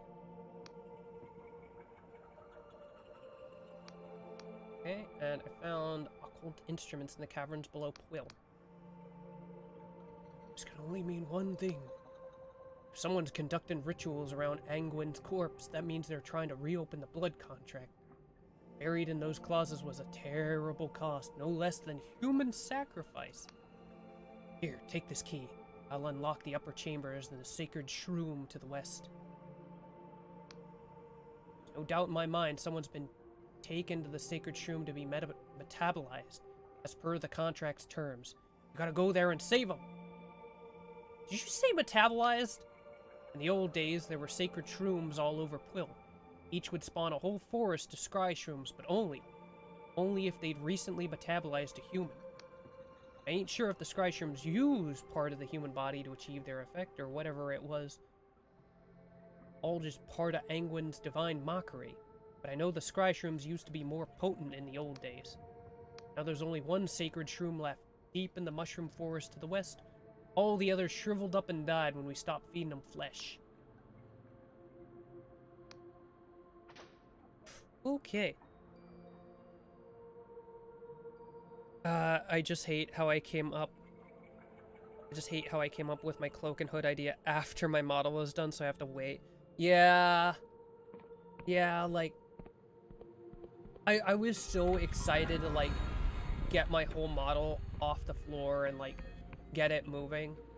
And there's so many ideas that occurred to me, like, during the process, or during the animation process, or just after the entire thing.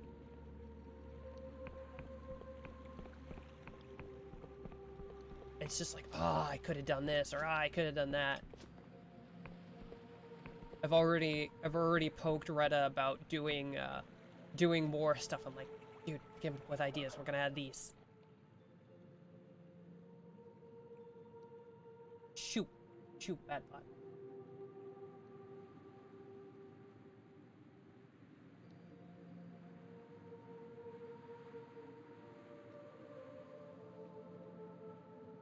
I mod this fricker.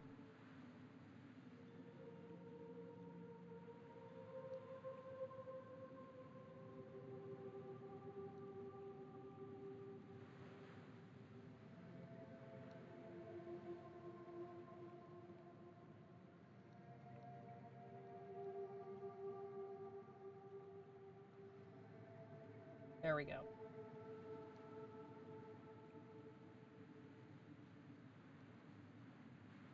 I was like, I feel like it's missing something.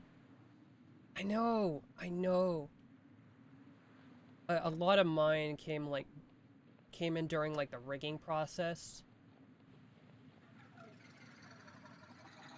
Because the rigger himself gave me a bunch of ideas. He's like, this and this are cool and that. And I'm like, oh, dude, you're brilliant. So now I'm already going back to the artist. Like, I got more stuff. I got more ideas.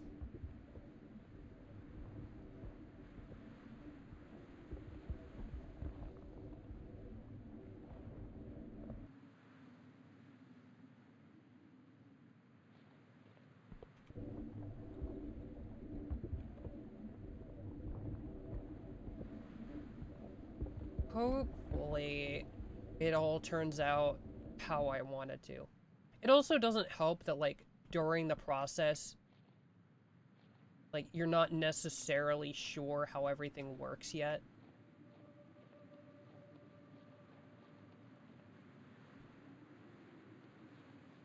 And it's only once you're well into the process and, like, have played with the model yourself, you're like, oh, this is how it works.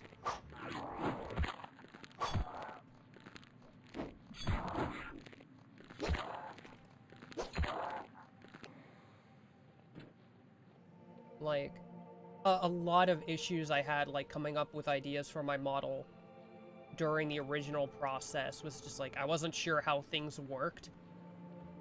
And now ideas have been flowing more freely now that I've been experienced working with a live 2D model, and I have a sense of how things work, how stuff stitches together, what the capabilities of the artist and animator are.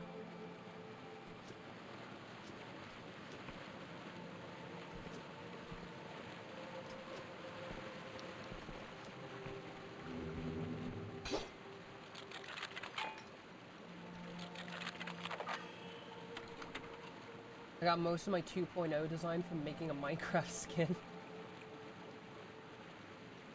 I'm waiting for my artist to finish another person's model, then I can get my cloak and hood already. The waiting is the hardest part, but it also makes everything worth it. 'Cause I find it just like, it gives you something to look forward to, I find.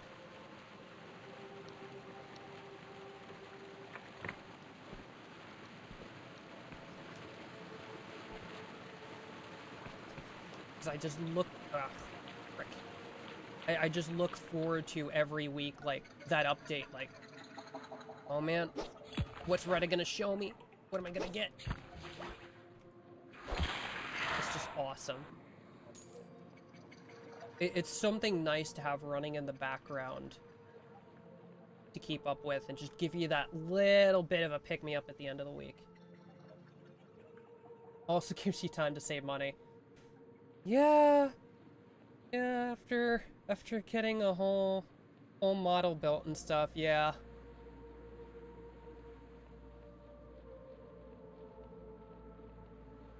Cause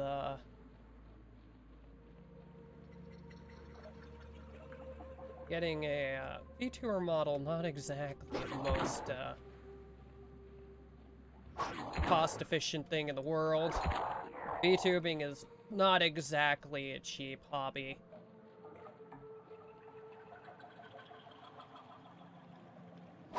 And my other hobbies are no cheaper. I'm a fan of Warhammer. And that is legendarily not affordable.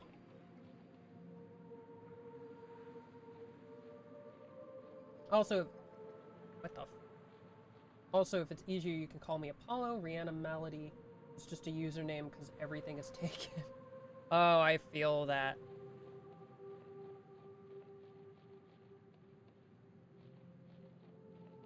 I feel that pretty solidly.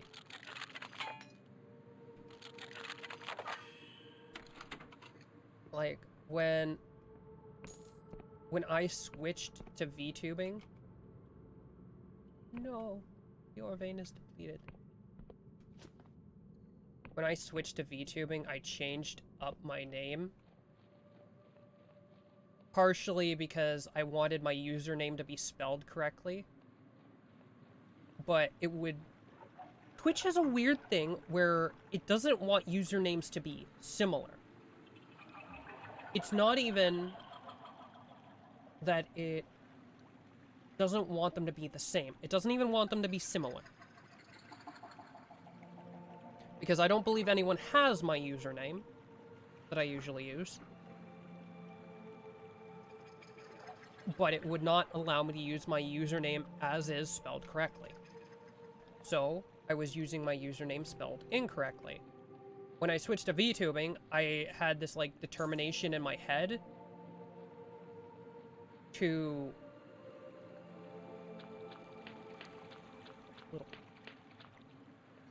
like, spell it correctly, so I'm like, alright, so I'll do what a lot of VTubers do, and I'll add a last name to the username. Which spawned the occultech part of my name.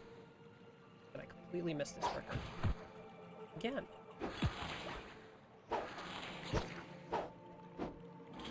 My weapon's too short.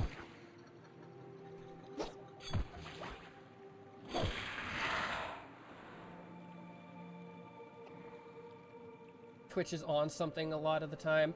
Yeah. Yeah, they make a lot of really odd decisions. At the very least, I think it's nice that they allow you to change your username.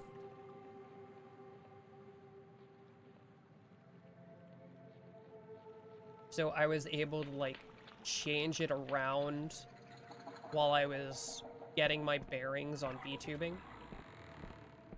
Oh, I think this is where I need to be.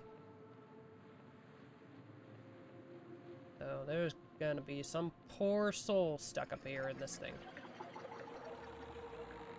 Probably gonna be full of demon frogs.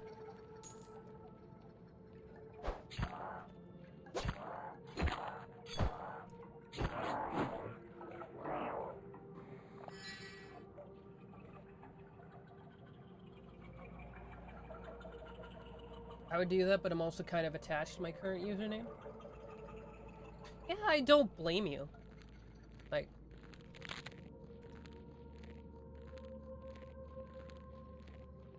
I just really wanted my name to... I think it's because...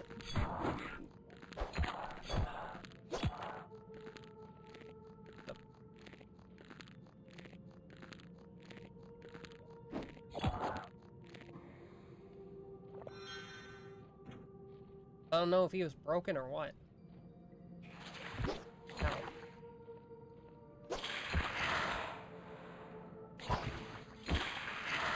Yeah. The reason I did it is just because Twitch was the one place where my username was spelled differently. And I'm just weird and that kind of thing annoys me.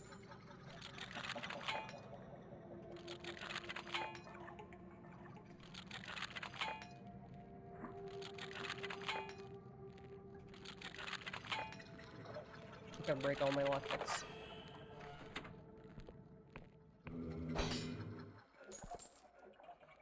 I just kind of changed it to bring it in line with everything else.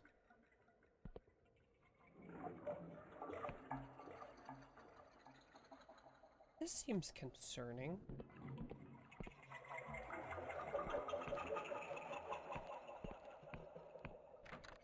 The door is barred from the other side.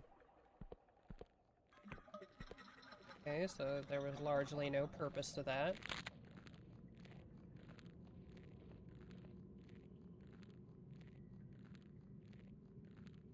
See, I like mine because I've only been to one site where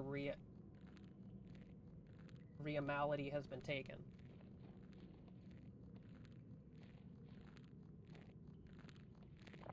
That's understandable. Like, it's nice to just be able to have the same username across various sites.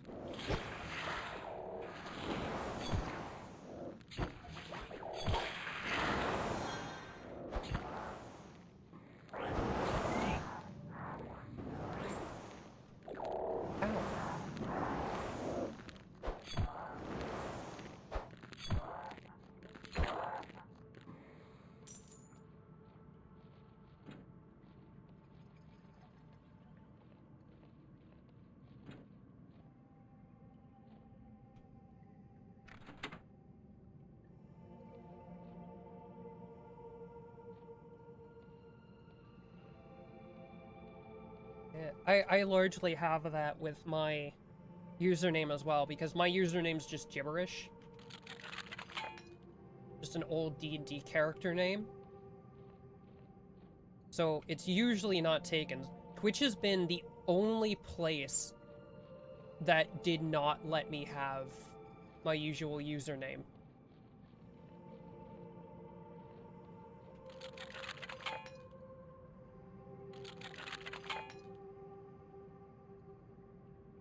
Unfortunately, it's 4:25 a.m. and I have to work in less than 10 hours, so I should probably go.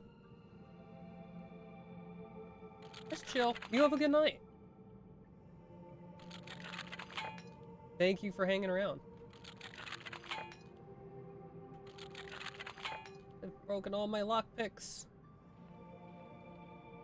Well, not going through that door.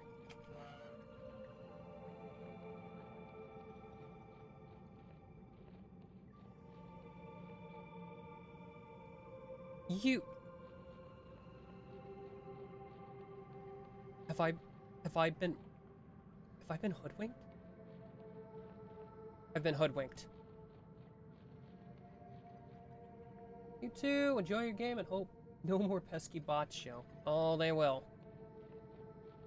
Welcome to low-tier Twitch. This is where all the bots hang out.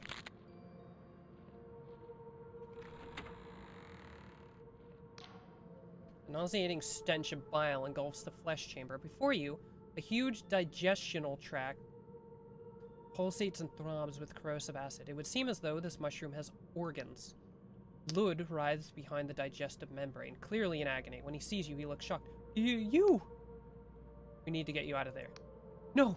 A look of determination seizes Lud. If I don't do this, the village will perish. And if you cut me free, you'll be slicing into the mushroom's organs. You could kill it. But don't you think I know that? Everyone assumes I'm just some stupid kid.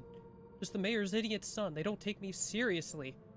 Now I can show I'm worth something. I can save the village. All by myself. Found the old Wiccan contract rights stashed in my mother's basement. I convinced Emir to set it up.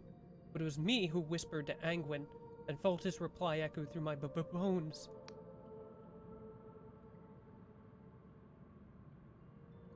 Well, I admire your guts, at least. Quill is dying. Everyone says so. Since Angwin was killed, the soil's drying up. In another generation, there'll be nothing left. This is the only way to save the village.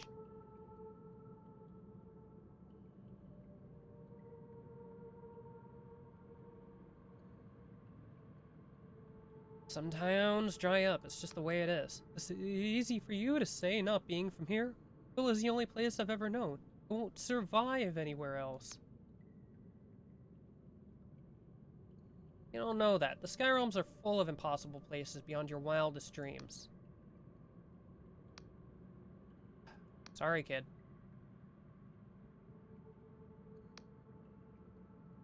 You had no right. First thing I've done truly by myself, and you've ruined it. You had no right. People care about you, kid. You can't throw your life away. Thought Mother would be proud. The boy shivers and says no more.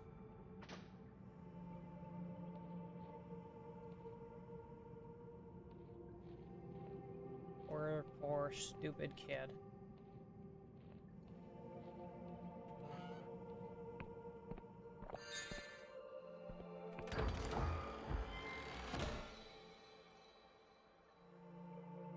Modest treasure. What the heck is this machine?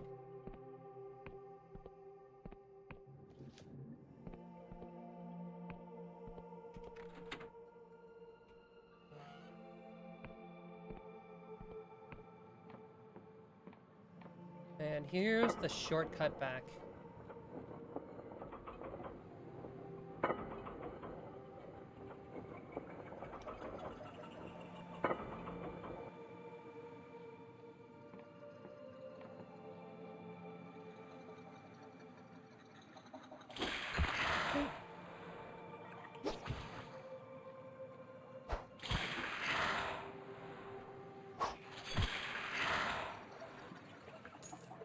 Give me the arrows. Alright, we're back on the outside. Hey, fish. Yes, give me your silk. Kim really likes its old school, like, obvious treasure on top of a jumping puzzle stuff. Not that I'm complaining, mind you. It's just very definitively a game that feels like an old game. Even if you look at it, and in a technical perspective, it is far too animated to actually be a PlayStation game.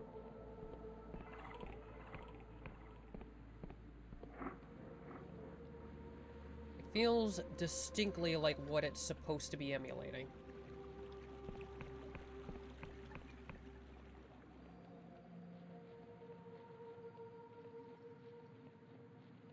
And a lot of newer games do not do a very good job with that, actually. It's a pretty competent rendition.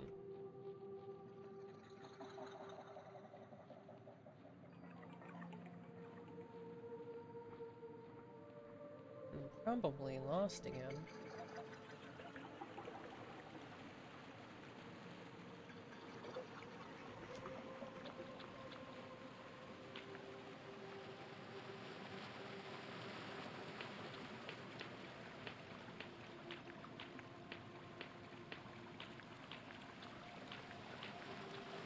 Seems like the kind of place.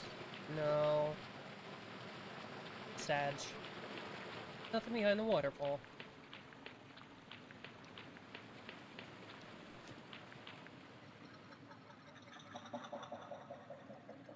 So let's try and find our way back to the top.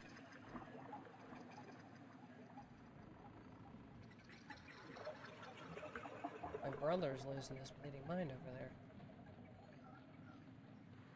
Okay, now.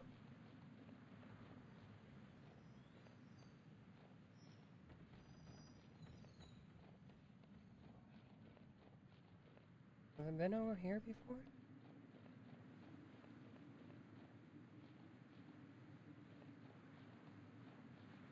Oh, hi.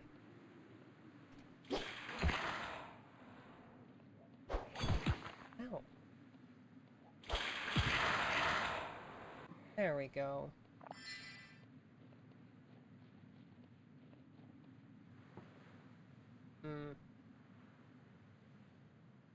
How do I get up there?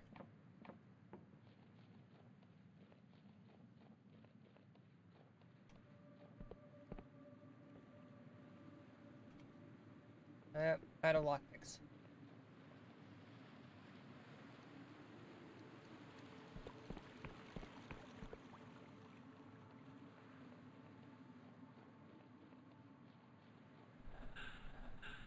Is that the village?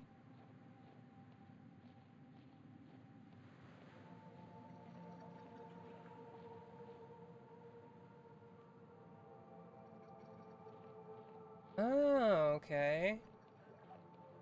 So I don't need to take the lift to get back to the village.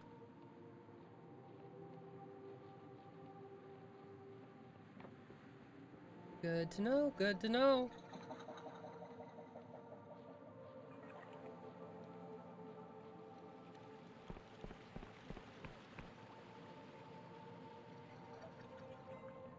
I think it's nighttime now.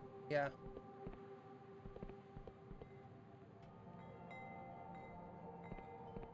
Alright.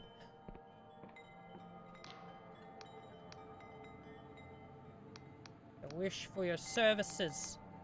A broom or 2 coin.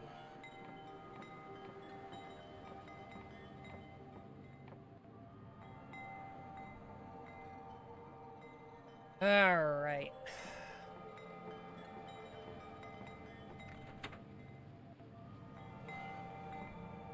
Let's go report that the kid is alive and well. Ah, welcome back. What can old Colwick do for you?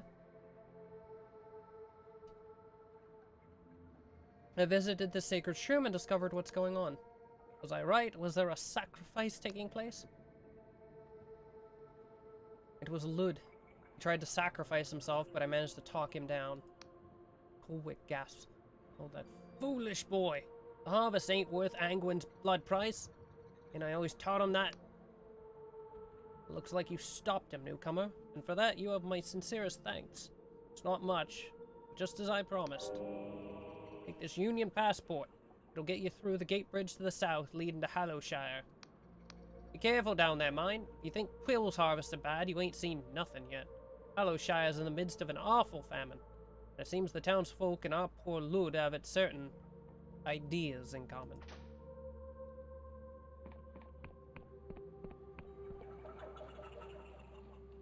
Oh.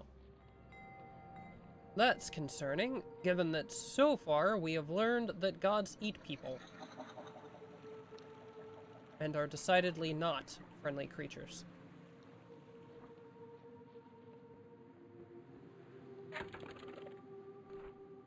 Actually, this bears a question. Ah. Put it on my belt. I keep forgetting there's a return home spell. I don't need to walk home. I can just cast a spell and, you know, go. Greetings. The bridge is closed unless you're the bearer of a genuine apostatic Union passport. So if you've got one, not got one, get lost. Got a passport right here. Seal looks good. I'm not seeing any signs of magical forgery. Yep, looks like you can pass.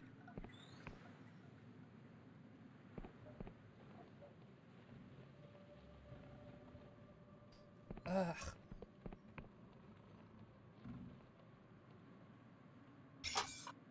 Who are you? Look at you, look at this, look at me. Look at this little demon.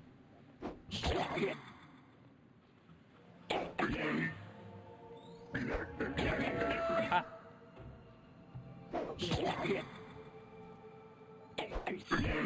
This has some pretty Spirited Away vibes right here. Which is not a complaint. One of my favorite movies. Ooh. Aha. No, I'm still out of lockpicks.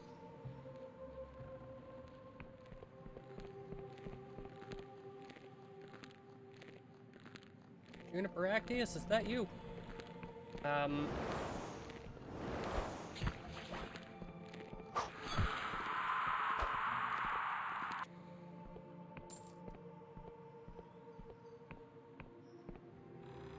Well, not the friendliest butterfly I've ever met.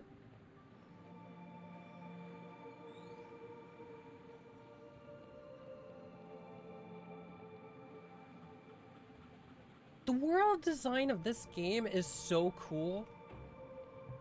Going such a big distance and still being able to see, like, areas of ages ago. You just look down and you see all this stuff. And you look up and you see other stuff you're gonna be able to go to later. What's that? Is that another island I can go to? What's with the dragon? Am I gonna be able to kill it? Do I go to the giant glowing ball in the sky at the end of the game? What is it doing? What does this mean? What is this? What is that? What's going on?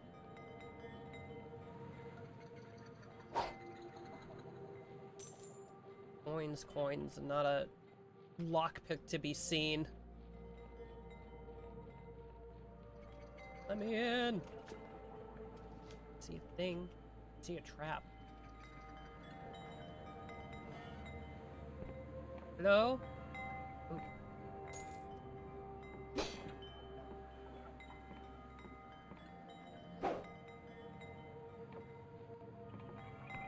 Well, it doesn't seem like anybody lives here.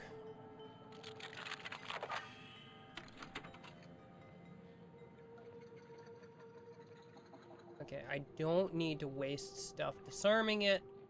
I can just skate by.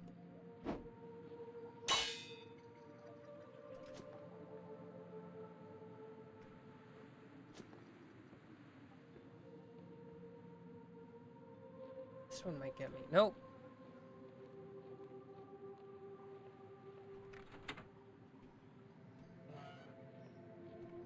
Oh. A shortcut to... I don't know.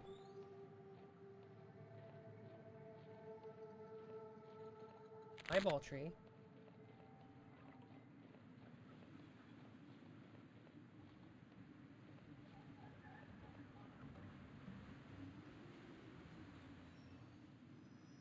Is that music or like ambient noise?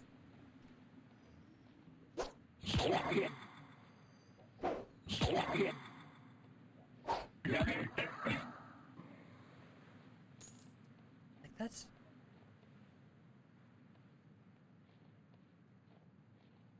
this where I just came from?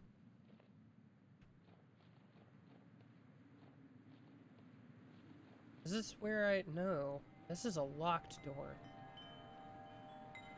Make sure there's not an... Something has changed. Aha! I am smirked.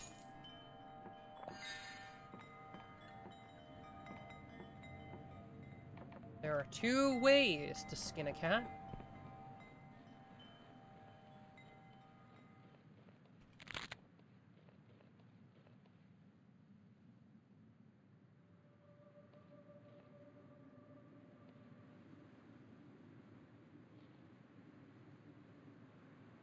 Oh.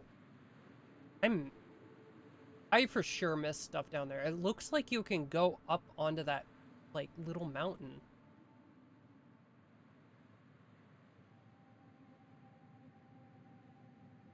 This is definitely a game where you can miss a lot of stuff.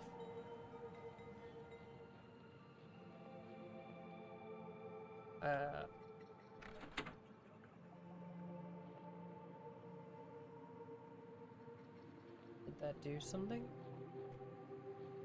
Are there more of those? This...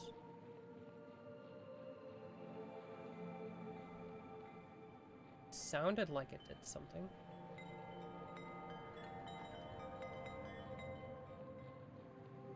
I'm guessing there's gonna be more rocks like that. And they're gonna open something bigger. Though, broadly, that's just a supposition on my part.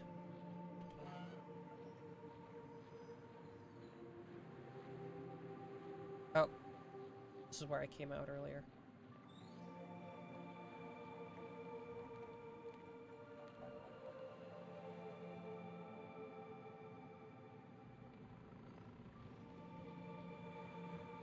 That's a bigger demon. Gold! You know, does everyone in this universe just have holes in their pockets? They walk around and lose their gold all over the dang place? Because there's always just gold laying everywhere. I need to spend my delusion.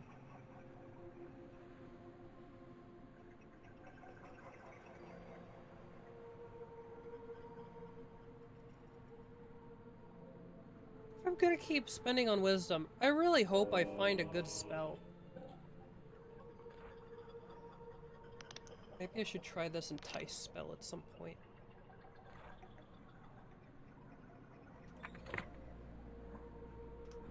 What are the controls again?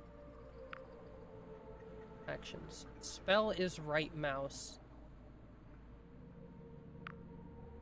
And switch spell is control.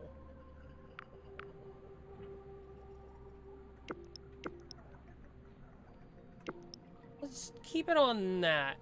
I don't want to accidentally send myself home if I right click.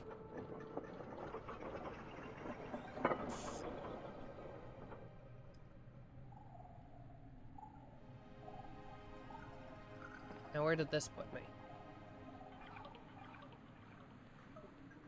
Oh, spooky ghost. Hollowshire Fields used to be sown with Wiccan seed. For their deities, though diminished, could ensure a good harvest. The god contracts were modest. The blood price was equitable. Of course, the apostatic union sniffed it out eventually. They sent over the polymath and her retinue to stamp out any smoldering divinity, and now the common folk starve, their fields barren and desolate. The union claims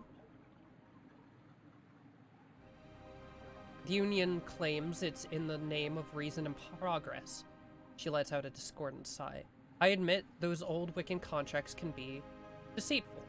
Many don't realize the weight of their signature until the curse sets in. But the Union would smother the Sky Realms in a tangle of bureaucracy until we worship naught but deadlines and shipping manifests.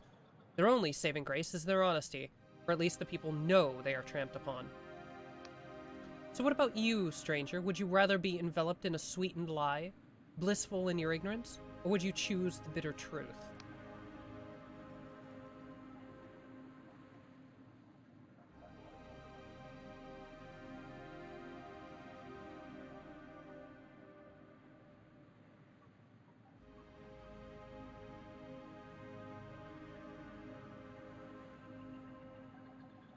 Honestly, they both kinda suck. Reason and progress, but everyone's miserable. Everyone's happy, but we're throwing our people to the wolves and killing whoever's least popular in the village. Either way, not exactly great. The idea of truth as a lie, we're all deluded. My mother once told me there are as many worlds as people in it. I think she would have liked you, stranger. You know, I thought that would have been a shortcut back. Instead, it's taken me forward. You absolutely, positively never know where forward is in this game. This is a big island now.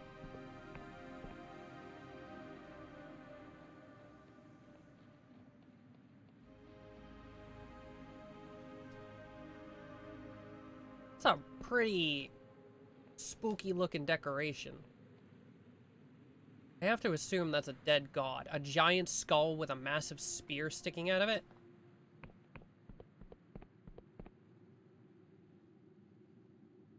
Hello, are you friend? Hail, peasant. May the apostatic union shine resplendent. What can you tell me about the union? The union is the last bastion of serene in this broken world. We're committed to stamping out the remnants of god worship and cultism. Only human-made magic is permitted in the union. If you see anything suspicious, an illegal shrine or a forbidden text, report it straight away. This town is rife with cultism. Good to know.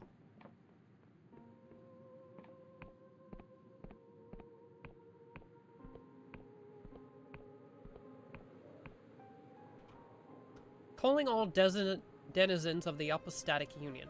Our land is beset with a most terrible famine. Can you sit idle while your crops fail and your loved ones perish? We all know who is to blame, the god worshipper, the cultist. For too long they have uttered their dread prayers from the fringes of society, bringing terrible omens upon our lands. Our polymath humbly requests the aid of every denizen in this matter. Visit the apostatic union's council building in the center of town to inquire further. To be sold, Thornwood Manor. A 200-year manor, once stately and fine, that has fallen into disrepair. The manor grounds comprise an entire island, just off the south of Hallowshire. With the right investor, this could be a thriving estate once more. For inquiries, visit the clerk in Hallow Town Council. Am I gonna get to buy a house? Exciting. I shall live secretly among the fleshlings. They'll never know my secret. That I am a robot. Oh, he's napping. I'm not gonna disturb him.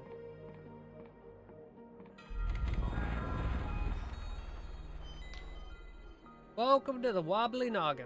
If you're in need of a rest, we've beds and ales aplenty. I'd like to buy a drink. We recently got a big shipment of fine wine from Riova, so we can give you a good deal on a bottle. Though if you're looking for cipher wine, we've been short ever since the Clockwork Kingdom shut its borders.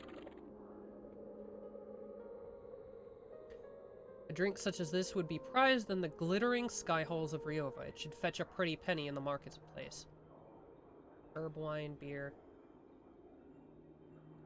Is this like a trader thing? Like if I buy this and then resell it somewhere else, it'll be worth more? Have I booted up? An action RPG only to play Reciteer again? Foul booze. A disgusting wine of terrible quality. Though you would have thought few would drink such stuff, the tangled alleys of Ryova are proof to the contrary. When that flying city sways, a dozen drunks empty their stomachs.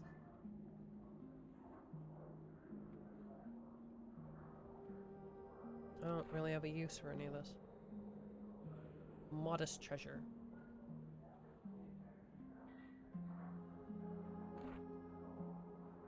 I'll sell it to someone else.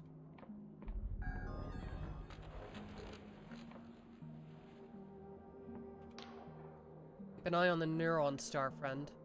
It's got a 12-hour pulse cycle and most of the shops close when it's dark.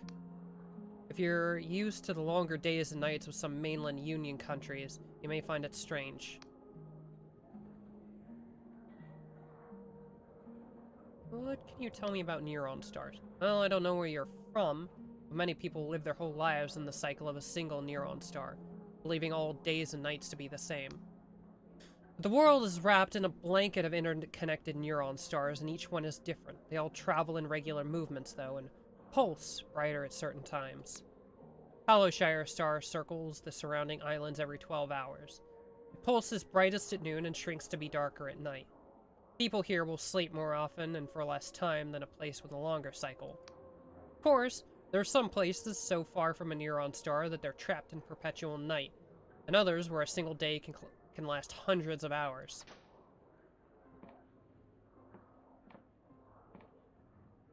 I do like that I can learn about these things. So where do they come from?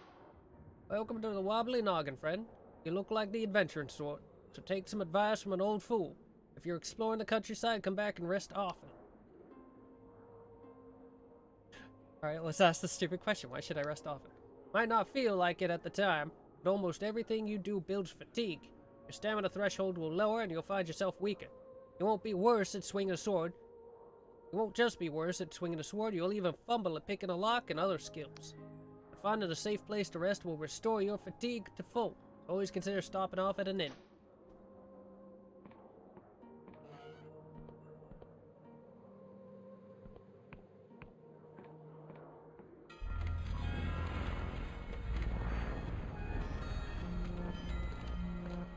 Ooh.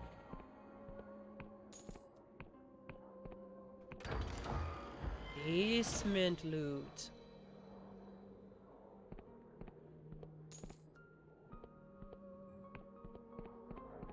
Always make sure to loot your friends' basements. You never know what could be behind their barrels.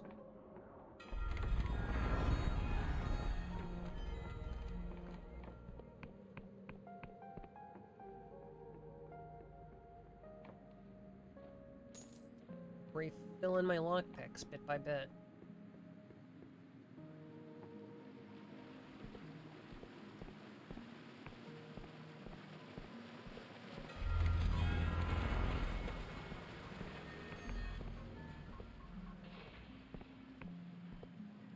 There's a lot of weird sound effects in the distance. Honestly, a little concerning. Ooh. This place is huge. Like, the other areas were huge, but I couldn't really, like, see them in their entirety.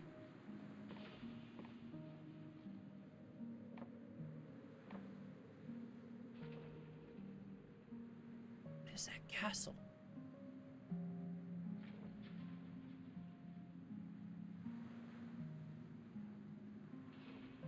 Dude, just the fact that you can look out and see all of this stuff in a game that seems so simplistic.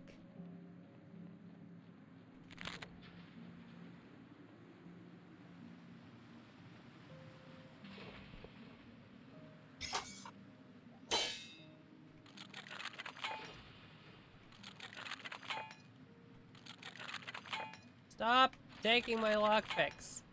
No.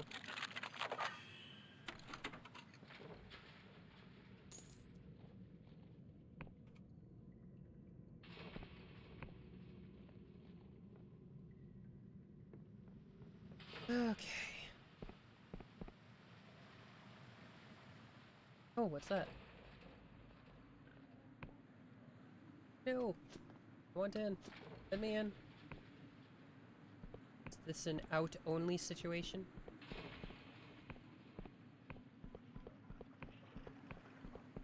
I am the fool. Actually. Ah! Have to time it right. Or maybe I was out of stamina, I'm not sure. Okay.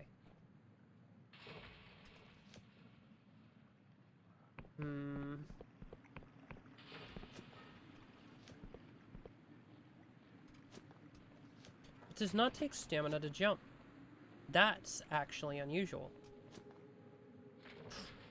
I think I can make it.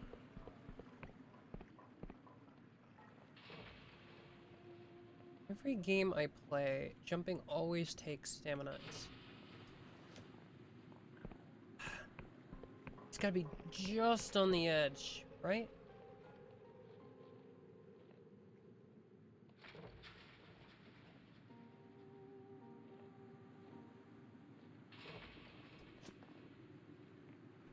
Maybe I can't. Maybe I'm not supposed to do it this way. I suppose perhaps it is supposed to be a way out, not in. Okay, I was gonna look at what this building is.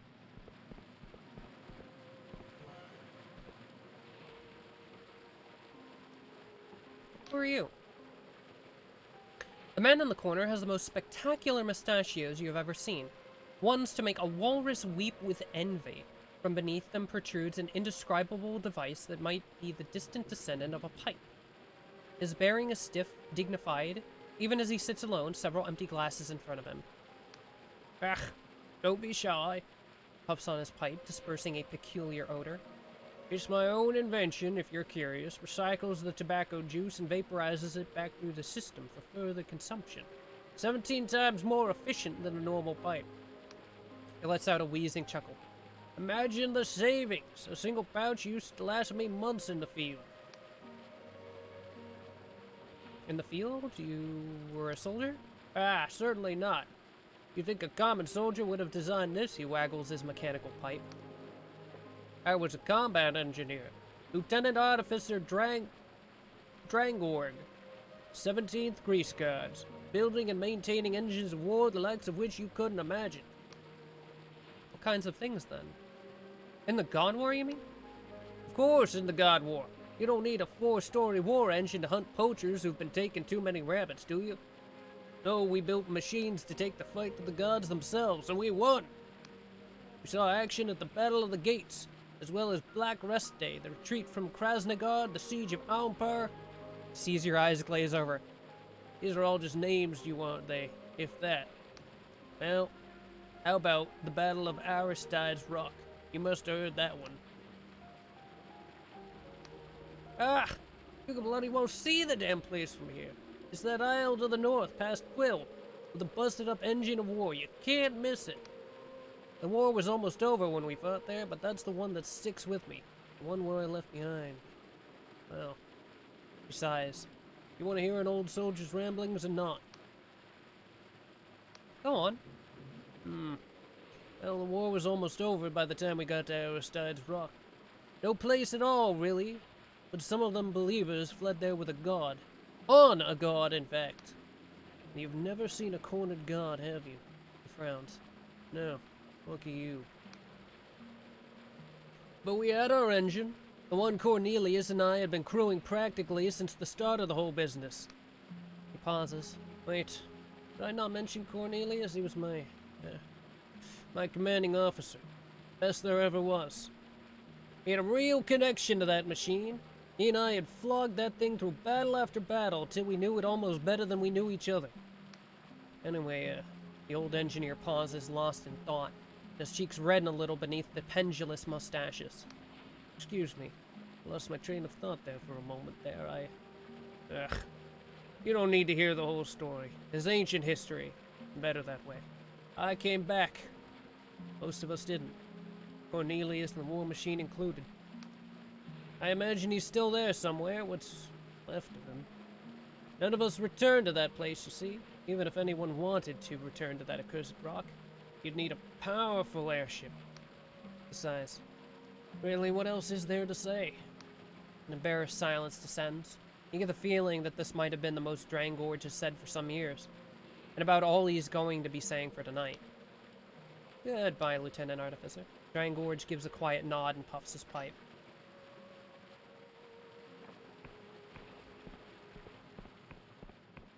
Ugh, I'm stuck.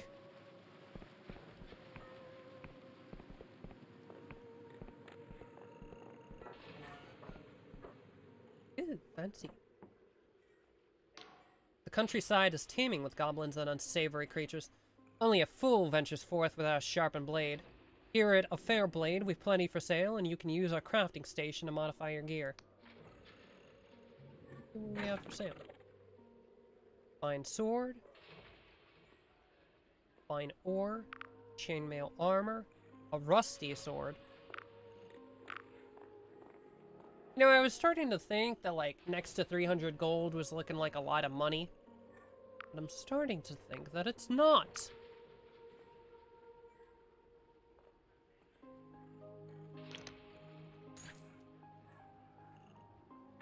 See, that fine sword is 15 attack.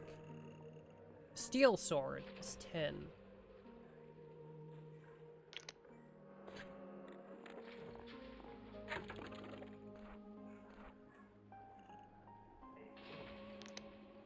Ooh. What is this game's logic? I have chainmail. Give me some ore, I will turn it into plate armor. Am I just building plate armor on top of the chainmail? Am I melting it down, adding more metal to turn... Fascinating.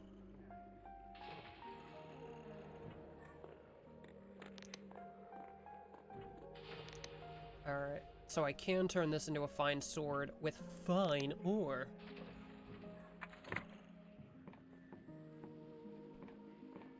No, I'm not allowed. Oh. I want an all. Oh, this is the same one with Thornwood Manor. Ship. Ooh, fancy. In.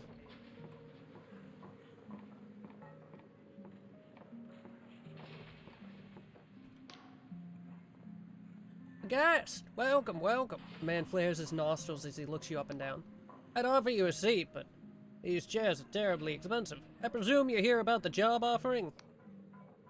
What job is that? You mean, you simply came to exchange pleasantries? He swallows, clearly repulsed at the thought. Sure, what's the job? Yes, yes, I thought as much. Your attire is clearly suited for the physical labor of the task. He dabs his forehead with a handkerchief, as if the thought of your attire is overbearing. The job is to locate my merchant vessel, the Golden Typhos, and retrieve its cargo. It is a magnificent ship made with the strongest Lundell oak. I cannot imagine that it could have been shipwrecked. It's probably been shipwrecked. Its captain is none other than Walter Cecil, who has charted many of the Apostatic Union's most distant islands and is known for his character. Mutiny, then, is not a possibility.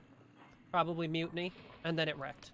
Of course, a course was plotted to the Peguthian ruins, south of Harrow. The Typhos should have returned a week ago. I'm beginning to worry. The ship and crew are irrelevant, only the cargo matters. Return it to me and I will reward you handsomely. Sure. Well, it's probably full of contraband. No one ever gives you the ship and crew are irrelevant, bring me the cargo without the cargo being something concerning.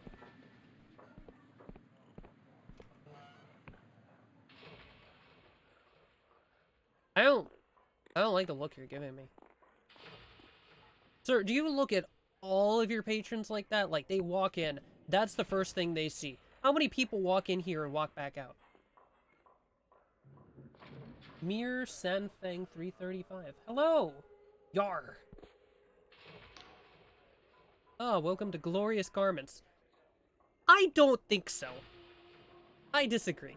I can tell you're a customer of exemplary taste. The man I just talked to did not think so. I have a selection of fine attires to choose from. If you're interested, I can explain the specifics of tailoring. What do you have for sale? Glorious Silk. Union Furnishings. Am I late? Late to what?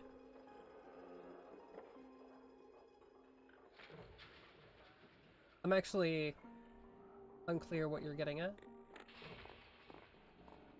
It is late, technically.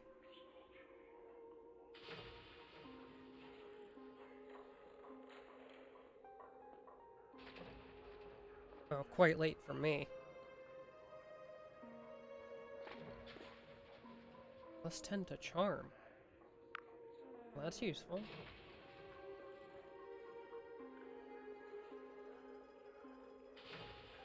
Oh, no, no, no. I'm not really sure when I'm ending stream. I kind of start these without a plan. I'll probably go for another hour yet.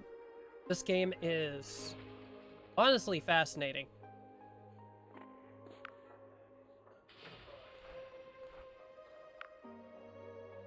This contract grants access to Apostatic Union furnishings when redecorating a property.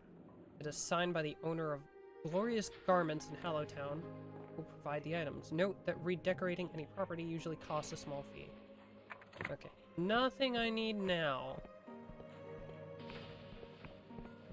I have to remember to actually put my armor on. Armor is not useful unless worn. Magic. That's gotta be magic. You are similarly oddly dressed. Aha, spells and equipment. Yes, show me your stuff. A massive boost to agility and prevents death from falling. So there is fall damage. I have jumped off some pretty high things in this game so far, and not taken fall damage yet. The only time I quote-unquote took fall damage was falling entirely off the world. Whereupon I simply died outright. This must be used with care, for while this spell protects from great falls, it does not prevent tumbling down to the Underlands, a fate often considered worse than death. Removes all summons and status effects from the caster. Bone key. When placed to the ear, a very quiet voice can be heard. Seek the swamp. Seek the shell that points to the sky. Ooh, Ring of Stone Skin. I already have one of these. Unless the guy I showed it to ate it.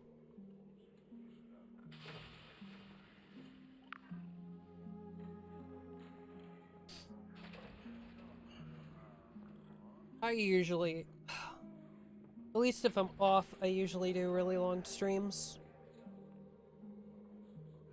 Although the total length is indeterminate.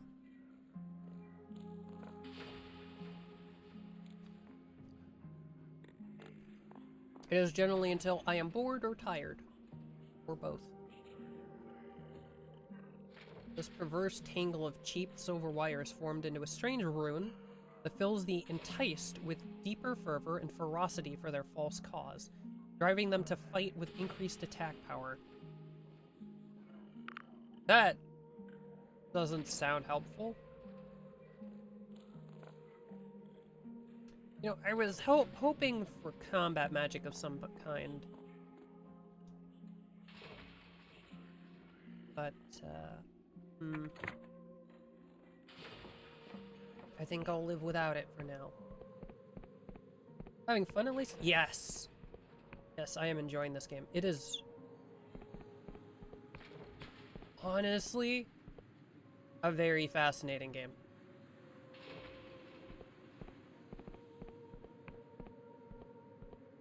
Like, for a game that looks like PlayStation 1 in terms of, like, graphical styling, it is really cool to look at just because of how friggin' creative it is.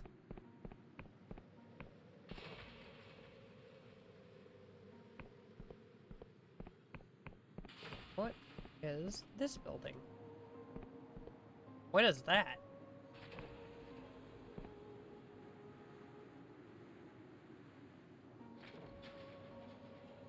And ooh boy, do I got a game suggestion. Oh? I like game suggestions, especially when they're visually interesting.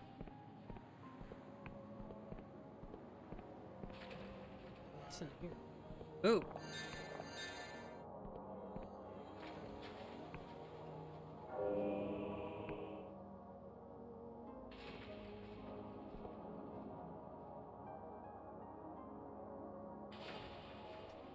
What?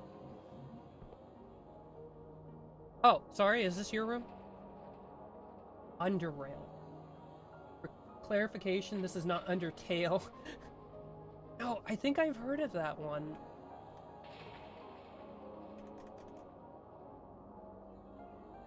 It's on Steam, right? Most games these days are. Yes, yes it is. Yeah. An old school turn-based isometric indie role-playing game, that's a lot of descriptors, that focuses on exploration and combat. The game is set in the distant future when the life on Earth's surface... Oh! That always makes me jump. You didn't hear it because I haven't fixed it yet, because for some reason, OBS does not pick up my follow alert sound. I can hear it, and it always makes me jump.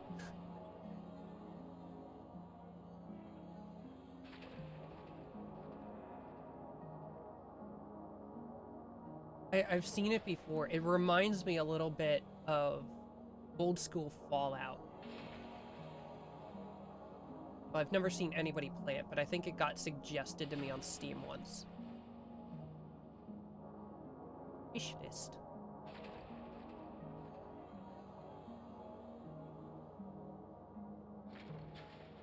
I jumped you with a follow. They always jump me. It's because I'm still annoyed that that it's not being picked up by OBS. Because it is a heck of a jump scare of a noise that I've attached to the follow. Ah, welcome. This room is normally reserved for dignitaries visiting from Ryova, but I understand the Polymath has made an exception on account of your services to the Apostatic Union. The enchanted mask over there will grant a boon to your charm skill, should you require it. You may also help yourself to the amenities, or rest in the bed. Just, would you please remove your most elegant footwear? We wouldn't want to get mud all over the furnishings now, would we? You don't have to be nice. I am wearing metal boots, sir.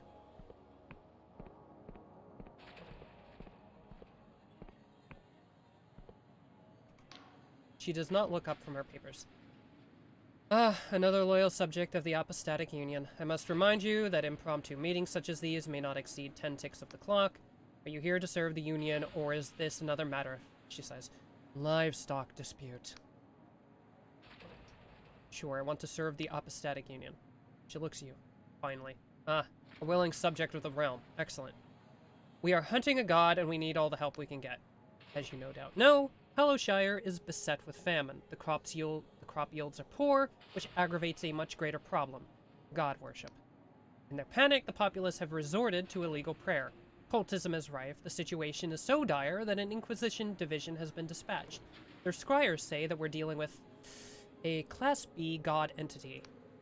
Their investigation is focused on the farmlands outside of Hallow, but the Inquisition impose apostatic law with a heavy hand. Many god sympathizers have already been put to the gallows, stoking anger. So I'm turning to the populace for support. Even the most lowly of subjects could help uproot this problem. I have but one question. Where is this god? Any assistant will, of course, be rewarded in coin. Where should I look? The Inquisition is making its way through the countryside, searching farmsteads for god sympathizers and hidden covens. I would ask around there and search for anything the Inquisition has missed. But there is also Hallow Castle, where a noble family resides. The old dynasties are still treated with respect in the Union, so the Inquisition has held off for now. But the nobles have ancient ties with God, so I would eye it with suspicion. Alright. It's more just an isometric RPG. Also, would you believe me if I told you I was planning to make an Underrail tabletop RPG? Ooh. Oh, you're a person who likes making games. My kind of people.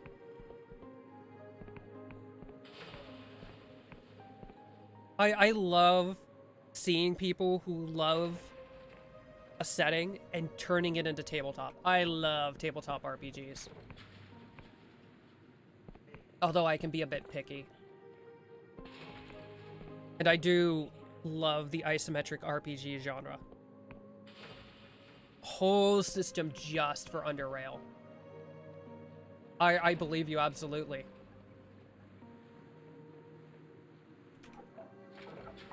This contraption requires a key.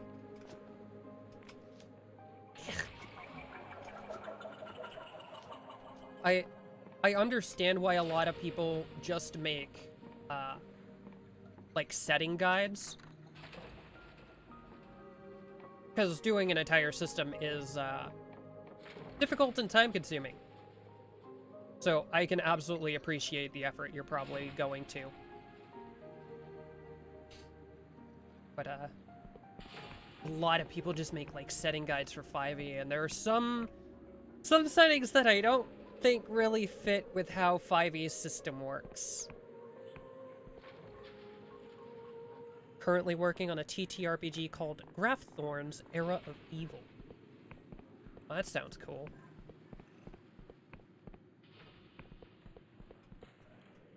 I'm going to Google that.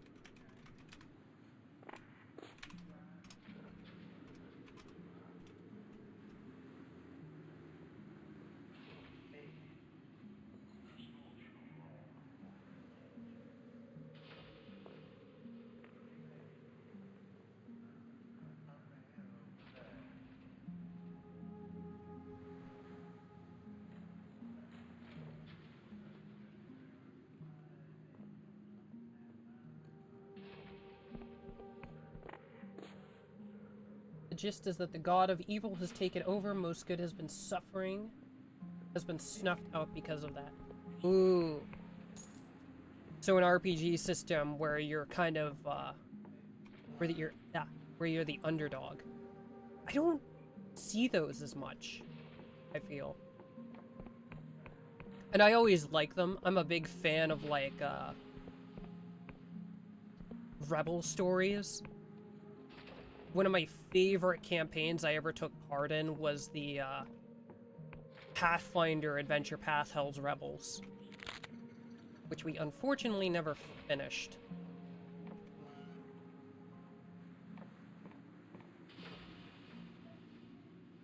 Yeah.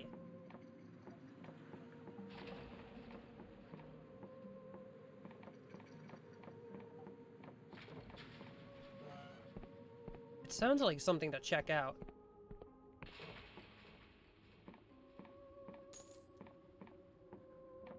We've got another one of these things. Spiky green shells. I'm looking to buy the tiny critters inside them. Godlets, they're called. You know, I ain't got a clue. All I know is both the Union and the Wiccans want them bad, and that means they're worth something. So bring me more of those critters, and I'll see you get a fair share of the profit. Alright.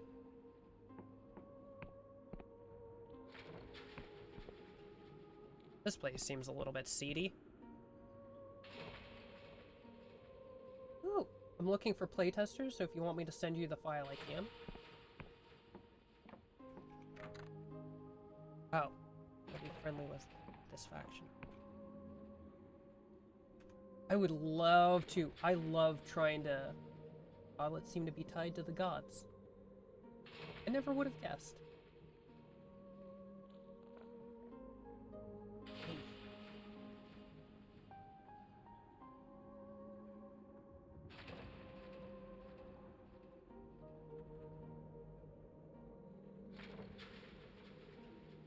I would be very interested. I like trying out new RPGs and putting my friends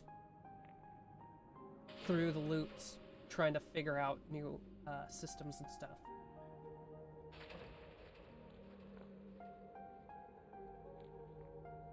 I can remember how to message people. Oh.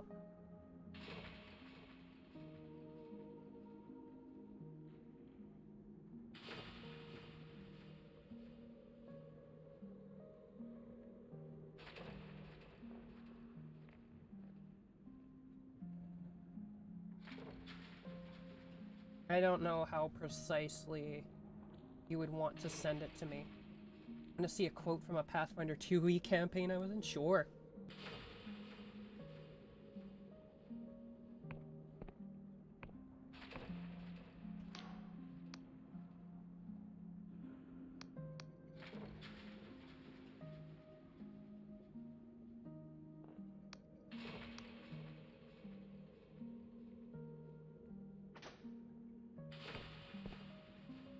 Oh no, I'm exhausted.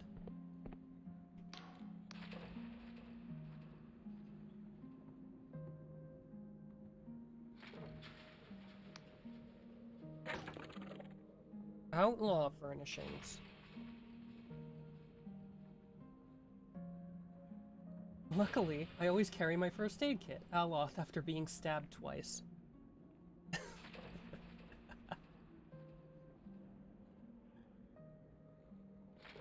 Out of context RPGs are always great. Our games always end up being, like, comically weird, especially because we tend to, like, expand on characters as we play. I think the weirdest thing that became canon of one of my characters after the start of a game was we determined that my drow assassin was in fact a wino. Which was very funny. So, expensive outlaw assassin spends the majority of the money he makes on expensive wine. You have Discord? Because then I can send you the drive link. Sure.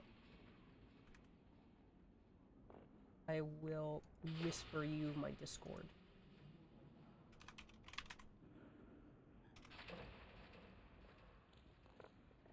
Believe it or not, my Discord is a simplified version of my Twitch.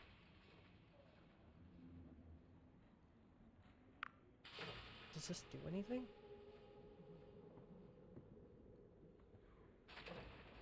It claims it makes the wearer harder to spot. That sounds useful. I could refill my lockpicks here too.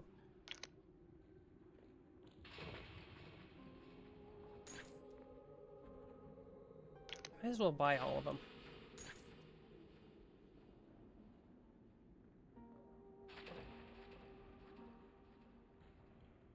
Oh yeah, I forgot that I blocked whispers from other people. I had a problem where I was getting, like, whispered by bots and weirdos a lot, so... I know to some people it seems rude, but there is a reason.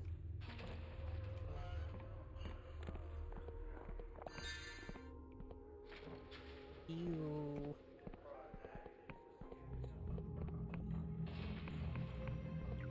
Free lockpicks.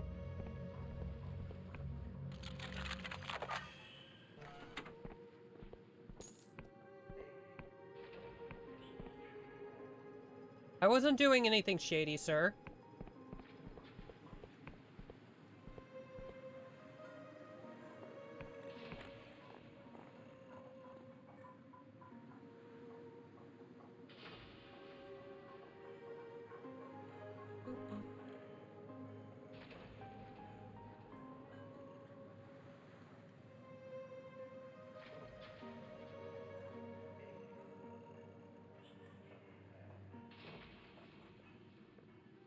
I will tie this up in a little box.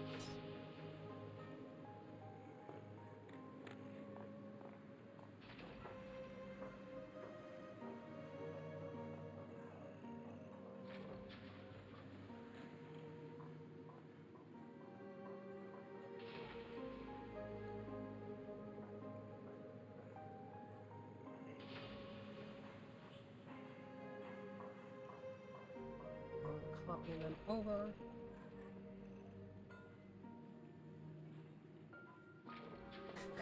Hmm. I love how inattentive guards are in games. I know some people like feedback done in a certain way. Do you have any preferences for that? I'm gonna suppose you're here to say I'm not allowed in here. Hail, peasant, may the apostatic union shine resplendent.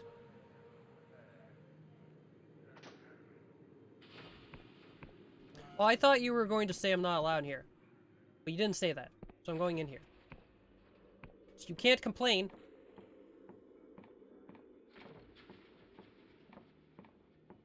This is a very tall tower.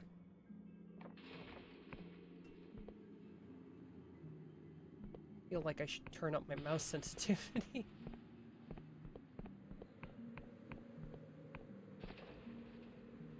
Whisper me the reviews or whatever. Alright. I didn't figure you would have, like, a particular, like, way you wanted things, but I always like to be certain. Because some people have, like, I want, like, this, and that. I would like information on, like, what you thought of this, and, like, how this works, and, like, some people... Also, just so you know, it's Game Master makes feats. Ooh. That's interesting.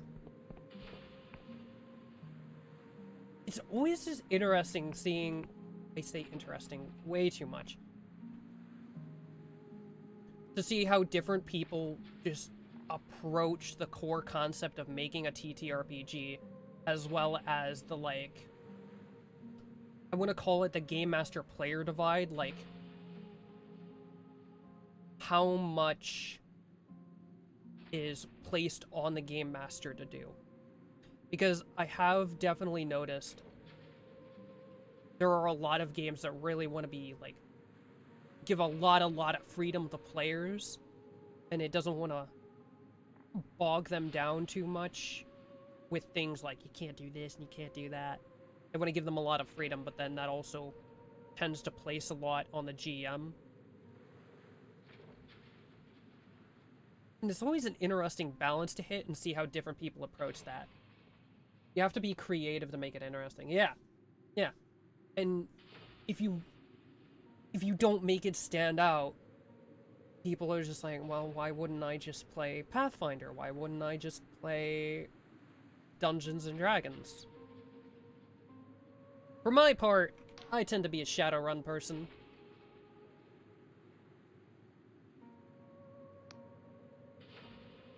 Where would I find a map? As it happens, I do. I've heard the Erudite Academy is in town, and they have a number of cartographers. I'd look out for one of their red tents on your travels.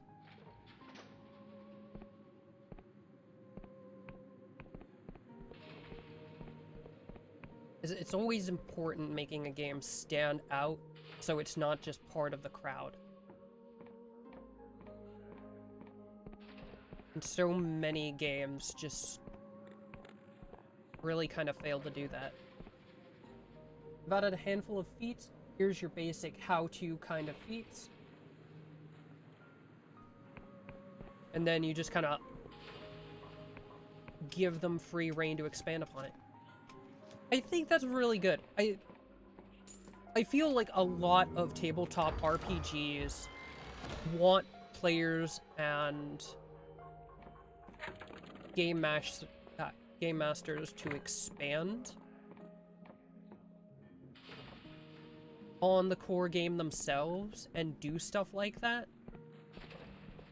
But you have to tell players outright, this is a thing you can do. Like, you need to put it in the core book.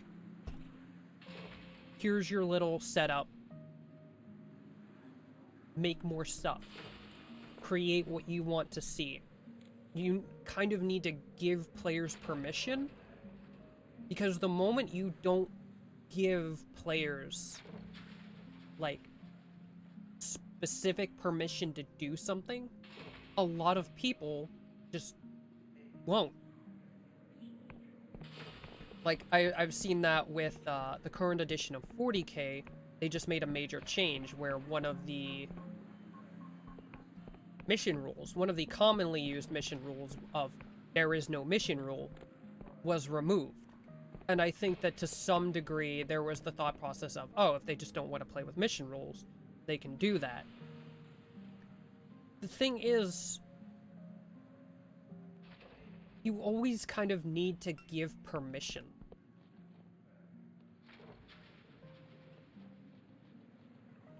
Which is, I think, something a lot of people don't really think about that much.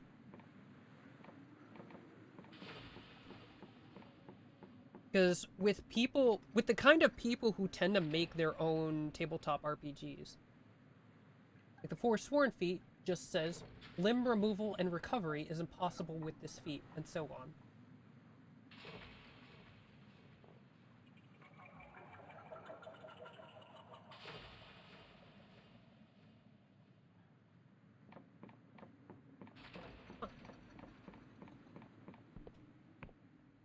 Yeah, and as long as you...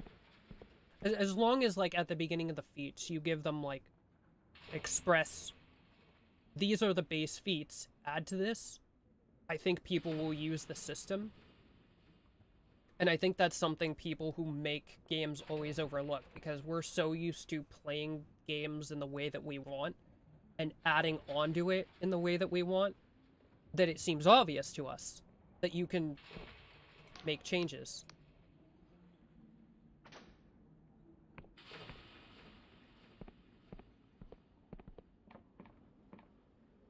But I think largely to the average person, it's not as obvious as it seems.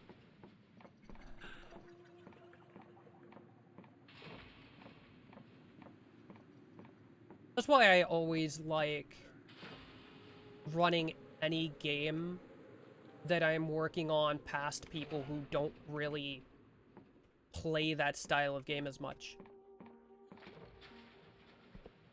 Because then they ask me questions.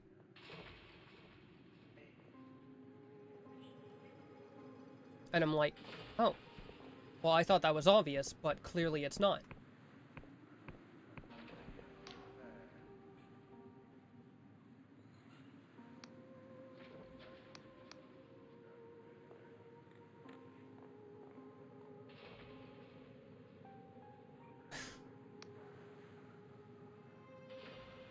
Sure.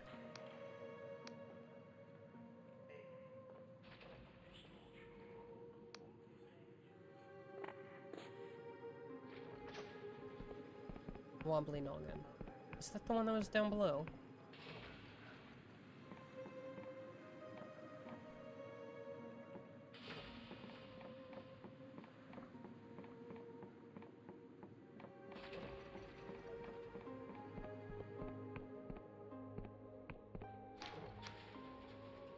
Okay, no, this is the lost purse. The wobbly noggin's the one that's up above.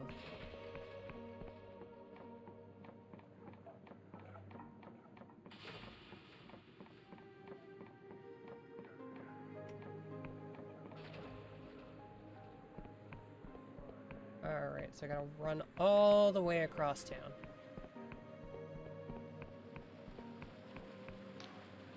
Hold it. What you got there?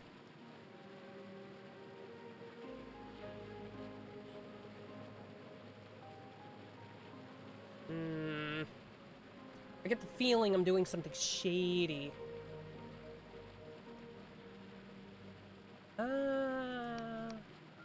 Like I've not heard that one before. You know we've got a real problem with smugglers in Hallow. A lot of illegal goods slipping through the net. So I'll ask again, what's in the box?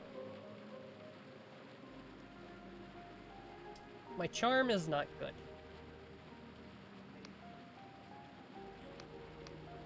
A writhing tentacled creature stares up with an assortment of eyes.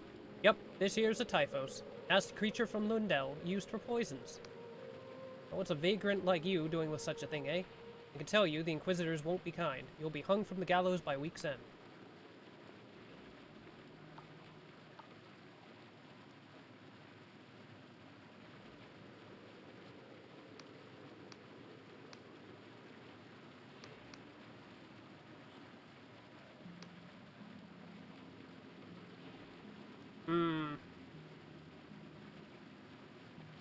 I'm in a bad situation. Say you lose both your arms, you only lose one action instead of two because the effects don't stack, except for eyes.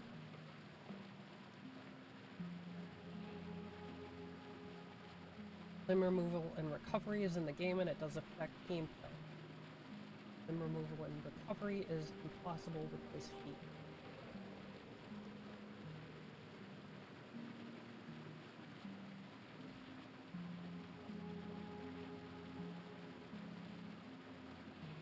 Okay.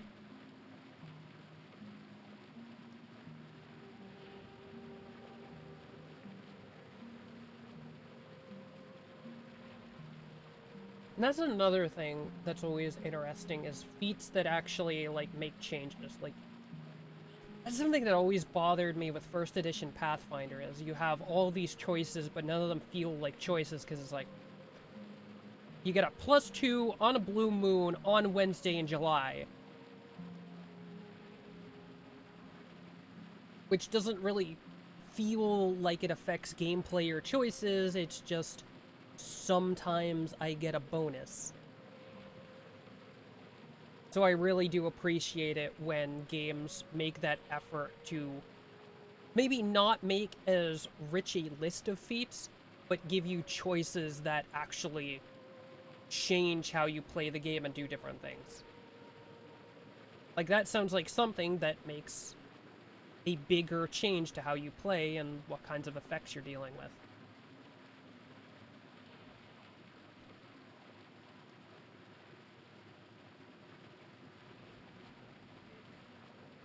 And I think that's always a really good thing to see with a core of an RPG, is to see mechanics and choices that show that the person designing it made effort in thinking it through and actually cares.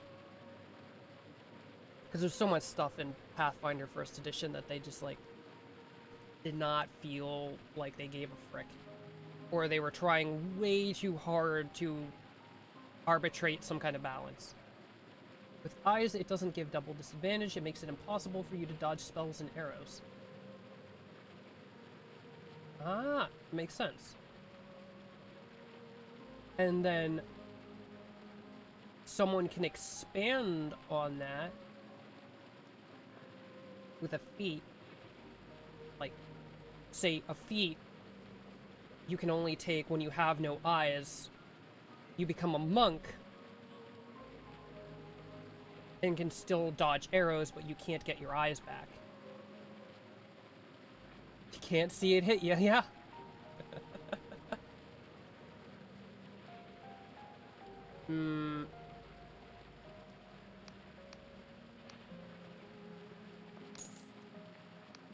Look, I'm giving you a warning this time. We're watching you, though, and next time it'll be a prison cell.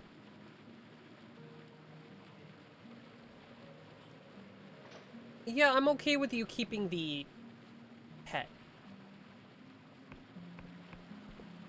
I had a bad feeling. I should have known it was a slimy monster in a box.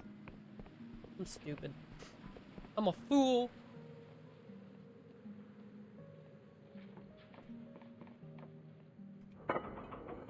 Like, my suggestion is just, like, broadly something I think someone would think of. Because I've seen so many, like, blind monk archetypes.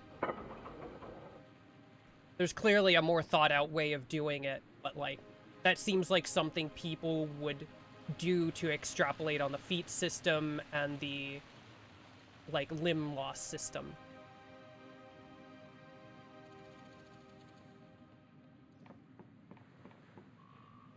I swear this game... I say this game makes me feel short, but this game makes me feel about as short as I normally feel.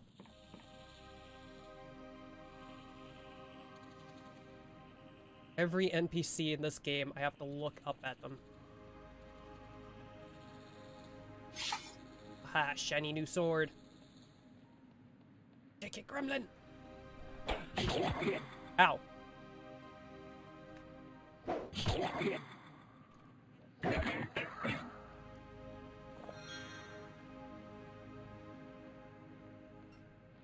I hopefully have some time off this weekend, so I'll actually run this game by my TTRPG friends and see what they think about it.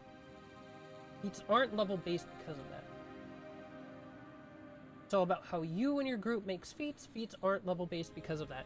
It does seem like a really, like, good round-table game for a group that trusts each other.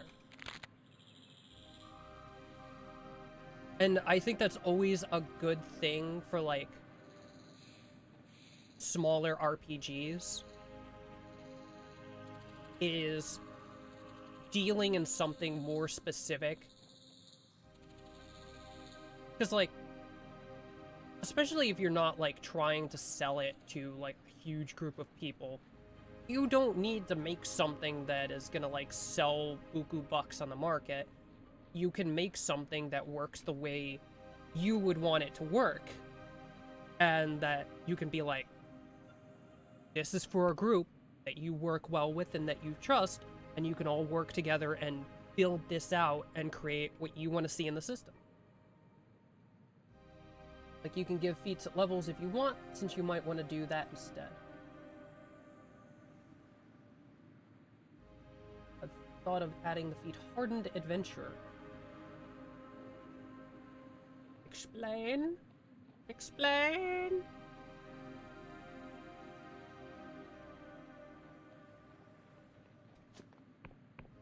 Oh. Oh. This is one of the weird shrines.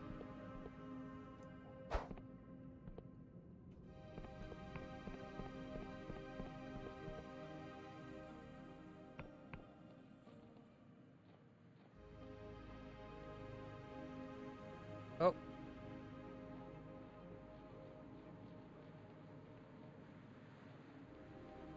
Yeah. I will be honest, I've personally never been particularly fond of level-based stuff. I think... I don't know. It always rubs me the wrong way. Especially because if a player joins partway and it's just like, alright, make a level, like, 12 character.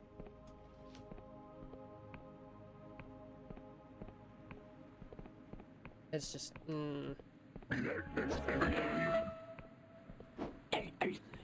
Missed. This game does not like verticality very much. 4.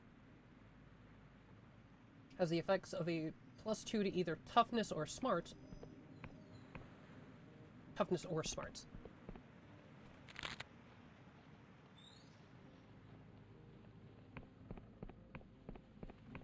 You've been through it and you've either taken the hits or you've learned how to avoid them.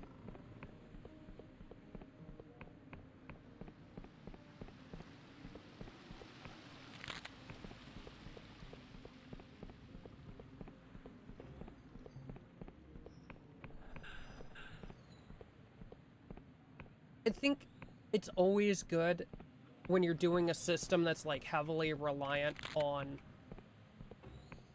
a group's own creativity to give them as much of a baseline as possible, just to give them, you know, broadly ideas of what's acceptable. Ooh.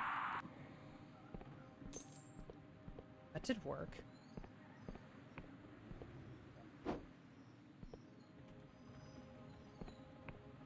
That looks like something I should be able to pick. Although I suppose every other thing that I've been able to pick has looked like some sort of sorcerous abomination. Also, there's no level cap like in D&D. You can technically go on an adventure forever with the same character if you want. Hi? Hello? You're not friendly, are you?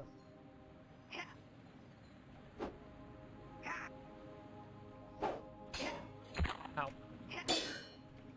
Are you undead? She's like blue.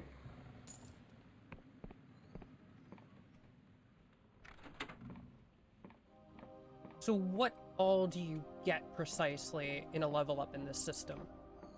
Because every system kind of has its own idea of what a level up incurs.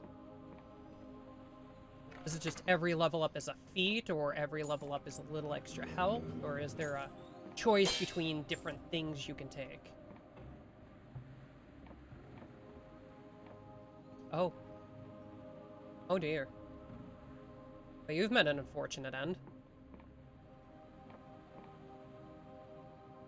The leveling increases your health and your magic points.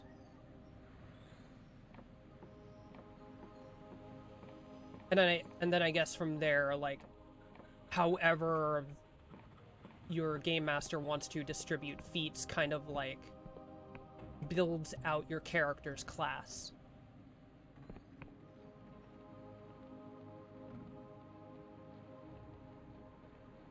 Actually, that's a really interesting way of doing classless, but still having levels. Because I said before that I really like Shadowrun. I also like Call of Cthulhu and stuff. I like classless systems, but generally they're also levelless because it's very difficult to do them together. Like having a classed system without levels, or a leveled system without class. Like every 3 levels you get a point increase in one of the stats.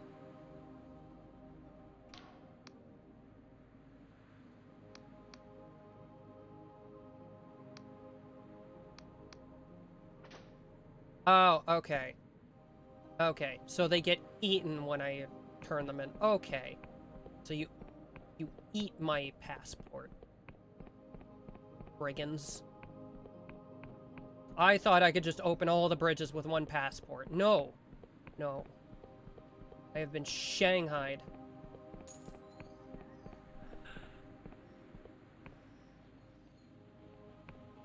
There's classes, but they're more for simplifying things.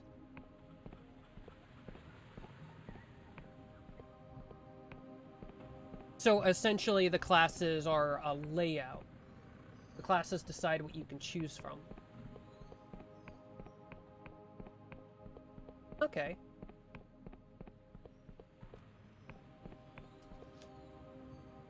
I always like classes in an otherwise classless system as a... Is this thing just going around murking everything else?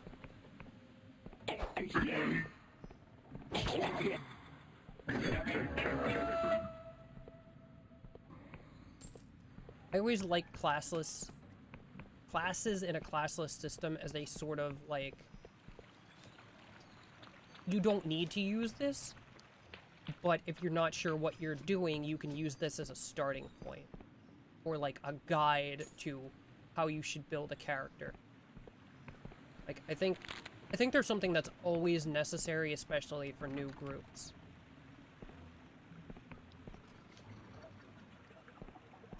Even if I don't personally like using them. Reckon. Alright, fine. Fine game.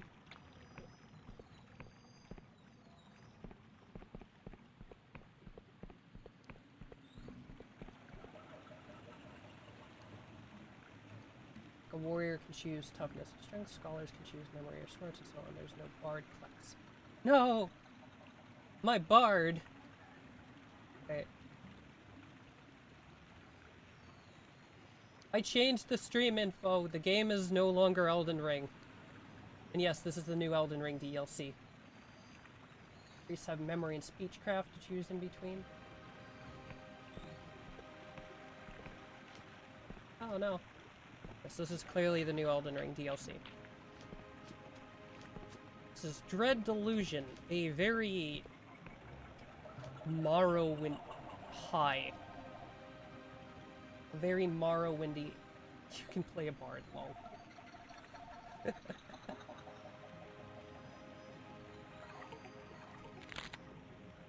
A very Morrowindy RPG. Hello, what are you? Why is your head bigger than the rest of you? Be still, human. Only those who embrace their wretchedness may claim their second self.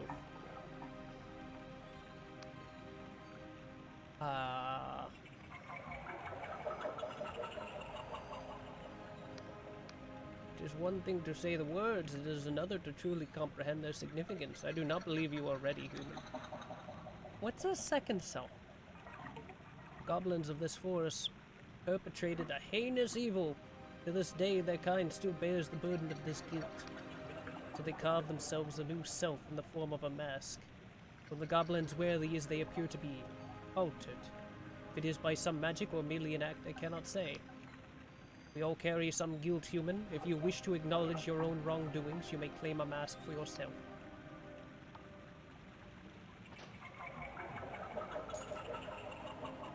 So if I just try to open this door... Okay, I can't even interact with it. Okay. You can play as a bard, you could also play as a witch.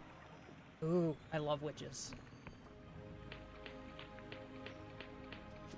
My friends maintain that the easiest way to get me to buy a game is to put the word witch in the title. Really, the easiest way to get me to buy anything is to put witch in the title.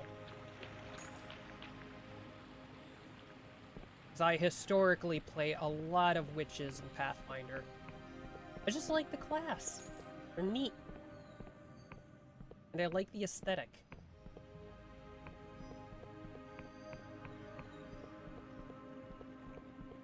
Pretty sure I saw a demon over here somewhere.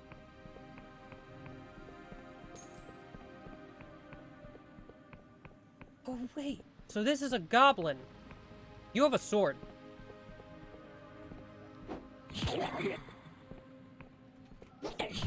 Ow.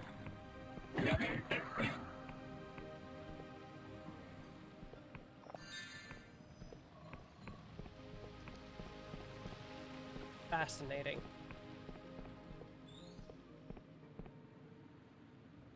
Everyone has magic in the world of Graphthorns, but only scholars and priests can learn higher level spells. There's not enough content to make a witch class.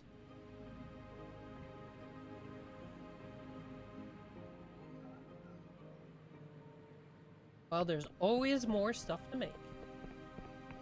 And you can always make something feel like a witch, especially when you have more open-ended games. Like, strictly speaking, in Call of Cthulhu, you can't play a witch, but you could still play a witch. Ow. What was that?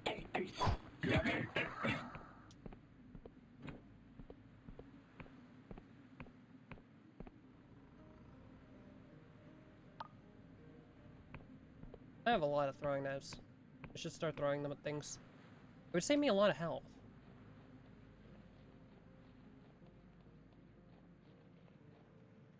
Oh, you poor lad. This way to the Endless Realm. This way to the Emberian Ruins. This way to Hallowtown. I've gotten completely turned around. I don't know how I ended up all the way back at Hallowtown. What are you? That seems concerning. You know, someone said the Inquisition was looking for stuff like that. Did you see the huge estate outside? It's an ancient Wiccan artifact. It was built long ago before the world ran, back when only mad occultists dared set foot in the Sky Realms. It may have been erected to mark important Wiccan ritual sites, but that's only a theory. Wiccans often disguise the truth of things with powerful magic, so it's incredibly hard to tell for sure. Good for you.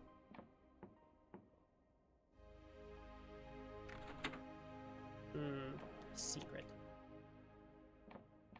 Oh. Something changed? No, not quite. There. I appreciate the secrets in this game don't just take one lever most of the time.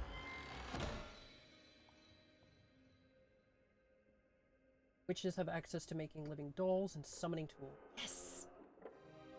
You get access to worship Operos without knowledge of that goddess. Operos is a goddess of change, is the reason for the era of evil and the Almor's fall from the empires.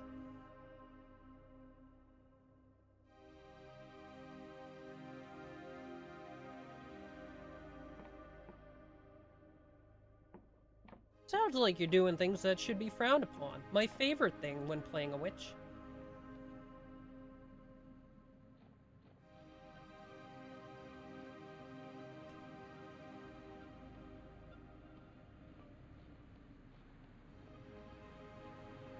I'm gonna have to sit down later with this and read through it in its entirety.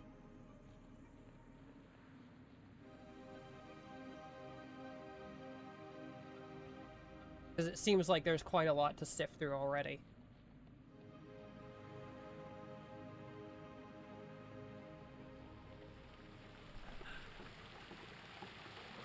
What? No. Fun.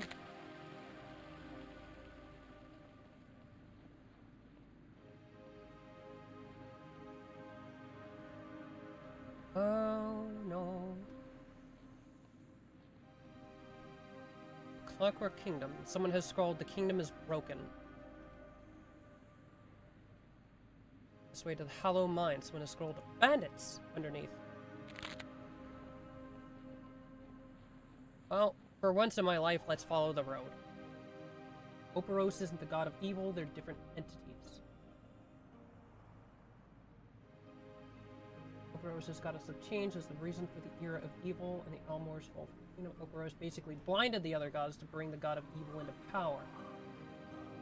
They aren't the god of evil, but they did kind of cause some bad things to happen.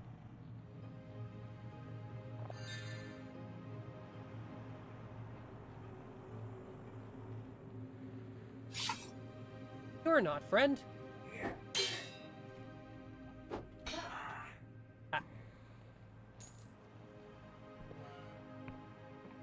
Now your loot is mine. A lock chest. That's new. A locked chest full of ale.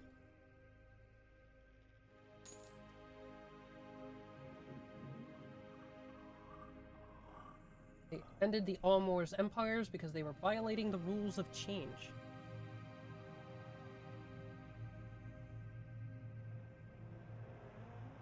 Oh no.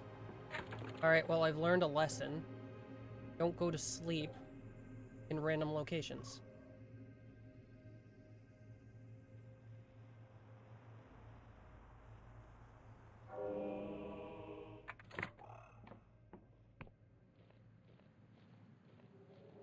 You!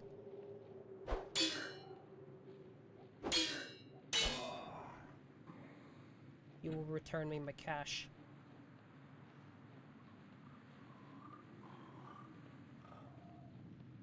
So things are a bit more complex than one might assume.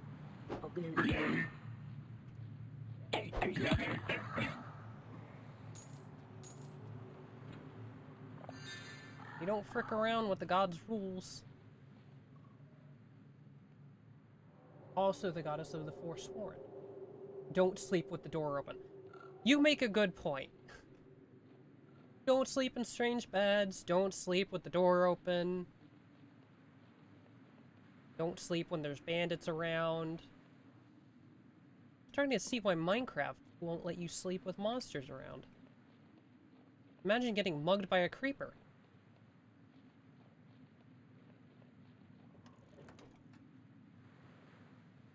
You need 25 charm to talk your way in. Door is shut tight.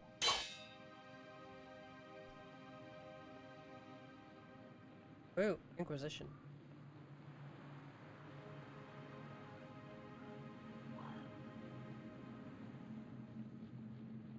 Ooh, is that the mine? Am I going to find fine ores for upgrading my gear?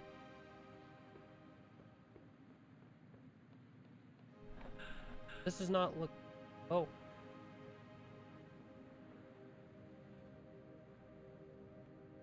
Forsworn are those whose fate was permanently altered by the creation of the Angel of War. And that's why they can't lose or regrow limbs. Actually, this is really nice. I love... What the frick? I love, like, feats and abilities in game that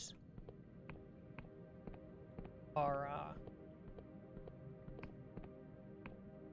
have a lore reason for existing and working how they do.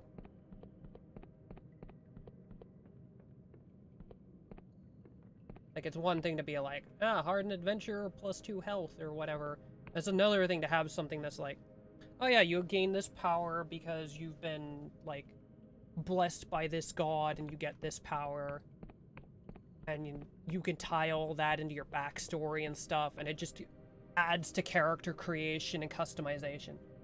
The Angel of War was created by humans and was by far the worst creation because it wiped out elves and orcs. Oh yeah, if I was an elf or an orc, I would in fact be slightly miffed at that creation.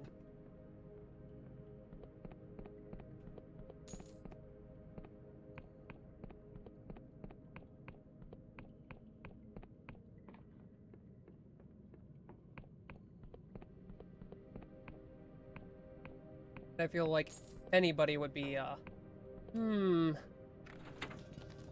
humans killed all the elves and the orcs. I hope I'm not next.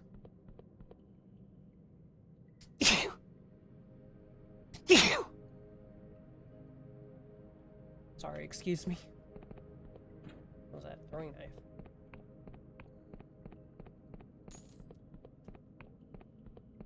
This is convoluted. Oh no. Oh no.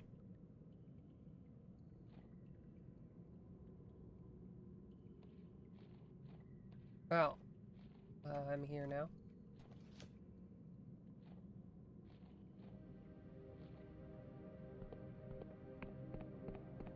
Die, butterfly!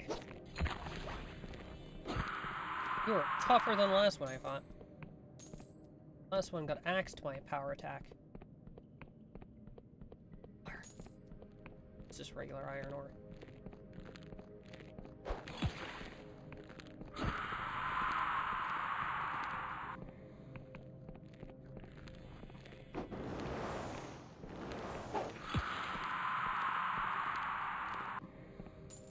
Well, that one took a lot more damage. Wait, this game was released this year?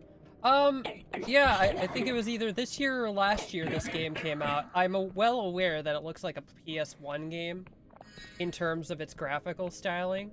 But if you look at how distant the stuff you can see is, and like how much of this stuff is heavily animated, it starts to like filter in, oh, they couldn't have made this one in PS1, could they? Like, it is very distinctly, like, PS1 stylized, with a lot of new technology driving the way the game functions.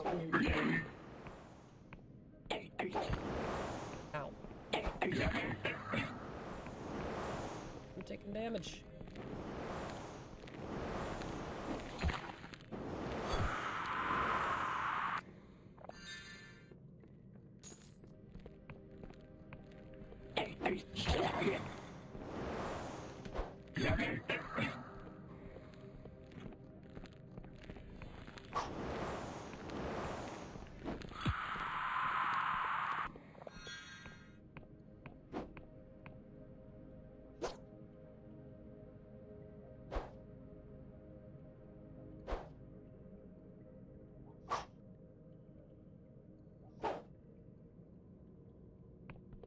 I can't make heads or tails about how it decides to do stabs or overheads.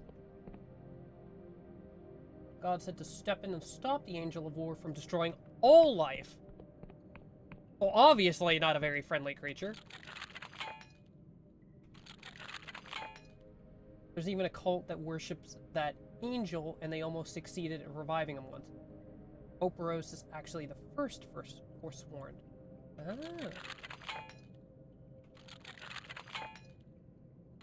There's always somebody worshipping the world-ending doom deity.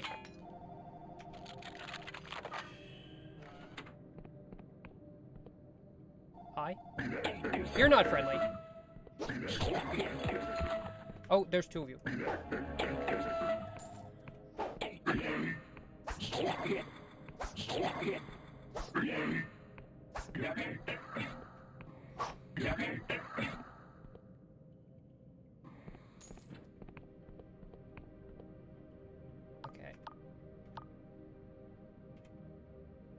Let's restore health. Ooh, that does not restore all my health.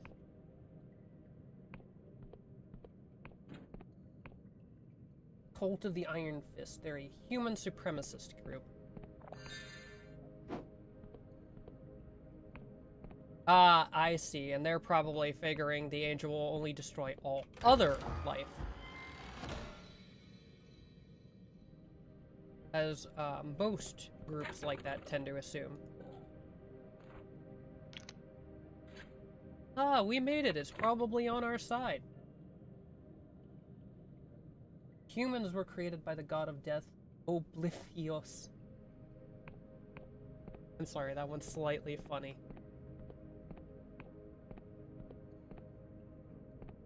It's good, but also slightly funny.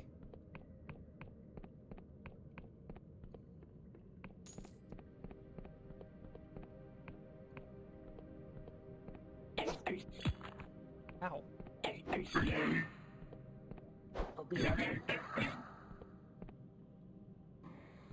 Arrows.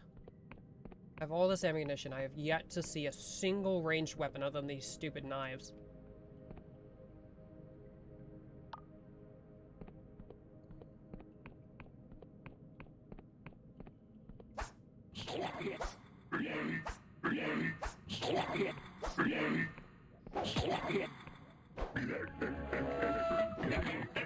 I don't like the noise you're making, bud. Cease!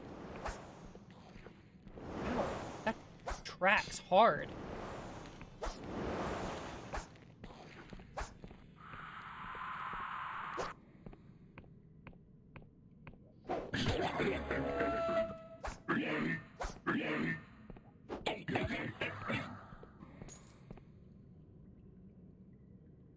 To cause more death. One of the playable races is technically elementals. I always really like it when RPGs pull out, like, unusual races or, like, world-specific races. I was talking to a person who was in here before, like, I like fantasy a lot. But I feel like Tolkienian fantasy has become so overdone for me. Ooh. A deadly thrown weapon. The shuriken is both more dangerous and more difficult to manufacture than a simple throwing knife. Like, I feel I've simply seen too much Tolkienian fantasy over the years, and I've gotten quite tired of it. So I like seeing worlds that try something new.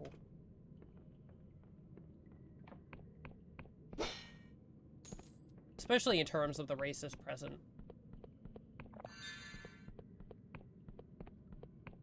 I know some people are like, but I wanted to play an elf. Why can't I play an elf? Why don't you have elves? Well, some worlds got something different. Find something new. Try something different. Ooh, 4. Not forget the primary reason I came down here. Oh. Life from design, they don't look like they're elementals, but lore-wise, they're elementals of their home plane. Ah.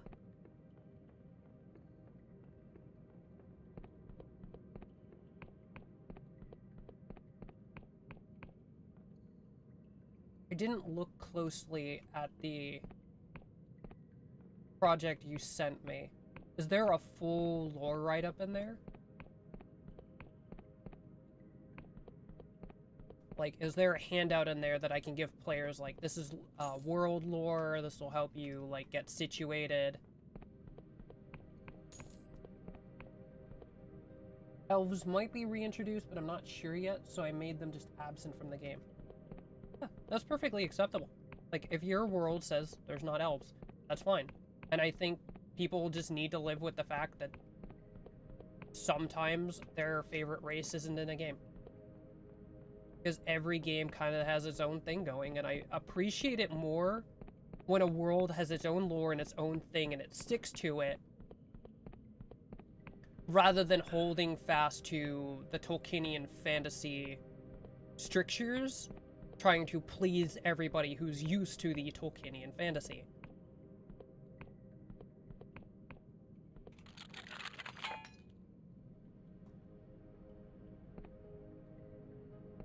There's something good in there.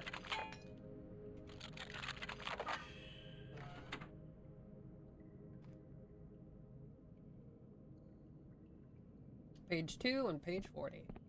Thank you, thank you.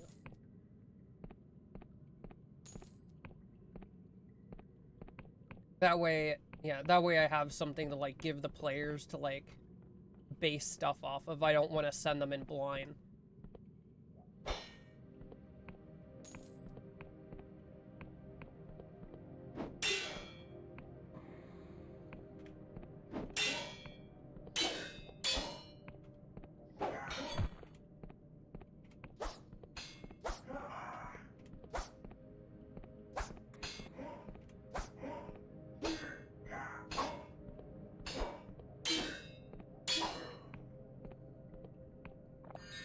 Shielding potion. Temporarily boosts armor.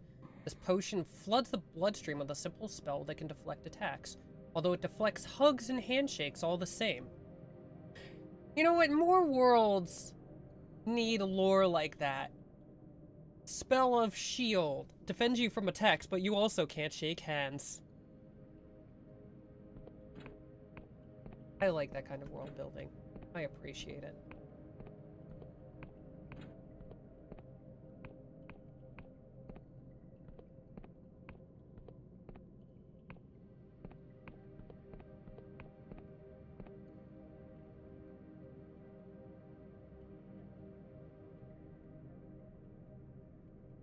I want to add some kind of elf because it needs some kind of humans, but actually middle of the ground. Shielding potion is just wearing axe. You know what? You might be right. Is that what the shield spell was all along? It just makes you smell like axe.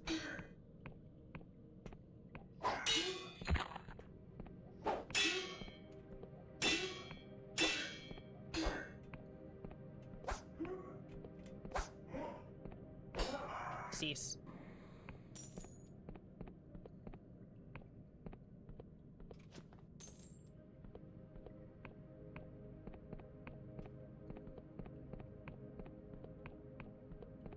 I feel like I burned more lockpicks rolling for doors that need like a 4 than rolling for doors that need a 6.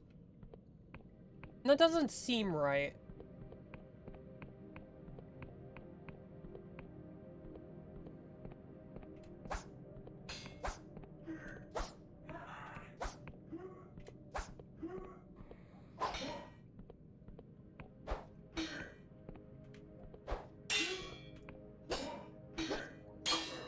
Ha. Take it.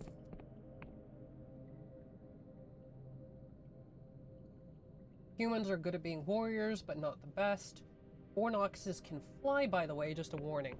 Yeah, I know some people when running games have issues with players that just can fly. It's something that I've never minded, because I've never seen players who are abusive about utilizing it.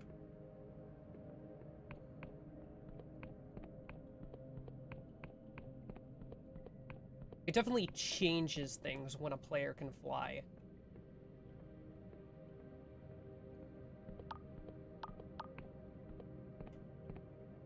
Down the hatch.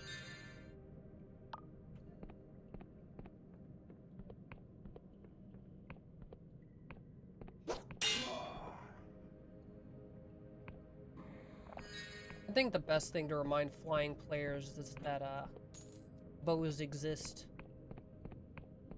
And being up in the air makes you very obvious target. I think something that also kind of encourages players not to fly all the time is having a sort of like cover, no cover, advantage, disadvantage system. That players can get an advantage for being on the ground and in cover. So there is sort of a downside to being up in the air, especially during a fight. It's something I try not to worry about too much, unless I see players, like, unless I feel like players are abusing it. But it's always something to keep in mind. Like, flying is more, you can ignore climbing movement. Ah.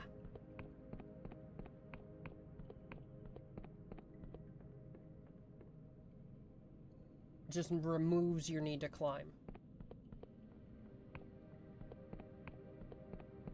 So much. Have I just gotten back to the top?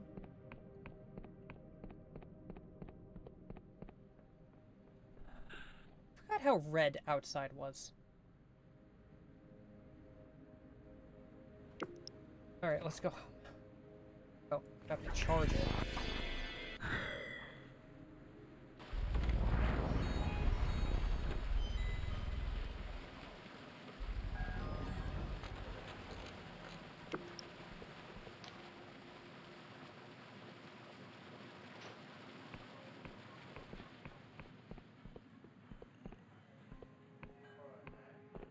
Let's find the inn. I need a rest.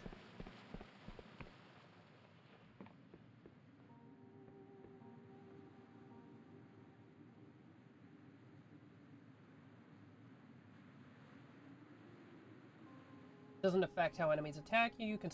You can be in the suns and the slime will still slap you. Alright. Yeah, simplifying it like that does make it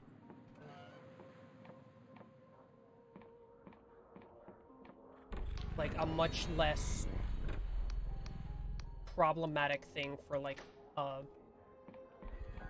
new character to have.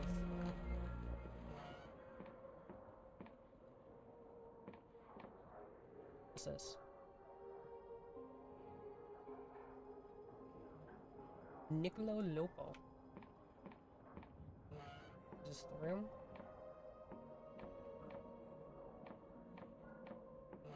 Closing the door this time.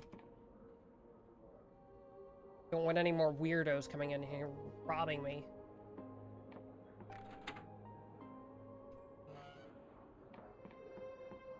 So what's up here?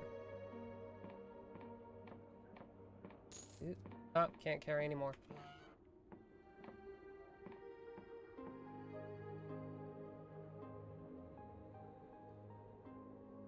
Recollections from the God War by Juliana Liddell.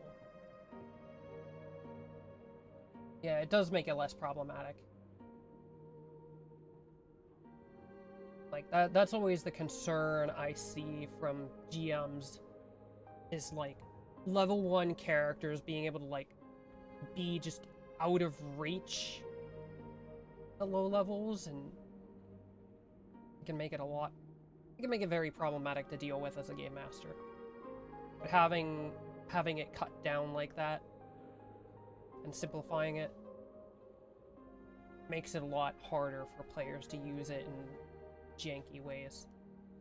So you know there's 2 legendary witches you can add if you run it. Ooh.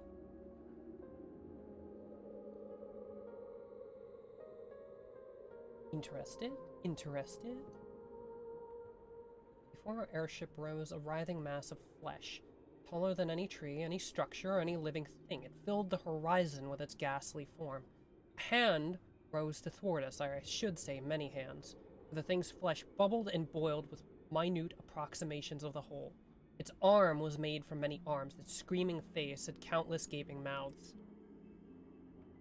The captain's voice bellowed across the deck. Being no Navy woman, I cannot recount these orders. But the ship began to lurch to the side, a futile attempt at evasion. With an almighty crash, I was flung against the ship's bow, and we spun in freefall. Through splinters and dust, I could see the other half of the ship. We had been split in twain, and the ground was rushing to meet us. The ship exploded into fragments as it struck land, but I did not feel the impact. I levitated, just inches from the wreckage, a glow encircling me. I could see the hand of an erudite academy scholar buried in the rubble. It twitched, the glow flickered, and I fell safely to the ground. I know not who saved my life in place of their own, but I think of them often. The creature towered above me, staring with many eyes, howling with many mouths. These were the closing months of the God War, and the Wiccans had become desperate. Faced with their annihilation, they had embraced practices that had long been forbidden. Whatever lurched towards me had once been a god, though it could not be called that anymore. As it raised its arms to strike me, its bulk blocked the light of the Neuron star. Against my better judgment, against the very ideology to which I had committed myself, I uttered a prayer to my family's patron god.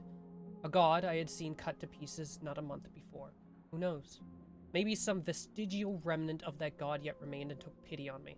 A hideous noise erupted from the monster. Its flesh had always shifted in some eldritch pattern, but now it appeared to flow like liquid. Huge chunks of it began to drop to the ground, exposing glimpses of a skeleton.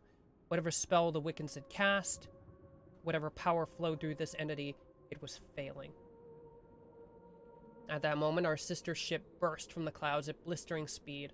A dozen cannons erupted into fire, and the creature rippled with explosions. A void stone lance, itself the size of a small vessel, was flung directly into the monster's skull.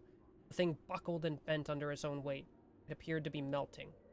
The skin tore around its neck, and its head bent back in an unnatural way, eventually dropping to the ground. I would later discover that it crushed a nearby pub. After a few moments, all appeared to be left was a steaming mound of flesh and bone.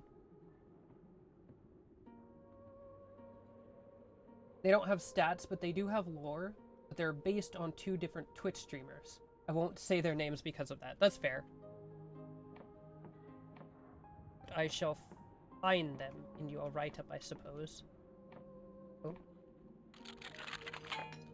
I'm not supposed to be on the roof, huh? Oh. It's hiding up here.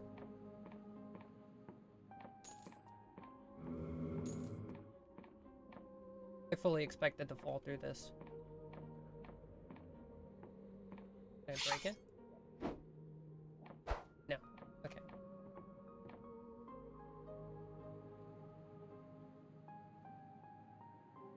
Still, the fact that I can just look out and see everything is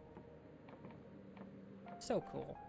And in such a weirdly designed world, it is one heck of a view.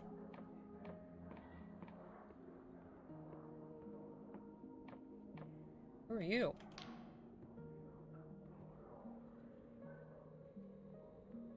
The man drums his fingers on the table as his eyes dart around. He does not look at you as he speaks. I'll go on with you. I'm waiting for someone.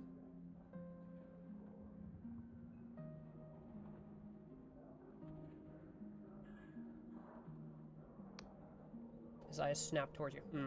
So you're the agent. Must admit, I expected someone a little more. He spits. Inquisitorial. I'm a confessor, more of a prisoner than an agent. He laughs, but his eyes stay on you. Ah, so you're with the Confessor Division. That explains it. These bastards. They mean to insult me by sending one of their expendable rabble. They've hunted me for years, and now they don't even deign to send an agent. At least not to my face. He hisses, teeth gritted. So out with it, Confessor. Has she found it yet? Is it alive? Who found it? Vela, you inebriated fool. Who else would I be speaking of? For a moment, he simply stares at you, brow furrowed. Ugh, they really haven't told you anything, have they? I may as well be speaking to a silk slug. You at least know where Vela is. She escaped on a sloop. Sounds about right. She'll have gone to the Underlands to rendezvous with any Dark Stars that are still loyal. He gazes out the window pane. Of course, the question is where. The Underlands are far larger than the Sky Realms.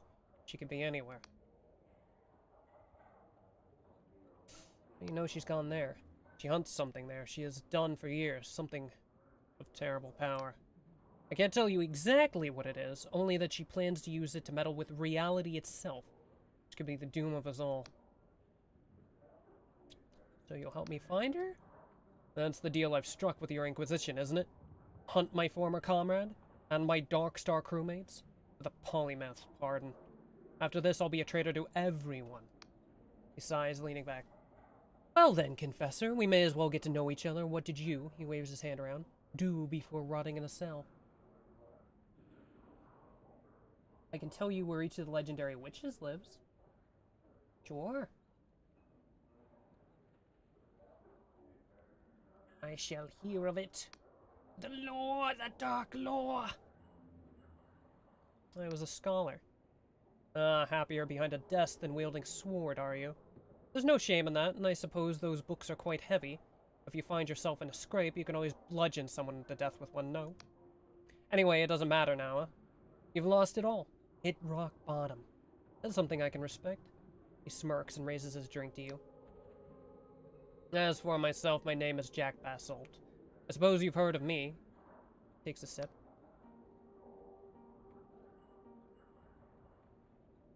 No. He chokes on his drink, sputtering. Well, I guess not everyone has heard the stories, eh?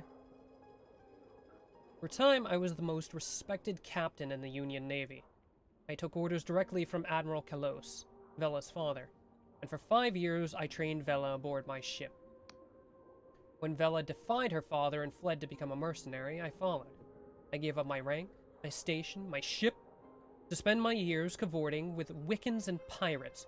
Shame of the Union Navy. Navy, they branded me. He stares down into his drink. But I kept her safe. Was that not also my duty? So why are you hunting her? You have to understand. I love that girl like she's my own. I've seen her grow from a headstrong child into a fierce captain, and there was a time, when we were sailing together as Dark Stars, when I thought she might be the greatest of them all. So, to see her fall into barbarism and villainy has been hard. I can't abide what she's done, or by what she will do. She seeks to save us, but she'll likely doom us. So I have to stop her, you see? For her own sake. Alright, how do we find her? One lives in the treasury of Old Aurelio, in the western Aurelis, with Fornoxes. The other lives in a living house like Baba Yaga in the Sins Lands, which is basically a frozen hellscape. Baba Yaga! I friggin' love Baba Yaga's house. It's such a fun concept.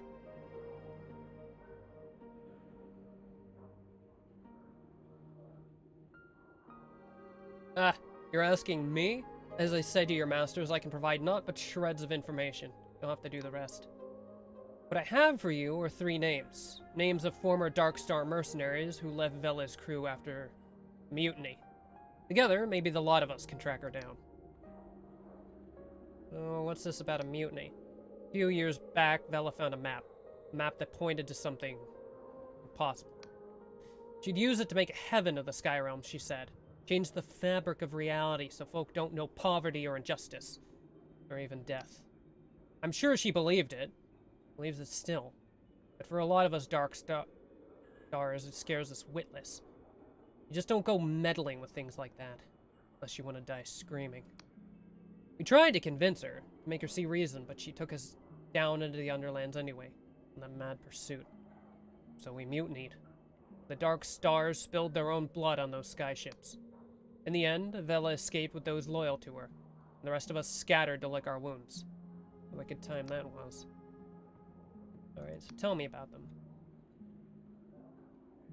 The Sins Lands were once a livable tundra, but now it's too cold to support new life. That actually sounds like an interesting place to run a game. Like, just imagine chasing a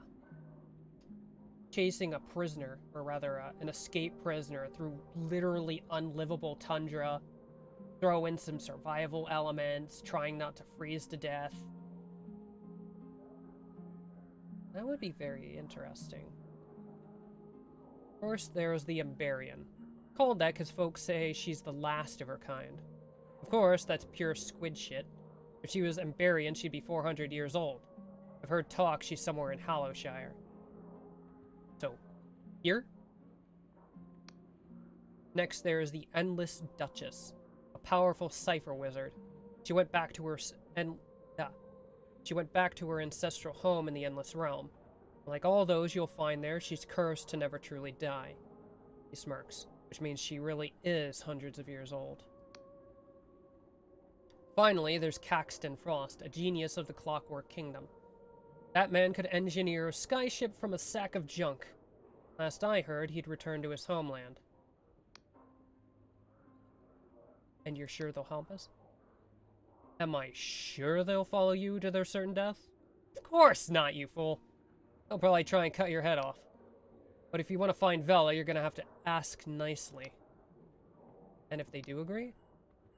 You lot must have captured Vela's fortress, the Blinding Light, correct? I hear the cannon fire from here. Tell you what, I'll head there myself after this little chat, and if you find any of those dark stars, send them there and all. He fixes you with a grim stare. And that thing Vela's looking for? She mustn't use it. Nobody must ever use it. You hear me? If you've any sense, you'll make sure it stays buried down there.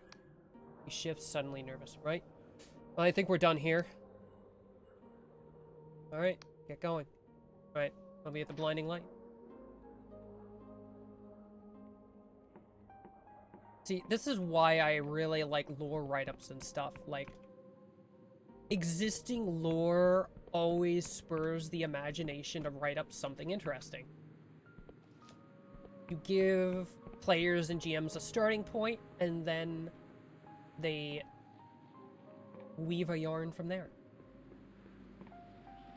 That's brilliant. Brilliant, good fun.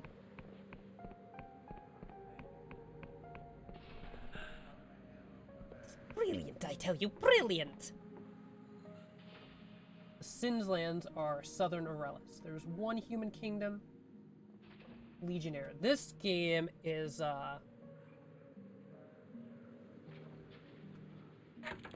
Dread Delusion. It is a really trippy RPG done up in a very, well, you can tell by looking, PlayStation 1 visual style. But, they have really made it their own.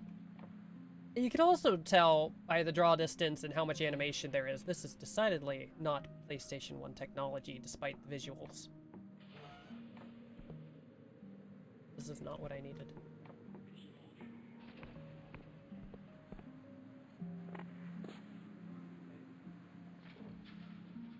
There's one human kingdom there. They're the children of the people from that era. The reason why the Sinslands is inhabitable is due to the War of Two Kings.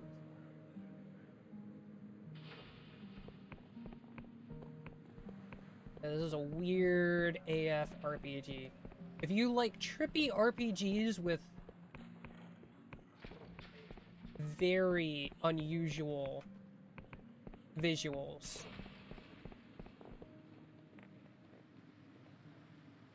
this is a very interesting game.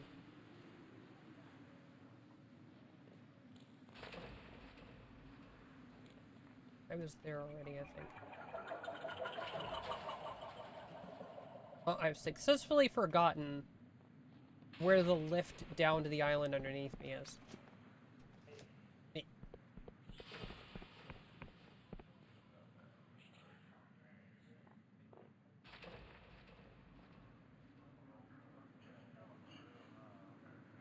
Oh. When I was a small kid, I have a PS1, and it's hard to make it work that.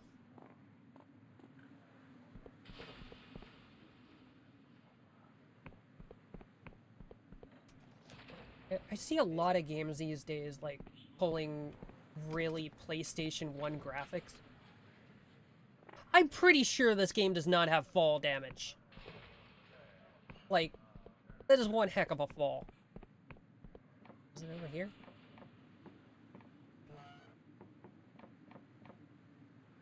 You made a game set in Graphthorns.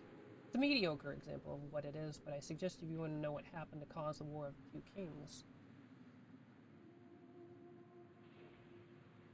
How? I swear, man, there's gotta be no fall damage in this game. This is baffling.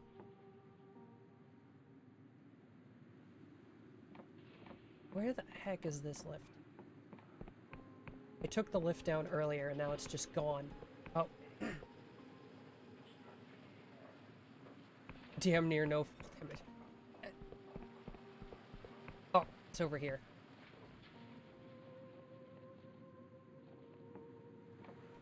Like playing Elder Scrolls 2. Yeah, it's so hard to get old games to work anymore.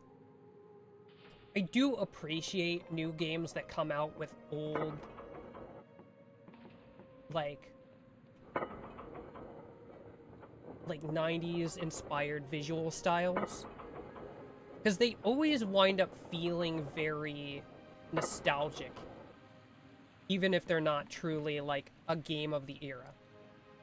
Like, if you look closely, you can very blatantly tell, like, this is a game made with new technology. A game of the PlayStation 1 era would not be able to have this kind of draw distance, this kind of animation. But the sound effects, the visuals, the, like, pure trippy imagination of it just feels nostalgic. It's very cool. Can I ask what the name of your game is, Mir? So I can look it up. Oh no.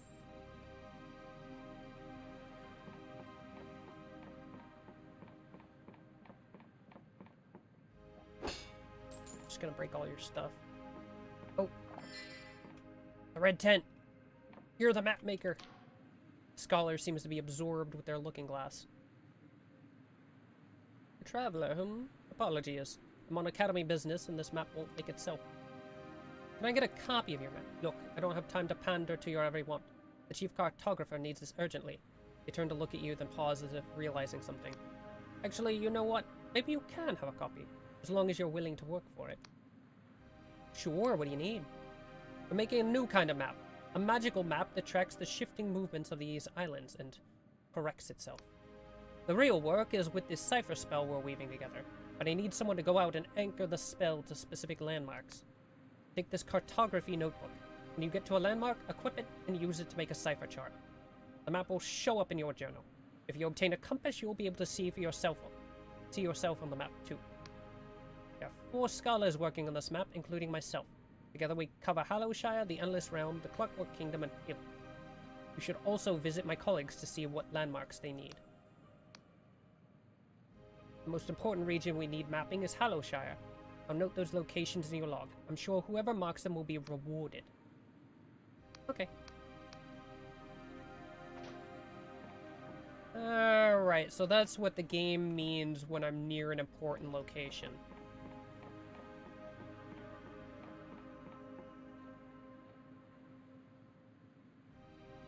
The red sky gives me anxiety. Yeah, it's a little disturbing. Especially the, like, weird glowing pink star that's sucking something into it.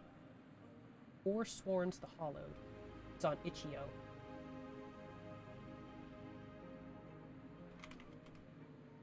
Forsworn's the Hollowed. Itch.io.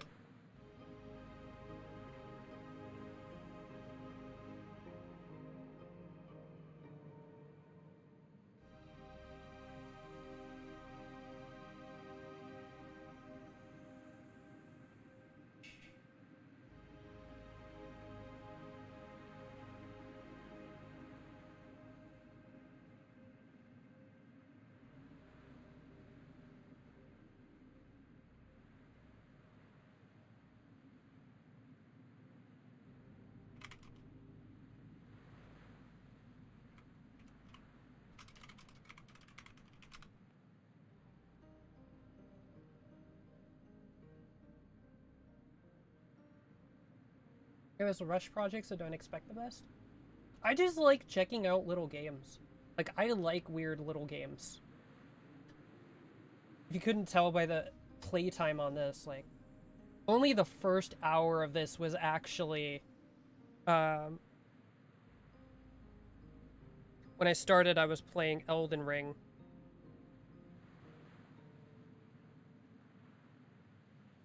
Some gods had different domains. Operos didn't exist yet.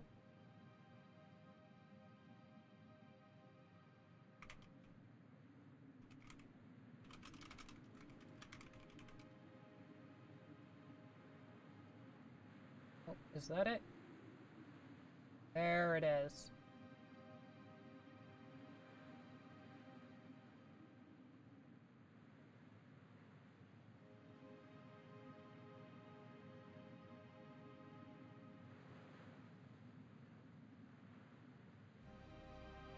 Purple moon is nice. It is very cool. Very pretty. The glowing blood red sky. And then you look down at the ground and the world underneath is like barren rock, ancient sea, and like blood red clouds. It's just a cool game to look at.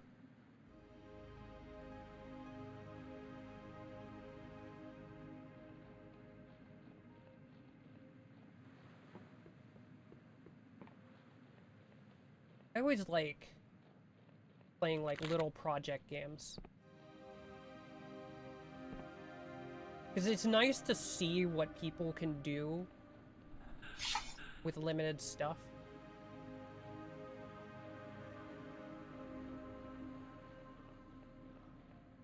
And just, I think that helps a lot of people who do creative endeavors, is just getting people to look at what you've done and say, that's pretty cool. Like, appreciate the work you put into it. Because I find the hardest thing whenever doing anything creative. Wow, that is a complete music shift.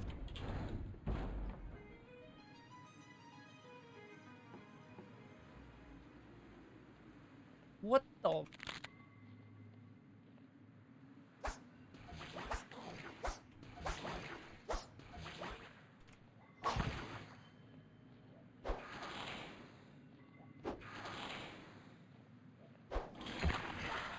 I don't know what you are. I want you dead.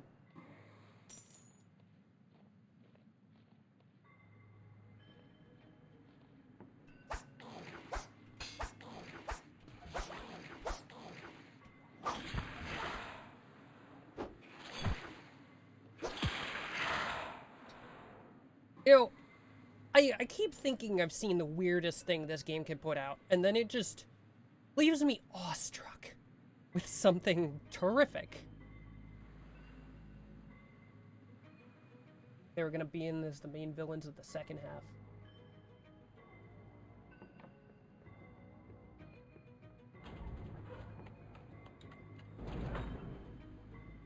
What the heck?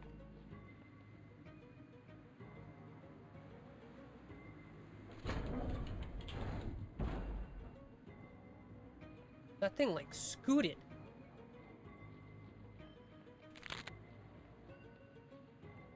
It's probably the most jank thing I've seen in this game. Was the way that ship flew.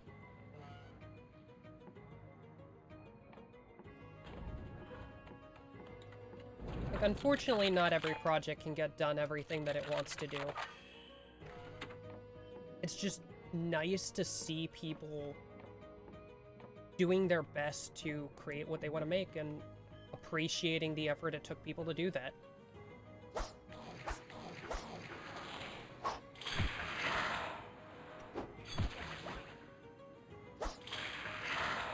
Disrespect.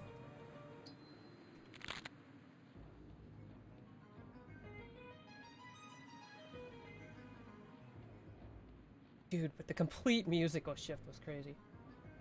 Operos is technically in the Hollow, but they're called the Truth there.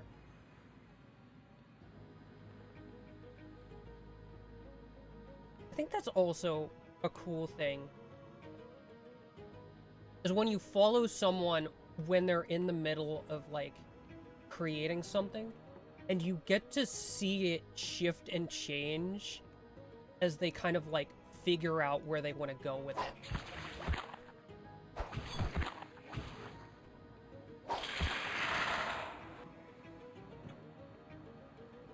Like, you can say, oh man, I saw this game when it was new, when they didn't have everything fleshed out, when they weren't really sure where they were going with everything. You know? If you come from outside, it's not safe out there. There's things out there. I saw them out my window. They were like Yeah, yeah, they were like. I agree. Ooh. Interesting landmark.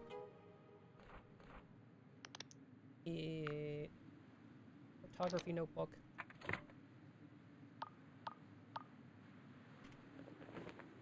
Woo! Ooh.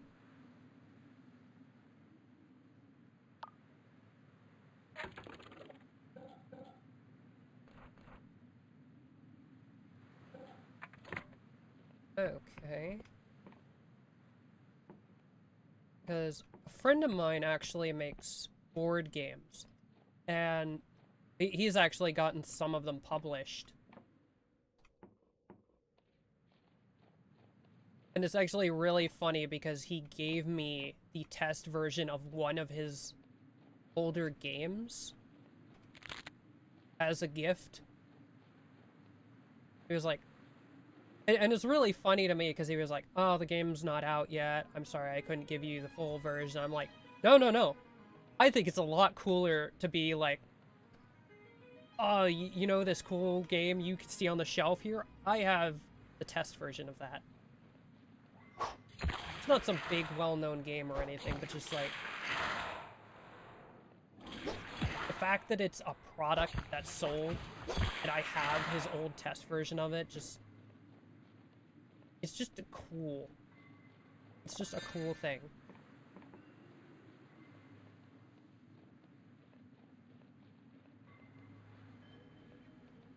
And it makes you proud, you know? Like, yeah, my friend made this. It's awesome. They did an awesome job.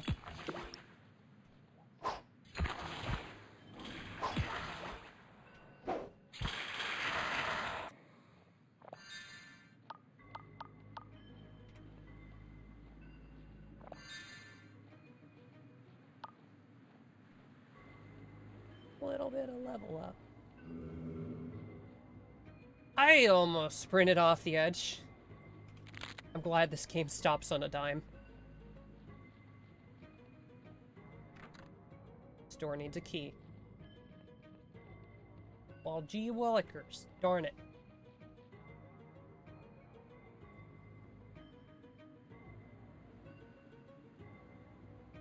You should have seen the beta stage name for the God of Love. They were not a good idea to keep as a name. Trust me.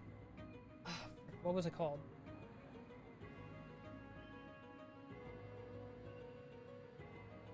I like when you kill the enemy, the only thing that's left is the item. Based old school games from the 90s. Yeah. I was saying that, like, it feels a lot like this one PlayStation 1 game I played called Darkstone. Where is it? It was Slaughterville. I have the test version of Slaughterville 2.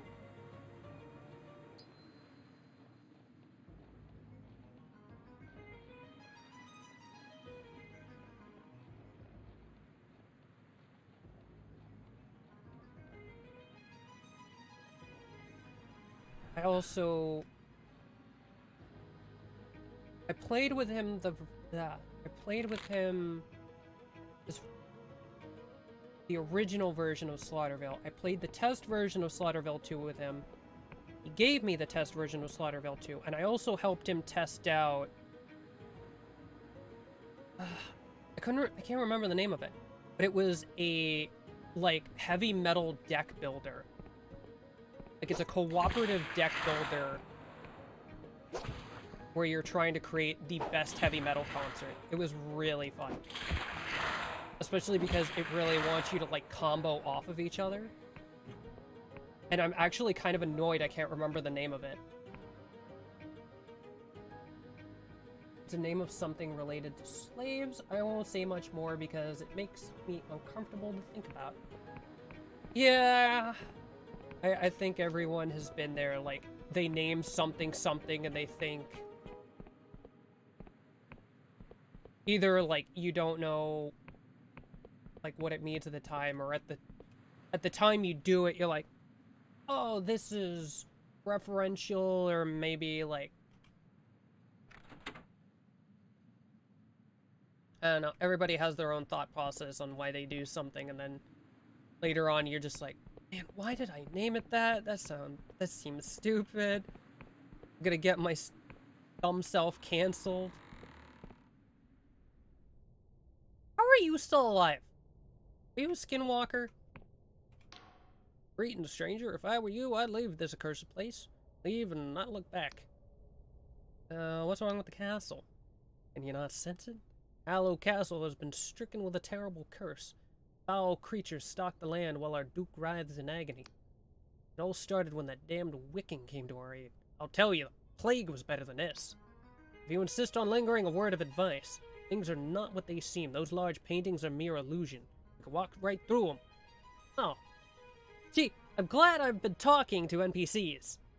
Because I might not have guessed that, because there haven't really been, like, secret doors so far. At least not with that way. If you have some jitter seed and paradoxius, I could brew a potion to see through the illusion. Who are you? Just a humble servant. The last in the Duke's employ, it would seem. Anyone with any sense has already fled. I'll be gone. Remember, stranger, the paintings are not what they seem. Ooh. Crafting bench. Oh, I have enough for the fine sword. All powerful. So what do you upgrade to? Emberian sword. That's cool.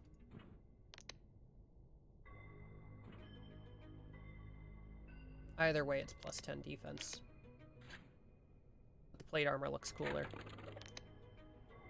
Oh, I can upgrade all of it. How much fragging iron did I have? I can't upgrade them any more than that, though. The water god and fire god are in love, but can't tell the other gods. Ah, the always ironic love story. Two beings deeply in love, but are also opposites. I always love the old, like, mythological stories of, like, the sky and the earth being in love.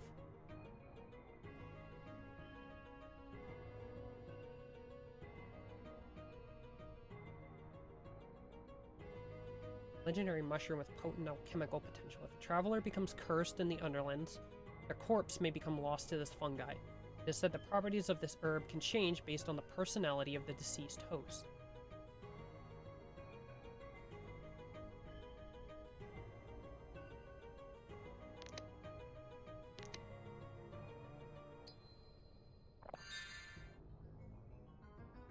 Alright, I got my truth potion.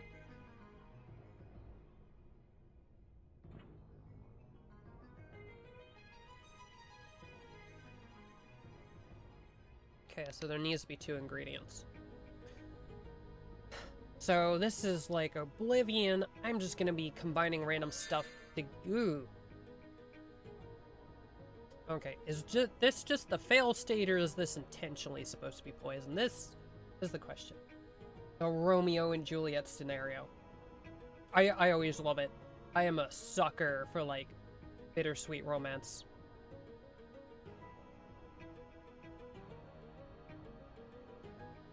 Like, sad shoujo manga is, like,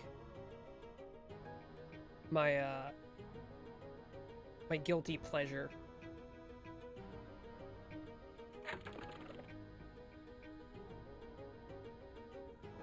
I can combine the modest treasure with something.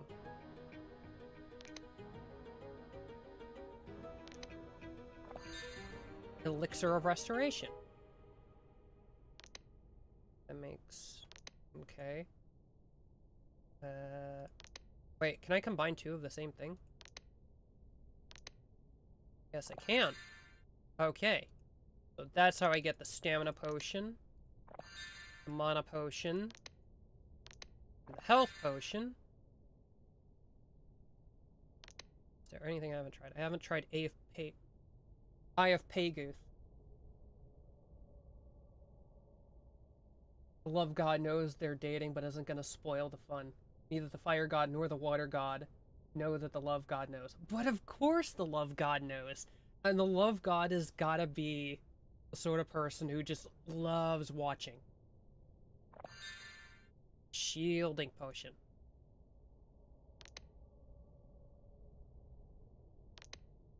Oh, someone said... Okay, so a book earlier said that... Oh, in Slev, thieves and thugs like to coat the blade with jitter seed extract for an additional sting. Aha! Poison throwing knife. Let's make a few of these. Pay attention to the things you read.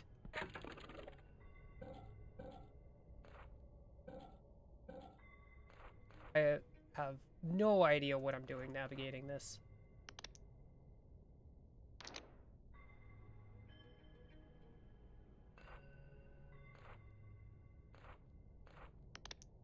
Bring out the...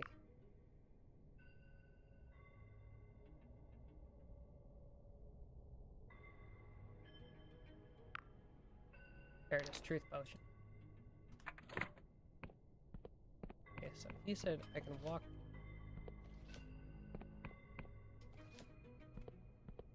Question is, should I bother with the truth potion? I don't think I should bother with the truth potion. I think it... Hi!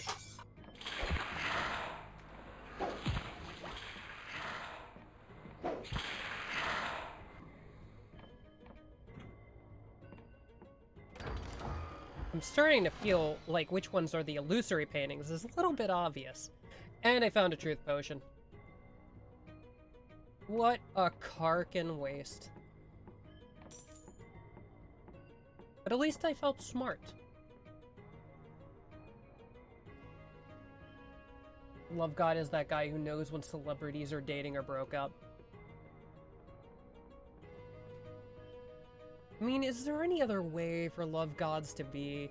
Like, for you to be the god of something, I feel like you really got to enjoy it.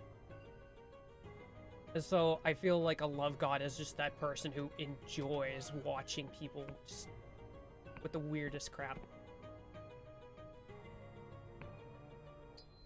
You are a creepy MFer. Sit up, sir. Sit up. Sit up, sir.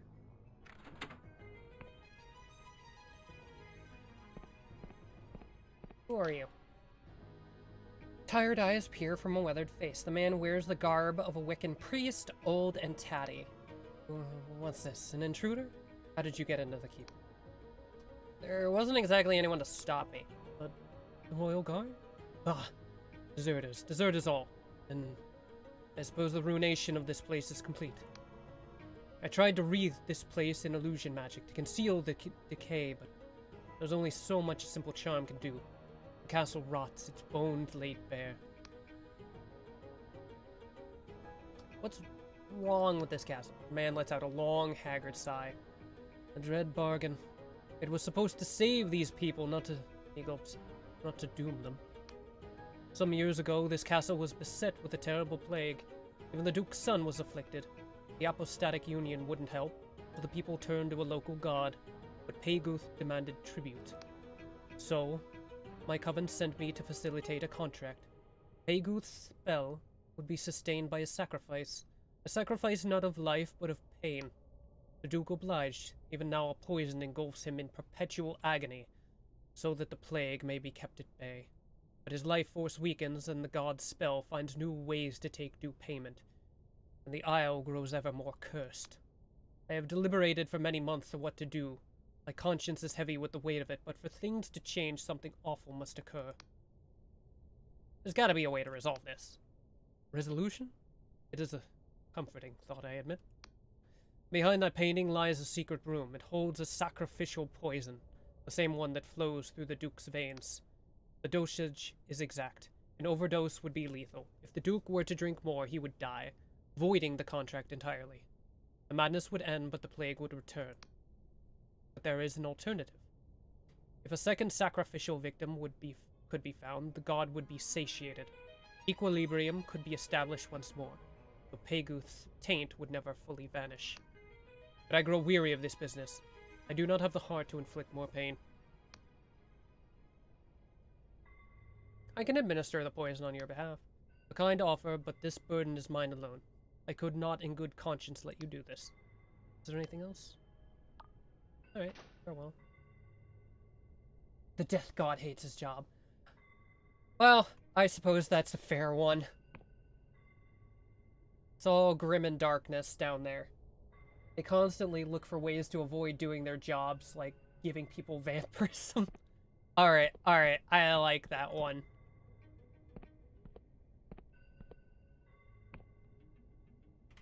Death God who hates doing their job, so they just look for all kinds of ways to give people immortality. In every other setting, Death Gods are always like, stop being immortal. I can't do my job. If you're immortal, knock this off.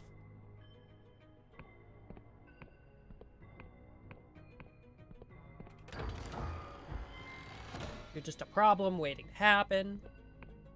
But you're like, nah, Death God hates having to do his job. Wants everybody to be immortal. Give people vampirism, make people zombies. I love it.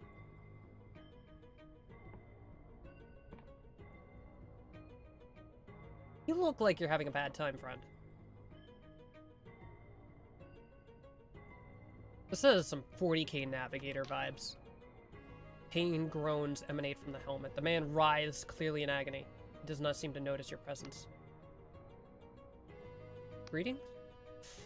The man inhales sharply, his head slowly turning towards your own. I am the Duke of Hallowshire. State your business. Can I help? Only that bastard Wiccan may help me now. What's wrong with you? For a moment, the Duke simply releases a pained moan. I am offering a sacrifice of my own pain, so that my dukedom and my son may live. Okay. If you say so. That potion does not last nearly long enough. Oh, there's another wizard. The guy downstairs said he was the only person left, and I'm finding people left and right. He doesn't do zombies because people's souls have to move on before they become zombies. Yep, that makes sense. I want girl vamp zombie.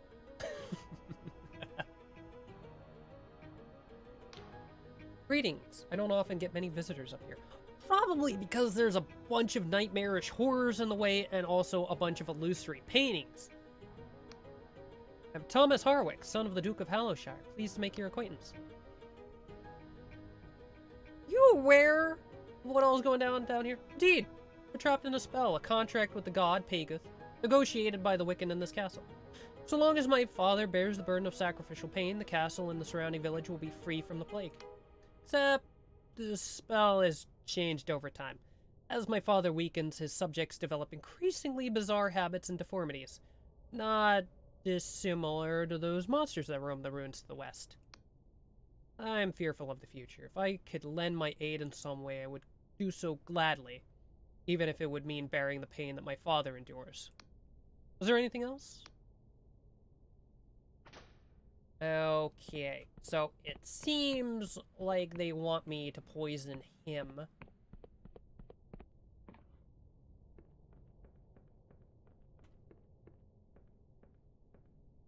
But I'm gonna be real.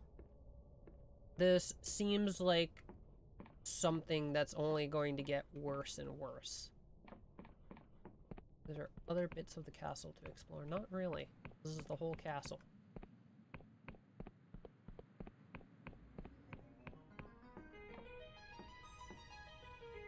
I missed this crap.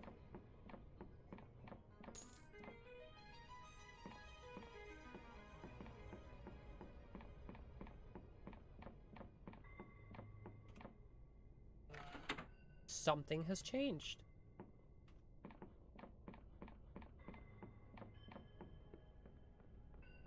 You can either find all of the hidden switches, or you can chat up this guy.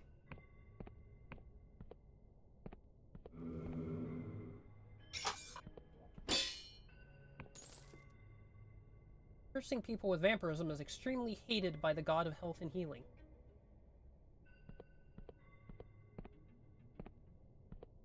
It's understandable that being undead probably not the most healthy life choice.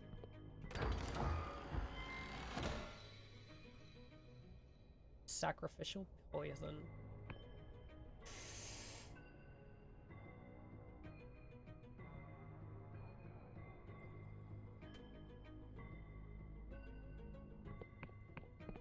Yeah, I'm just taking this. Don't worry.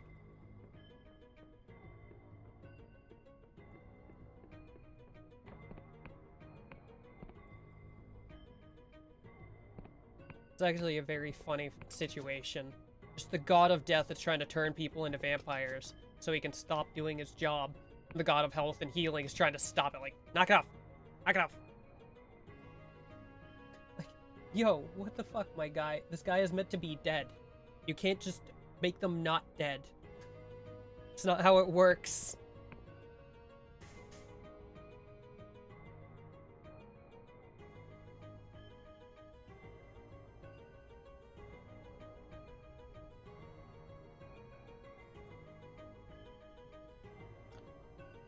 So, plague and people dying is bad.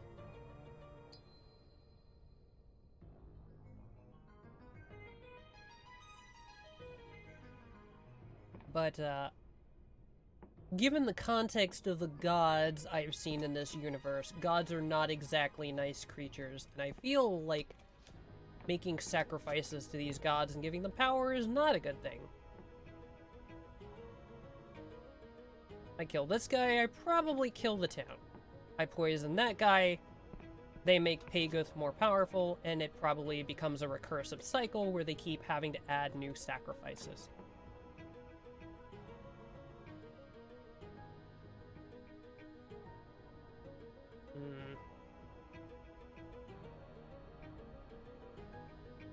This game really has no good answers.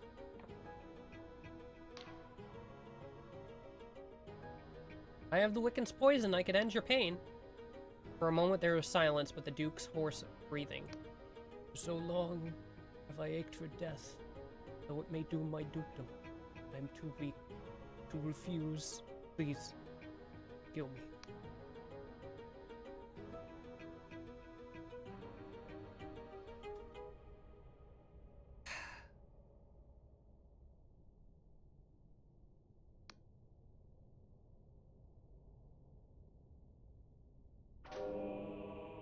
A castle cursed. The Duke of Hallowshire drank a second dose of sacrificial poison, killing himself instantly. Thus, Pagoth's contract spell has been broken. The castle and the surrounding village will return to normal, but the plague may return as well.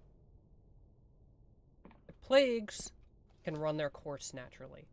Plagues are not magically recursive. Plagues do not summon demons. Oparos and Oblivios are at each other's throat. Oparos hates how this violates the rule of constantly changing life. Oblivios hates how Oparos kills them for said reason. It's like, dude, stop making my job harder. Then stop making undead. I love this kind of, like, solid interaction.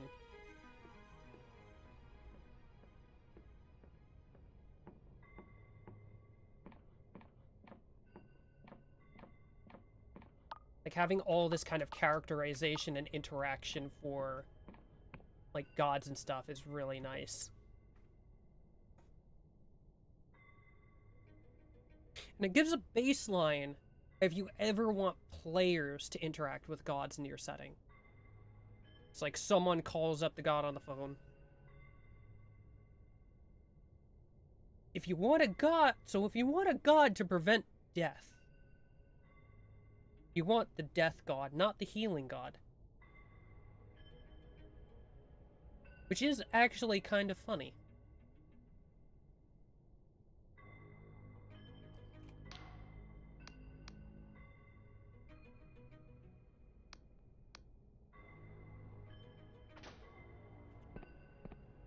Well, he seems more or less unfazed by this.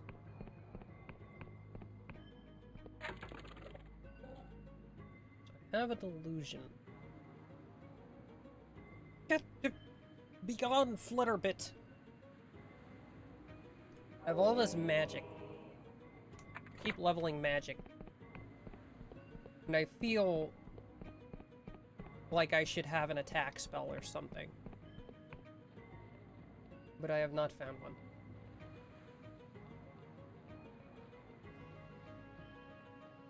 So I'll be honest, even like leveled as a wizard without wizarding powers, I feel distinctly like this game is not that difficult.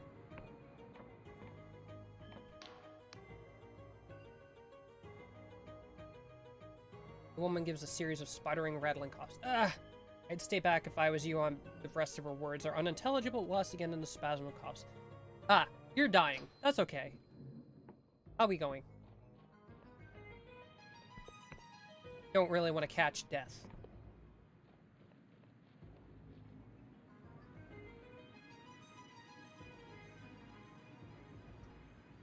All things considered, I don't think the plague coming back to this village is going to kill very many people. She seems to be the only one left.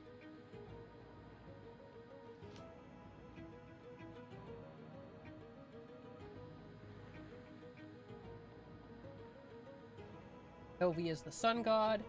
They're bored with life and just want to create more life, but suck at making them not evil.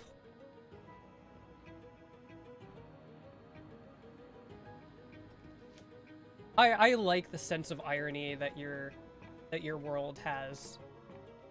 Usually people are like, sun god, the source of all good, and they keep accidentally making evil things.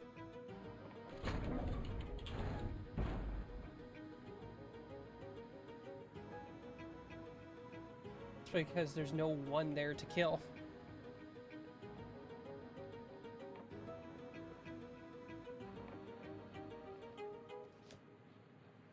Evil!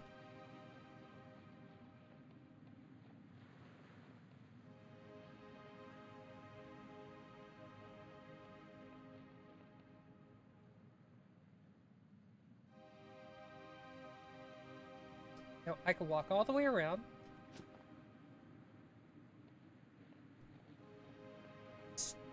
Yeah, I'm pretty sure there's no fall damage. That, or you have to fall really far. Squirming Godlet. A squirming, writhing creature that looks at you with wet, beady eyes and occasionally squeals with some unknown intent. Various factions in Hallowshire might be interested in such a specimen, perhaps the Apostatic Union or the Wiccans.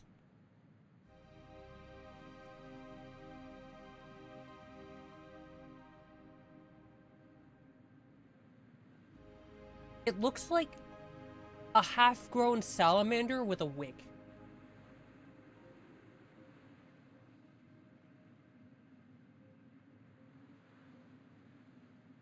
If you want to get cured of an illness, you ask the god of health.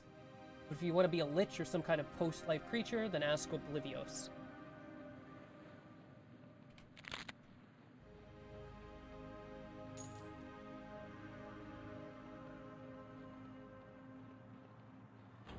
Just crud laying everywhere.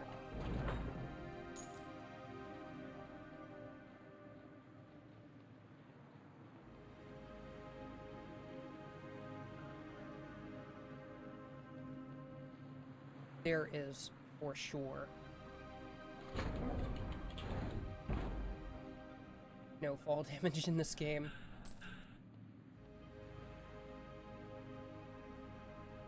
Alright. How do I get over there?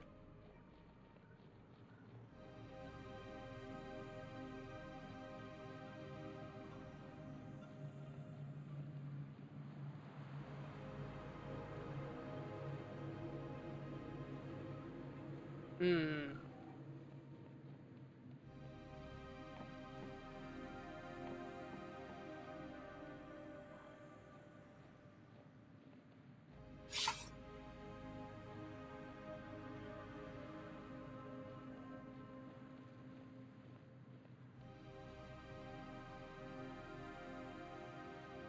Oh, there's another one of those shells.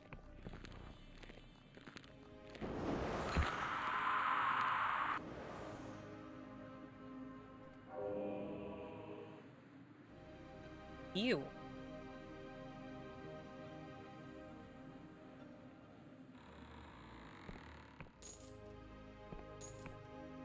Still can't carry more lockpicks.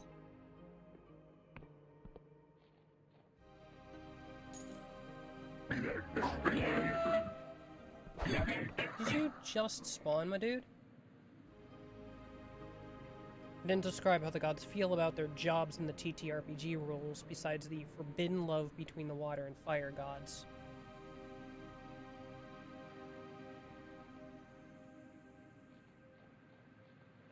I think it is an interesting bit of tidbit to have. Especially on the side of, like, GM play. There's definitely a bit of a separation between, like, what I think game masters need to know and what I think players need to know.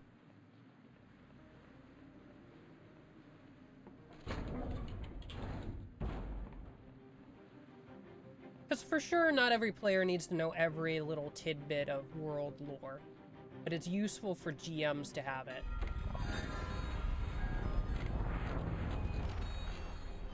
Saving.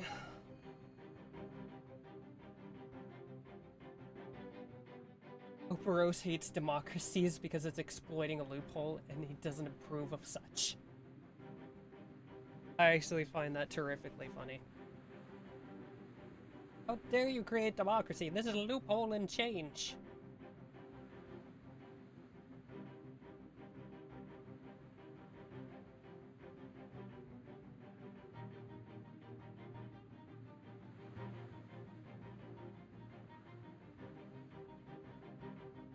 Ugh. Oh boy. It's late. I should actually probably be getting off at this point.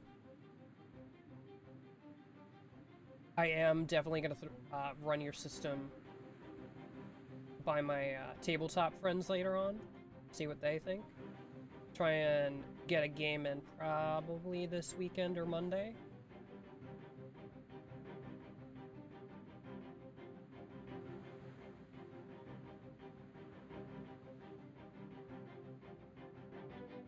Technically, democracies cause constantly changing kingdoms. Technically, constant change. So you can't destroy our kingdom because it's existed too long and isn't changing. That is a fair point.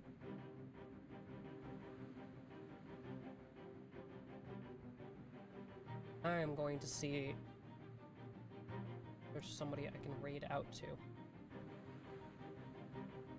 I think there's a few people sitting in here.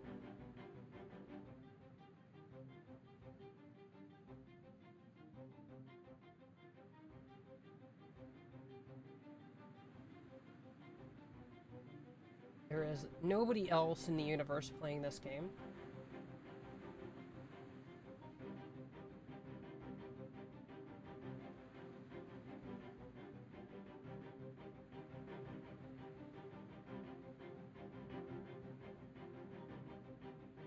What the frick is Office World Championships?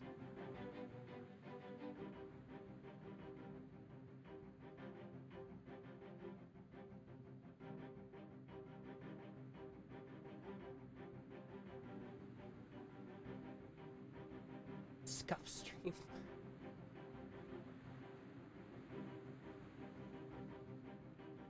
Here's somebody playing Dead Space. This is a calming game, right?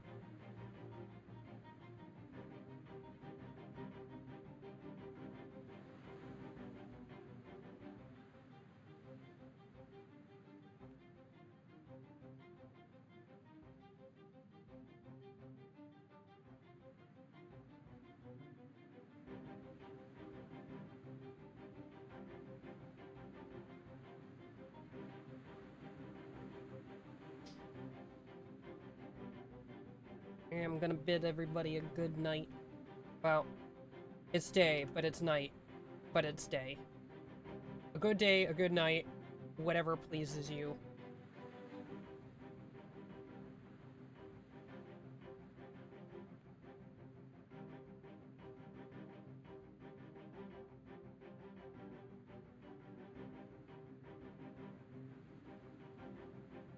It's the wrong scene.